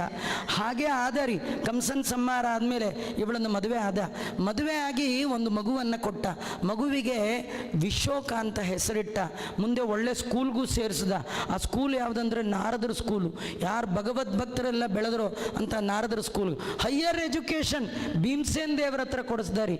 ಇಷ್ಟಕ್ಕೆಲ್ಲ ಕಾರಣ ಒಂದು ದಿನ ಭಕ್ತಿಯಿಂದ ಕೃಷ್ಣನಿಗೆ ಗಂಧವನ್ನು ಕೊಟ್ಟದ್ದು. ನಾವು ಎಷ್ಟು ದಿನ ಗಂಧ ಕೊಟ್ಟಿದ್ದೀವಿ ರೀ? ಎಂಥ ಕಾಸ್ಟ್ಲಿ ಇದ್ರೂ ಕೇಸರಿ ತಂದು ಹಾಕಿದ್ದೀವಿ. ನಮಗೆ ಮಾತ್ರ ಡೊಂಕೆ. ನಮಗೂ ಮೂರೇ ಡೊಂಕು. ಒಂದು ಮೈ ಡೊಂಕು, ಮಾತು ಡೊಂಕು, ಮನಸ್ಸು ಡೊಂಕು. ತ್ರಿಕರಣಗಳು ಡೊಂಕಾಗಿದೆ. ಆದರೆ ನಮಗೆ ಯಾಕೆ ತಿದ್ದಿಲ್ಲ? ನಾವು ಕೇಳಿಲ್ಲ. ಗಂಧ ಕೊಡುವಾಗ ಈ ಕತೆ ನೆನಪು ಮಾಡಿಕೊಂಡು ದೇವ್ರ ಕೈ ಮುಗಿದು ಅನ್ಬೇಕು, ಎನ್ನ ಮನದ ಡೊಂಕ ತಿದ್ದಯ್ಯ. ನಂದು ರಾಂಗ್ ರೂಟ್ಗೆ ಹೋಗ್ತಾ ಇದೆ ಮನಸ್ಸು. ಹರಿ ಬಿಟ್ಟು ಹರಿದಾಡ್ತಾ ಇದೆ. ಹರಿಯೇ ನಿನ್ನ ಕಡೆ ಹರಿಸು, ನೇರವಾಗಿ ಬರುವ ಹಾಗೆ, ರಾಂಗ್ ರೂಟ್ಗೆ ಹೋಗದ ಹಾಗೆ, ರಂಗನ ರೂಟಲ್ಲೇ ಬರುವ ಹಾಗೆ ಅನುಗ್ರಹ ಮಾಡು ಅಂತ ಕೇಳಿಕೊಂಡ್ರೆ ನಮ್ಮನ್ನು ಭಗವಂತ ಮಾಡ್ತಾನೆ ಅಂತ ಹೇಳ್ತಾ ಇದ್ದಾರೆ. ತ್ರಿವಕ್ರೆಯನ್ನು ಉದ್ಧಾರ ಮಾಡಿದ ಕೃಷ್ಣ. ಮುಂದೆ ಕೃಷ್ಣ ಪರಮಾತ್ಮ ಬಿಲ್ ಹಬ್ಬಕ್ಕೆ ಅಂತ ಬಂದಿದ್ದ. ಬಿಲ್ಲನ್ನು ಮುರಿದ, ಕಂಸ ಚಾಣೂರರನ್ನು ಮುರಿದ, ಕುವಲಯಾಪೀಡ ಅನ್ನುವ ಆನೆಯನ್ನು ಸಂಹಾರ ಮಾಡಿದ, ಅಂಬಷ್ಟ ಅನ್ನುವ ಮಾವುಟಿಗನನ್ನು ಸಂಹಾರ ಮಾಡಿದ. ಎತ್ತರದಲ್ಲಿ ಕುಳಿತ ಕಂಸನ ಜುಟ್ಟು ಹಿಡಿದು ನೆಲಕ್ಕೆ ಹಾಕಿ ಒಮ್ಮೆ ಗುದ್ದಿದಾರಿ. ಎರಡನೇ ಗುದ್ದಕ್ಕೆ ಕಂಸ ಇಲ್ಲೇ ಇಲ್ಲ. ಕಂಸನ ಒಳಗಿರುವ ಉತ್ತಮರಾದ ಭೃಗು ಋಷಿಗಳಿಗೆ ಉತ್ತಮವಾದ ಗತಿಯನ್ನು ಕೊಟ್ಟ. ಪಾಪಿಯಾದ ಕಾಲನೇಮಿ ಅವನೇ ಕಂಸ, ಅವನನ್ನು ಸಂಹಾರ ಮಾಡಿದ್ದಾನೆ. ಮುಂದೆ ಉಗ್ರಸೇನನನ್ನು ಬಿಡುಗಡೆ ಮಾಡಿದ, ಅಪ್ಪನನ್ನು ಬಿಡುಗಡೆ ಮಾಡಿದ. ಅಮ್ಮನ ಮುಂದೆ ಕೈ ಮುಗಿದು ನಿಂತ. ನೀವು ನಮ್ಮಪ್ಪ ಅಮ್ಮ ಅಂತ ಇವತ್ತೇ ನನಗೆ ಗೊತ್ತಾಯಿತು ಅಂದ. ಯಾರೋ ಮಾತಾಡ್ಕೊಳ್ತಾ ಇದ್ರು. ಅದು ನನ್ನಂಥ ಮಗನ ಪಡೆದು ಏನು ಪ್ರಯೋಜನ? ನಿಮಗಂತೂ ಜೈಲು ವಾಸ ತಪ್ಪಲಿಲ್ಲ ಅಂದಾಗ ಅಮ್ಮನಿಗಂದ, ಅಮ್ಮ ನಿನಗೇನಿದ್ರೆ ಆಸೆ ಹೇಳು, ನಾನು ಪೂರೈಸ್ತೀನಿ. ಅವಳಂದ್ಲು, ನನ್ನ 6 ಮಕ್ಕಳು ಸತ್ತೋಗಿದೆಯಪ್ಪ, ಅದೆಲ್ಲ ಬೇಕು ಅಂದ್ಲು. ಕೃಷ್ಣ ಅಂದ, ಯಾವತ್ತೋ ಸತ್ತೋರ್ನ ಇವತ್ತು ಯಾಕೆ ಕೇಳ್ತೀಯ? ಇಲ್ಲ, ನನ್ನೊಂದು ಡ್ಯೂಟಿ ಇದೆ. ಆ ಮಕ್ಳಿಗೆ ಒಂದು ಲೋಟ ಹಾಲು ಕೂಡ ಕೊಡಲಿಲ್ಲ. ಅಲ್ಲ, ಮೊದಲೇ ಕೊಡಬೇಕಿತ್ತು. ನಾ ಏನೋ ಕೊಡ್ಲಿಕ್ಕೆ ಹೋದೆ, ಅವೇ ಕೂಗ್ಬಿಟ್ವು. ನಮ್ಮ ಅಣ್ಣ ಕಂಸ ಬಂದು ಕೊಂದು ಹಾಕಿಬಿಟ್ಟ. ಆ ಮಕ್ಳಿಗೊಂದು ಸ್ವಲ್ಪ ಹಾಲು ಕೊಡಬೇಕು. ತಾಯಿ ಮಮಕಾರ ಹೇಳಿದಾಗ ಕೃಷ್ಣ ಆಯಿತು ಅಂಥೇಳಿ ಸೀದಾ ಹೋಗಿ ಆ ಮಕ್ಕಳನ್ನು ಕರ್ಕೊಂಡು ಬಂದ. ಆ ಮಕ್ಕಳಿಗೆಲ್ಲ ಕೇಳ್ದ, ಅಲ್ಲ ಸಾಯೋದು ಸತ್ರಿ, ಹಾಲು ಕುಡಿದು ಸಾಯಬಾರ್ದ? ಏನು ಅರ್ಜೆಂಟ್ ನಿಮಗೆ ಅಂತ ಕೇಳಿದೆ. ಆ ಮಕ್ಕಳೆಲ್ಲ ಹೇಳಿದ್ವು, ನಾವೇನು ಬಂದದ್ದೇ ಕುಡಿಲಿಕ್ಕೆ. ಯಾಕೆ ಕುಡಿಲಿಲ್ಲ ಅಂದರೆ, ನಾವು ಕುಡಿದು ಬಿಟ್ಟರೆ ಆಮೇಲೆ ಬರೋ ನಿನಗೆ ಎಂಜಲಾಗತ್ತೆ ಅಂಥೇಳಿ ನಾವು ಹಾಲು ಕುಡಿಲಿಲ್ಲ. ಬೇಕಾದ್ರೆ ಪ್ರಾಣ ಬಿಡ್ತೇವೆ, ಪ್ರಾಣ ಬೇಕಾದರೂ ಬಿಡ್ತೇವೆ, ಎಂಜಲ ಹಾಲು ನಿಂಗಿಡಲ್ಲ. ಇದ್ರೊಳಗೆ ನಮಗೊಂದು ಕತೆ ಇದೆ ರೀ. ಭಾಗವತ ಇದ್ಯಾವುದೋ ಕತೆ ಹೇಳಿ ಚಪ್ಪಾಳೆ ಕೇಳಿ ಕೆನ್ನೆ ತಟ್ಕೊಳ್ಳೋಕೆ ಕೇಳಿಲ್ಲ. ಮನೇಲಿ ತರಿಸೋದೇ ಅರ್ಧ ಲೀಟ್ರ್ ಪ್ಯಾಕೆಟ್. ಆ ಪ್ಯಾಕೆಟಲ್ಲಿ 1/4 ಲೀಟ್ರ್ ಮೊದಲು ಕಾಫಿ ಮಾಡಿ ಬಸ್ಕೊಂಡು ಉಳಿದು 1/4 ಲೀಟ್ರನ್ನ ದೇವ್ರಿಗೆ ಅಭಿಷೇಕ ಮಾಡಿದ್ರು ದೇವರು ಬಿಡಲ್ಲ. ಉಪವಾಸ ಇರಬೇಕು. ನಾವು ತಿಂದು ದೇವರಿಗೆ ಕೊಡಬಾರ್ದು ಅನ್ನುವ ಕತೆ ಭಾಗವತ ನಮಗೆ ತೋರಿಸ್ತಾ ಇದೆ. ಅಪ್ಪನಿಗೆ ಹೇಳ್ದ, ತುಂಬ ಟೈಮ್ ಆಗೇ ಹೋಯಿತು, ಮುಂಜಿ ಮಾಡು ಅಂದ. ಮದುವೆ ಆಗೋಗ್ಬಿಟ್ಟಿತ್ತು, ಒಂದು ಮುಂಜಿ ಮಾಡಿಕೊಂಡ. ಆಮೇಲೆ ಪಾಠಕ್ಕೆ ಹೋಗ್ತೀನಿ ಇಂದ. ಆಚಾರ ಹತ್ರ ಶಾರ್ಟ್ ಟರ್ಮ್ ಕೋರ್ಸ್ ಹೇಳ್ಕೊಡಿ ಇಂದ. ಅವರಂದ್ರು ಶಾರ್ಟೆಸ್ಟ್ ಕೋರ್ಸ್ ಅಂದರೆ 64 ವಿದ್ಯೆ 64 ದಿನ. ಇದು ನಿಂಗೆ ಪಾಠ ಅಲ್ಲ, ನನ್ನ ಪಾರಾಯಣ. ಇದು ನಿನ್ನ ಪರೀಕ್ಷೆ ಅಲ್ಲ, ನನ್ನ ಪರೀಕ್ಷೆ ಅಂಥೇಳಿ 64 ವಿದ್ಯೆ ಹೇಳಿಕೊಟ್ಟು ಅವನ ದಕ್ಷಿಣೆ ಏನು ಕೊಡಬೇಕು ಆಚಾರ್ಯ ಎಂದ. ಏನಿಲ್ಲ, ನಾನೇ ನಿಂಗೊಂದು ಪ್ರದಕ್ಷಿಣೆ ಮಾಡಿಬಿಡ್ತೀನಿ ಅಂಥೇಳಿ ಅವನಿಗೆ ಪ್ರದಕ್ಷಿಣೆ ಮಾಡಿದ್ದಾರೆ. ಗುರುವಿನ ಪತ್ನಿ ಕೇಳಿದ್ದಾಳೆ, 20 ವರ್ಷದ ಕೆಳಗೆ ಸತ್ತ ಮಗ ನನಗೆ ಬೇಕು. ತಂದುಕೊಟ್ಟರಿ, ಗುರುದಕ್ಷಿಣ ಕೊಟ್ಟಿದ್ದಾನೆ ಭಗವಂತ. ಆ ನಂತರದಲ್ಲಿ ದ್ವಾರಕೆಗೆ ಹೋದ. ಆ ನಂತರದಲ್ಲಿ ರುಕ್ಮಿಣಿಯ ಜೊತೆಗೆ ತಾನು ಪಾಣಿಗ್ರಹಣವನ್ನು ಮಾಡಿಕೊಂಡಿದ್ದಾನೆ. ಜಗತ್ತಿನ ದುರ್ಜನರನ್ನೆಲ್ಲ ದುರ್ಯೋಧನನ ಪಾರ್ಟಿ ಮಾಡಿಸಿದ, ಸಜ್ಜನರನ್ನು ಪಾಂಡವರನ್ನಾಗಿ ಮಾಡಿದ, ಇಬ್ಬರಿಗೆ ಯುದ್ಧವನ್ನು ನಿಶ್ಚಯ ಮಾಡಿಸಿದ. ರಣರಂಗದ ಮಧ್ಯದಲ್ಲಿ ನಿಂತು ಭಗವದ್ಗೀತೆಯನ್ನು ಅರ್ಜುನನಿಗೆ ಉಪದೇಶ ಮಾಡುವ ಮೂಲಕ ಜಗತ್ತಿನ ಎಲ್ಲ ಸಜ್ಜನರ ಪ್ರಶ್ನೆಗಳಿಗೆ ಉತ್ತರವನ್ನು ಕೊಟ್ಟ ಏಕೈಕ ಆ ಭಗವಂತ ಉತ್ತರವನ್ನು ಕೊಟ್ಟ. ಯುದ್ಧವನ್ನು ಮಾಡಿಸಿದ. ಪರಿತ್ರಾಣಾಯ ಸಾಧೂನಾಂ ವಿನಾಶಾಯ ಚ ದುಷ್ಕೃತಾಂ ಧರ್ಮ ಸಂಸ್ಥಾಪನಾರ್ಥಾಯ. ಧರ್ಮ ಅಂದರೆ ಧರ್ಮರಾಜನ ಸ್ಥಾಪನೆಗೋಸ್ಕರವಾಗಿ ಮತ್ತೆ ಮತ್ತೆ ಬರ್ತೀನಿ ಅಂಥೇಳಿ ಧರ್ಮರಾಜನನ್ನು ಕೂಡಿಸಿದ. ಮುಂದೆ ಉದ್ಧವರಿಗೆ ಅದ್ಭುತವಾದ ಗೀತೆ. ಉದ್ಧವ ಭವಗೀತ ಉಪದೇಶ ಮಾಡಿದ. ಮತ್ತು ಎಲ್ಲ ಬ್ರಹ್ಮಾದಿ ದೇವತೆಗಳು ಕರೆಯುವಾಗ 105 ವರ್ಷಗಳಷ್ಟು ಕಾಲ ಭೂಮಿಯಲ್ಲಿ ಕಣ್ಣಿಗೆ ಕಾಣುವಂತೆ ಎಲ್ಲರ ಮುಂದಿದ್ದು ಯಾವ ದೇಹದಿಂದ ಬಂದ ಅದೇ ಶಂಖಚಕ್ರ ಗದಾ ಪದ್ಮದಿಂದ ಯುಕ್ತನಾಗಿ ಬ್ರಹ್ಮದೇವರು ಕೂಗುವಾಗ ಪರಂಧಾಮಕ್ಕೆ ಕುರಿತು ಹೊರಟ ಕೃಷ್ಣನ ಕಥೆಯನ್ನು ಭಾಗವತ 11ನೇ ಸ್ಕಂದದ ತನಕ 9ರಲ್ಲಿ ಆರಂಭ ಮಾಡಿ 10ರ ಪೂರ್ವಾರ್ಧ ಉತ್ತರಾರ್ಧದಲ್ಲಿ ಹೇಳಿ 11 ಪರಿಪೂರ್ಣವಾಗಿ ಕೃಷ್ಣನ ಕಥೆ ಹೇಳಿ 12ನೇ ಸ್ಕಂದದಲ್ಲಿ ಮಾರ್ಕಂಡೇಯರ ಚರಿತ್ರೆಯನ್ನು ಹೇಳಿ ಭಾಗವತ ಮುಕ್ತಾಯ ಮಾಡುವಂಥದ್ದು. ಆ ಭಾಗವತವನ್ನು ಕೇಳಿದ ಪರೀಕ್ಷಿತ ಶುಕಾಚಾರ್ಯರಿಗೆ ಹೇಳ್ತಾರೆ, ಇನ್ನು ನಾನು ಮಾತಾಡೋಲ್ಲ, ನಿಮ್ಮಂಥ ಸಜ್ಜನರು ಉಪದೇಶ ಮಾಡಿದ್ದೀರಿ, ವರಗುರು ಉಪದೇಶ ನೆರವಾಯಿತೆನಗೀಗ ಇನ್ನೇನು ಹರಿದಾಸರು ಎನ್ನ ಬಂಧುಗಳಾದರು ಇನ್ನೇನು, ನನಗಿನ್ ಸಾವಿನ ಭಯ ಇಲ್ಲ, ಸೂರ್ಯಾಸ್ತಮಾನದ ಒಳಗೆ ಬರಲಿ, ಅದು ಯಾವ ಹಾವು ಬರುತ್ತೋ ಬರಲಿ, ಕಚ್ಚಲಿ ಅಂತ ಸಾವನ್ನು ಸ್ವಾಗತ ಮಾಡಿದ ಮಹಾನುಭಾವ ಪರೀಕ್ಷಿತ. ಸಂಜೆ ಆಯಿತು, ಹಾವು ಬಂತು, ಕುತ್ತಿಗೆಗೆ ಹಿಡ್ಕೊಳ್ತು, ಇನ್ನೇನು ಕಚ್ಚಬೇಕ್ರಿ, ಫ್ರ್ಯಾಕ್ಷನ್ ಆಫ್ ಸೆಕೆಂಡಲ್ಲಿ ಗುರುಗಳು ಉಪದೇಶ ಮಾಡಿದ ಕ್ರಮದಲ್ಲಿ ದೇಹತ್ಯಾಗ ಮಾಡಿಬಿಟ್ಟ. ತನ್ನ ದೇಹವನ್ನು ಕಡಿಯೋದನ್ನು ಮೇಲೆ ನಿಂತು ತಾನೇ ನೋಡ್ತಾ ಬೆಜೆ ಖಗೇಂದ್ರ ಧ್ವಜ ಪಾದ ಮೂಲಂ, ಭಗವಂತನ ಪಾದ ಮೂಲವನ್ನು ಸೇರಿದ ಕತೆ ಭಾಗವತ ಅತ್ಯುತ್ತಮವಾಗಿ ವರ್ಣನೆ ಮಾಡಿರ್ತಕ್ಕಂಥದ್ದು. ಇಂತಹ ಭಾಗವತವನ್ನು ಹೇಳಬೇಕಾದ್ರೆ ಅದು ಗುರುಗಳ ಅನುಗ್ರಹ ಬಹಳ ಮುಖ್ಯ. ನಾವು ಓದಿದ್ದೆಲ್ಲ ಕೆಲಸಕ್ಕೆ ಬರಲ್ಲ, ದೊಡ್ಡವರ ದಯ, ಗುರುವಿನ ಗುಲಾಮನಾಗುವ ತನಕ ದೊರೆಯದಣ್ಣ ಮುಕುತಿ ಅಂತ ಹೇಳ್ತಾರೆ. ಆಗಲೇ ನಮ್ಮ ಪಾರ್ಥಸಾರಥಿ ಆಚಾರ್ಯರು ಹೇಳಿದ ಹಾಗೆ ನನಗೊಂದು ದೊಡ್ಡ ಅನುಗ್ರಹ ಅಂದರೆ ಪರಮ ಪೂಜ್ಯ ಪ್ರಾತಸ್ಮರಣೀಯರಾದ ಯತಿಕುಲ ಚಕ್ರವರ್ತಿಗಳು ಅಂತ ಎಲ್ಲ ಯತಿಗಳಿಂದ ಮಾನ್ಯರಾದ ಪರಮ ಪೂಜ್ಯ ಪೇಜಾವರ ಸ್ವಾಮಿಗಳು 5ನೇ ಪರ್ಯಾಯದಲ್ಲಿ ಈ ಭಾಗವತ ತಾತ್ಪರ್ಯವನ್ನು ನಮಗೆ ಪಾಠ ಹೇಳಿದರು. ಎಂಥ ಕಷ್ಟ ಕಾಲದಲ್ಲಿ ಅವ್ರಿಗೆ ಆಪರೇಷನ್ ಆಗಿತ್ತು, ಹೇಳೋಕ್ಕಾಗಲ್ಲ ಕೂಡಕ್ಕಾಗಲ್ಲ, ಅಂಥ ದಿನವೂ ಬಿಡದೆ ಅವರು ಪಾಠ ಮಾಡಿದ ಆ ಋಣ 7 ಜನ್ಮ ಅಲ್ಲ 100 ಜನ್ಮಗಳಾದರೂ ಗುರುಗಳ ಋಣವನ್ನು ತೀರಿಸ್ಲಿಕ್ಕೆ ಸಾಧ್ಯ ಇಲ್ಲ. ಅಂಥ ಪರಮ ಪೂಜ್ಯ ಪಾದಾರವಿಂದವನ್ನು ಸ್ಮರಣೆ ಮಾಡ್ತಾ ಅವರಿಗೆ ಅಂತರ್ಯಾಮಿಯಾದ ಆ ವೆಂಕಟರಮಣನಿಗೆ ಈ ಭಾಗವತವನ್ನು ಅರ್ಪಣೆ ಮಾಡ್ತಾ ಇದ್ದೇನೆ. ನೀವೆಲ್ಲ ಬಹಳ ಒಂದು ಆತ್ಮೀಯತೆಯಿಂದ ನನ್ನನ್ನು ಆದರಪೂರ್ವಕವಾಗಿ ಈ ಕಾರ್ಯಕ್ರಮಕ್ಕೆ ಬರಮಾಡಿಕೊಂಡು ಭಾಗವತ ಹೇಳುವ ಭಾಗ್ಯ ಅಧಿಕ ಮಾಸದಲ್ಲಿ ನನ್ನ ಪಾಲಿಗೆ ಕೊಡಿಸಿದ್ದೀರಿ. ಹೇಳಿಸಿದ ನಿಮಗೂ ಮತ್ತು ಕೇಳಿದ ಎಲ್ಲರಿಗೂ ಈ ಎಲ್ಲ ಅವಕಾಶಕ್ಕೆ ಕಾರಣರಾಗಿರ್ತಕ್ಕಂತಹ ಪರಮ ಪೂಜ್ಯ ಶ್ರೀಮದ್ ವಿದ್ಯಾಧೀಶ ಶ್ರೀಪಾದ ಒಡೆಯ ಸ್ವಾಮಿಗಳವರಿಗೂ ಕೂಡ ನಾನು ತನ್ನ ಕೃತಜ್ಞತೆಯನ್ನು ಸಲ್ಲಿಸ್ತಾ ನನ್ನ 4 ಮಾತುಗಳನ್ನು ಭಗವಂತನ ಪಾದಾರವಿಂದದಲ್ಲಿ ಅರ್ಪಣೆ ಮಾಡಿದ್ದೇನೆ. ಶ್ರೀ ಕೃಷ್ಣಾರ್ಪಣಮಸ್ತು. ಸರ್ವೇಂದ್ರಿಯ ಪ್ರೇರಕೇಣ ಶ್ರೀ ಪ್ರಾಣಪತಿನೇರಿತಃ ಯದವೋಚ ಮಹಂತೇನ ಪ್ರಿಯತಾಂ ಕಮಲಾಲಯ ಮಧ್ವೇಶಾರ್ಪಣಮಸ್ತು. ಕೃಷ್ಣಾರ್ಪಣಮಸ್ತು.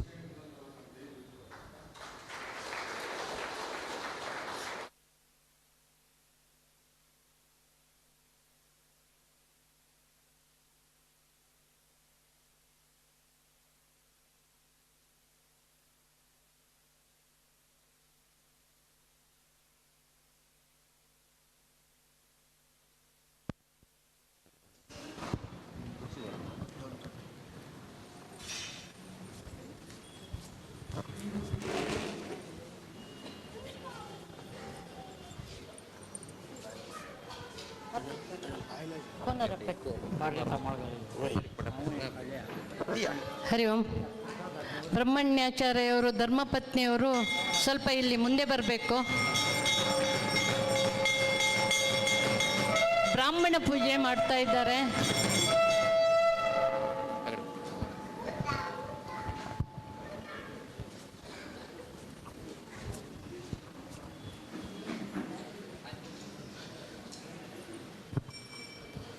ಹಂಗ ವಿರಾಜಮಾನ್ ಜಾವನ ಶಿಲೆ ಪುರುಷೋತ್ತಮ ದೇವಾಕ ನಮಸ್ಕಾರ ಕೋರ್ನು. ಪರಮ ಪೂಜ್ಯ ಗುರುವರ್ಯ ಶ್ರೀಮದ್ ವಿದ್ಯಾಧೀಶ ಸ್ವಾಮಿಯ ಚರಣಾರವಿಂದಾಕ ನಮಸ್ಕಾರ ಕೋರ್ನು. ಆಜಿ ಬ್ರಹ್ಮಣ್ಯ ತೀರ್ಥ ಆಚಾರ್ ಹಂಗೆಲ್ಲ ಭಾಗವತ ಆಜಿಕ ಮಂಗಲ್ ಜತಾಸ ಅತ್ತ ಅಜ್ಜ ಸೇವಾದಾರ್ ಜಾವನ ಶಿಲೆ ವಾಮನಾಚಾರ್ಯ ಮಾಮನ ತಂಕ ಬ್ರಾಹ್ಮಣ ಪೂಜನ್ ಕರ್ಕ म्हणू ದಂಪತಿ ಪೂಜನ ಆಪೈತಾಸ್. 18 ಜುಲೈ ದೋರ್ನು ಅಧಿಕ ಮಾಸಾಚೆ ಆಚರಣ ದ್ವಾರಕನಾಥ್ ಭವನ ಅಂತೂ ಜತಾಸ आमगेले कमिटीचे प्रेसिडेंट द्वारकानाथ भवनाचे अमरनाथ कामत मामा आज आयला ताकाय आम्ही स्वागत करता आसाची. तशीच फाय दौरनो ಪ್ರವಚನ करतले ಅರಳು ಮಲ್ಲಿಗೆ ಪಾರ್ಥಸಾರಥಿ ಅವರು ಇವತ್ತು ನಮ್ಮ ಜೊತೆ ಇದ್ದಾರೆ. ನಾಳೆಯಿಂದ ಅವರ ಪ್ರವಚನ ಪ್ಲಸ್ ಅವರು ಆಲ್ರೆಡಿ ಹೇಳಿದ್ದಾರೆ ಪ್ರಾರ್ಥನೆ ಪ್ರವಚನ ಸ್ಟಾರ್ಟ್ ಆಗುವ ಮೊದಲು ಅರ್ಧ ಗಂಟೆ ಎಲ್ಲರೂ ಅವರ ಜೊತೆ ವಿಷ್ಣು ಸಹಸ್ರನಾಮ ಹೇಳಬೇಕು ಹೇಳಿ, ಅದು ಎಲ್ಲರ ಭಾಗ್ಯ. ಸೊ ನಮಗೆ ಆ ಭಾಗ್ಯ ಇನ್ನು 7 ದಿವಸ ವಿಷ್ಣು ಸಹಸ್ರನಾಮ ಹೇಳೋದು ಭಾಗ್ಯ ಪಾರ್ಥಸಾರಥಿ ಅರಳು ಮಲ್ಲಿಗೆ ಅವ್ರ ಜೊತೆಯಲ್ಲಿ ಆಗುತ್ತೆ ಹೇಳೋದಕ್ಕೆ ನನಗೆ ಭಾರಿ ಖುಷಿ ಆಗುತ್ತದೆ. अधिक मासाचे आयचे दोन्हीचे राम विठ्ठल आचार्य थ्रू जालेले नरसिंह पुराण तशेंच आता Bhagavat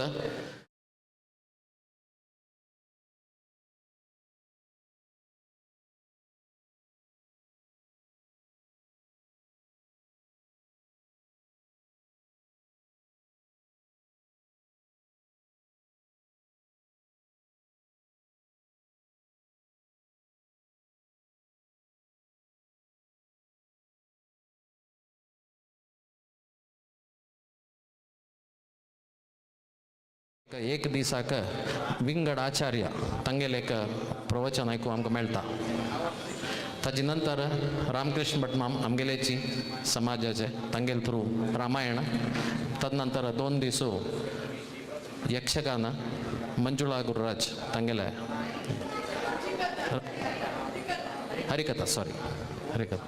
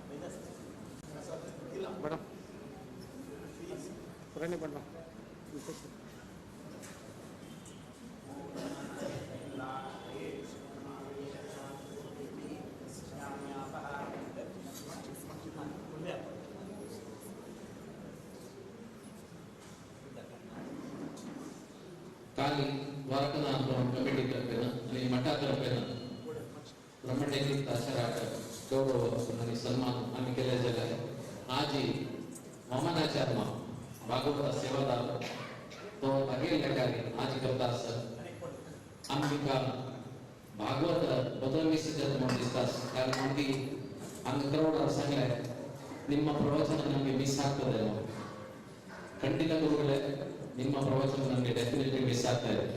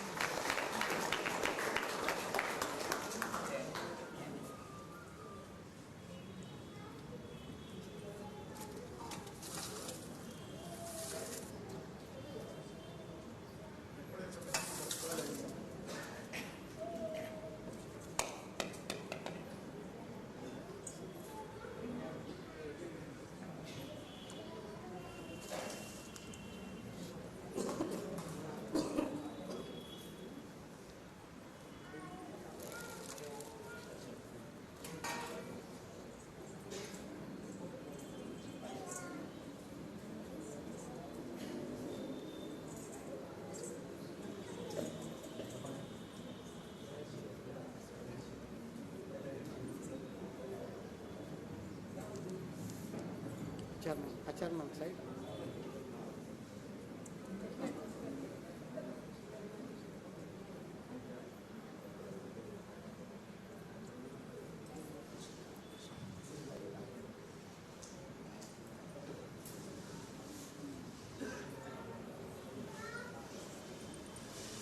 Back the man, Pandit alla back the man.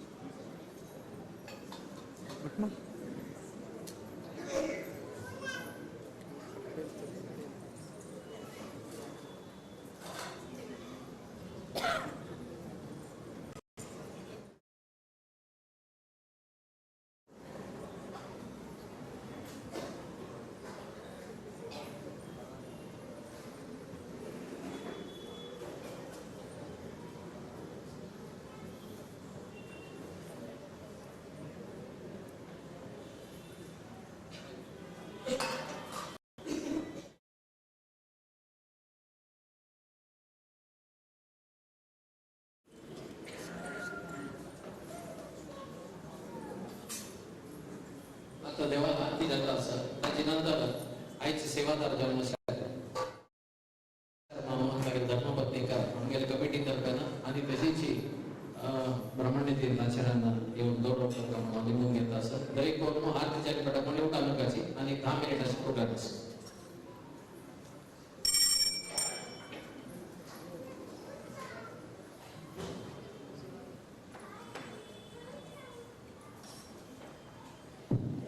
आईचे एकत्रित सेवादार डॉक्टर सुरेश भाई अँड फॅमिली त्यांनी लंडन असे त्याचा नेवच्या जायगी आणि काणेकर जेव्हा पेटेला तशीच यू सुरेंद्र प्रभू त्यांनी नेवच्या जायगी त्यांनी सहतारीखे घेतलं म्हणून सांगून घेतला तसं आईच्या सेवादाराचे मामनाच्या म्हणून घेतला 70 दिवस सेवादार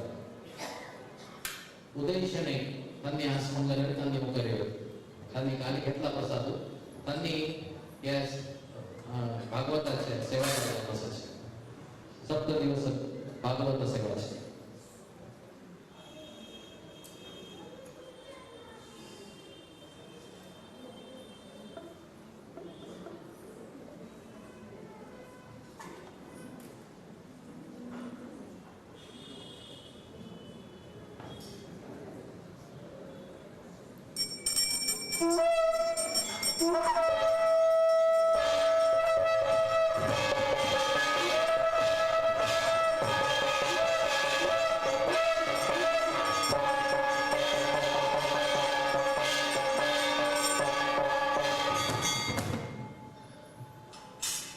ಆಮೇಲೆ ನೆಕ್ಸ್ಟ್ ಆಯ್ತಾರು ಲಕ್ಷ ತುಳಸಿ ಅರ್ಚನೆ ಹಕ್ಕ ಪುರಾಣ ಸಹಕಾರ ಮಸ್ತ್ ಜೋಕ ಆಮಗ ಐತಮಳರಮೆ ಲಕ್ಷ ತುಳಸಿ ಆಮಗ 5 ತಾರೀಕಿಗೆ ಆಮಗ ಸೊಡೈತ ಪೂರ ಜನ ಮಗ 100 ಜನ ವಾಲಂಟಿಯರ್ ಜೋಕ ಓಕೆ ಬೇ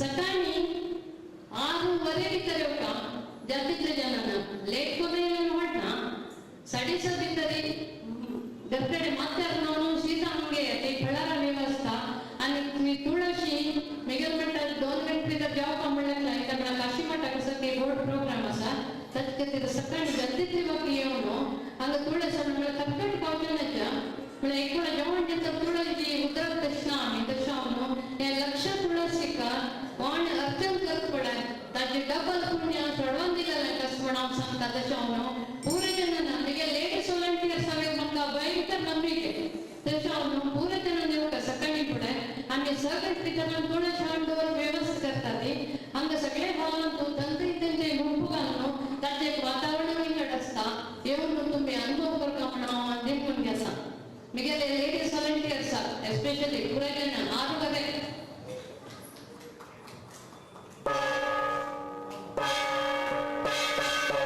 Thank you.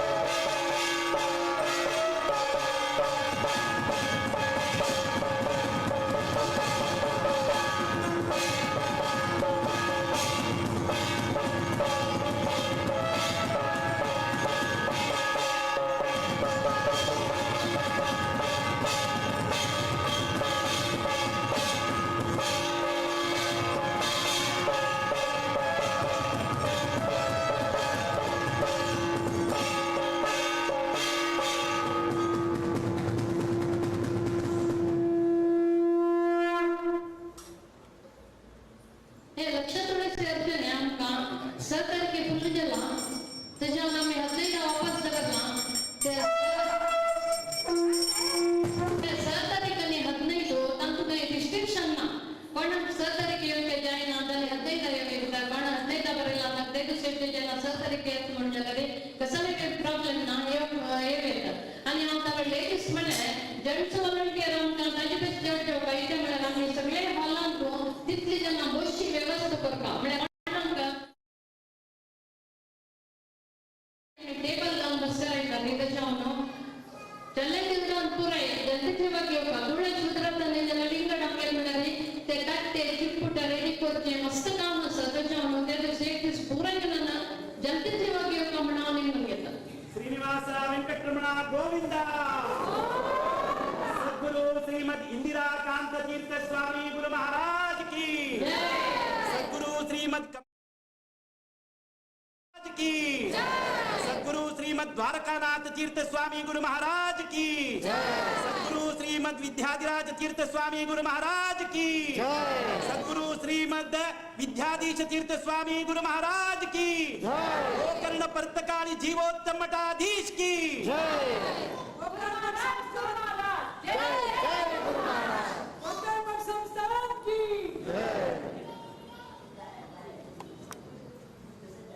हदिनैदा तारखेला संगम में भारत माता दिवस म्हणून इथे ऑगस्ट 15 स्वातंत्र्य मिळाले त्याच्या नंतर जातीच्या जणांना एवढं आशिक की तुम्ही प्रवचन कसे आमचं देव इम्पॉर्टंट की तसे आम्ही देश इम्पॉर्टंट आम्ही भारत देश आम्ही संस्कृती भरल्यावर मात्र आम्ही देवाक अनेक पूजन तुमका आमची परिस्थिती पुरा जण होत असं त्याच्यामुळे आम्ही धर्म संस्कृती ಹೊರಗ ಜನರಿ आम्ही देशामध्ये सुरेख मोग असतं त्याच्यामध्ये संगड पुरा जण निवडा म्हणून आम्ही कमिटी तर्फे एवढं सगळं समाजातर्फे नाव निवडून घेतात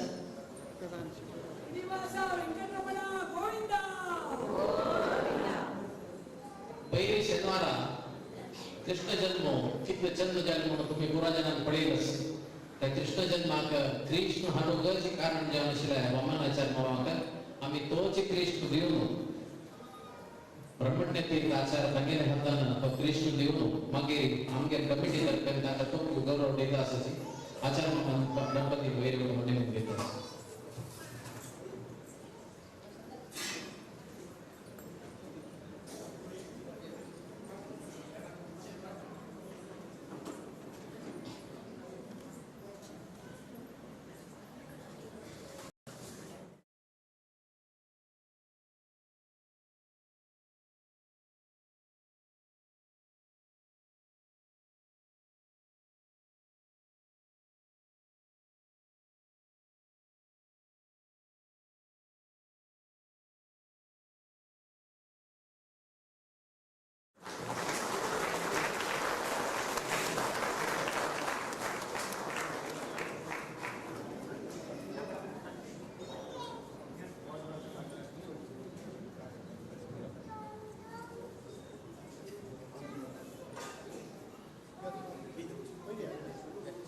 अच्छा मैम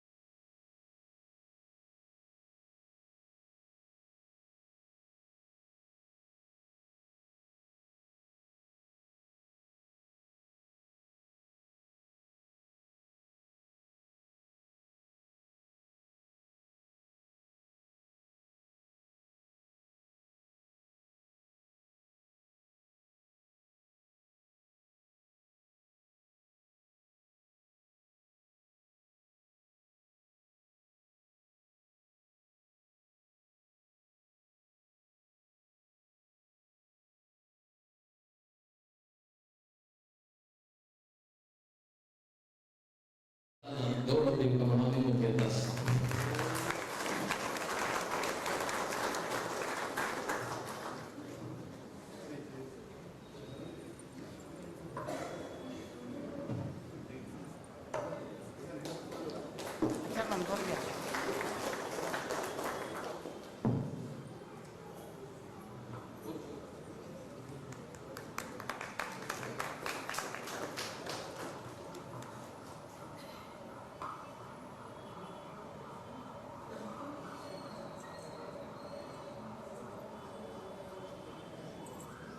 धन्यवाद मामन माम तुमगेल किती आमच्या सगळे जणांचे एक भागवत ऐकूच आहे एक योग मेळ म्हणून असं दिसपवतास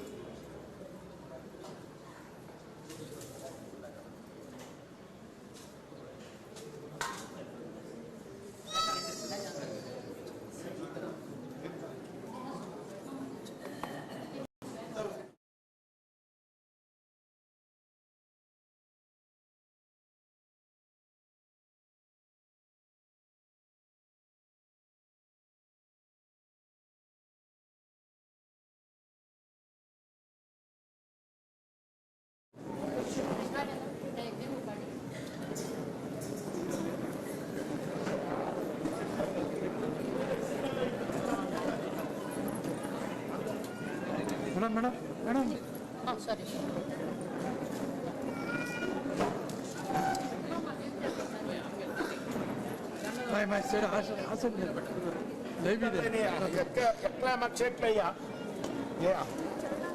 పాత పూజకెళ్ళరా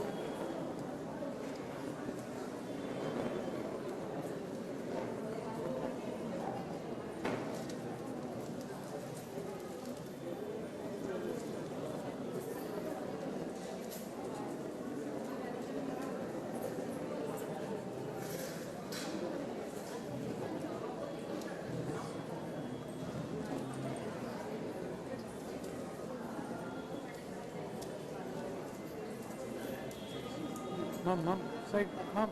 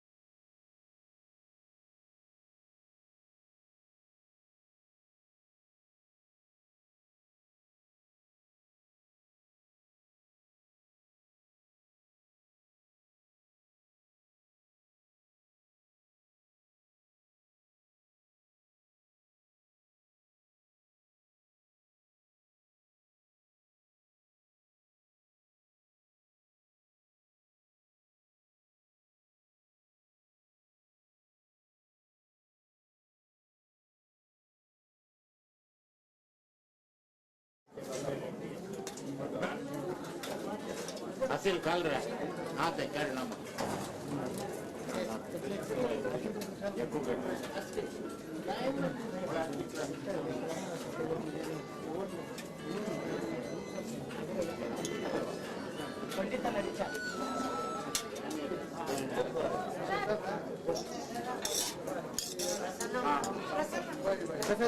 ಮಾರುತಿ ನಾನು ಇಲ್ಲಿದ್ದೇನೆ.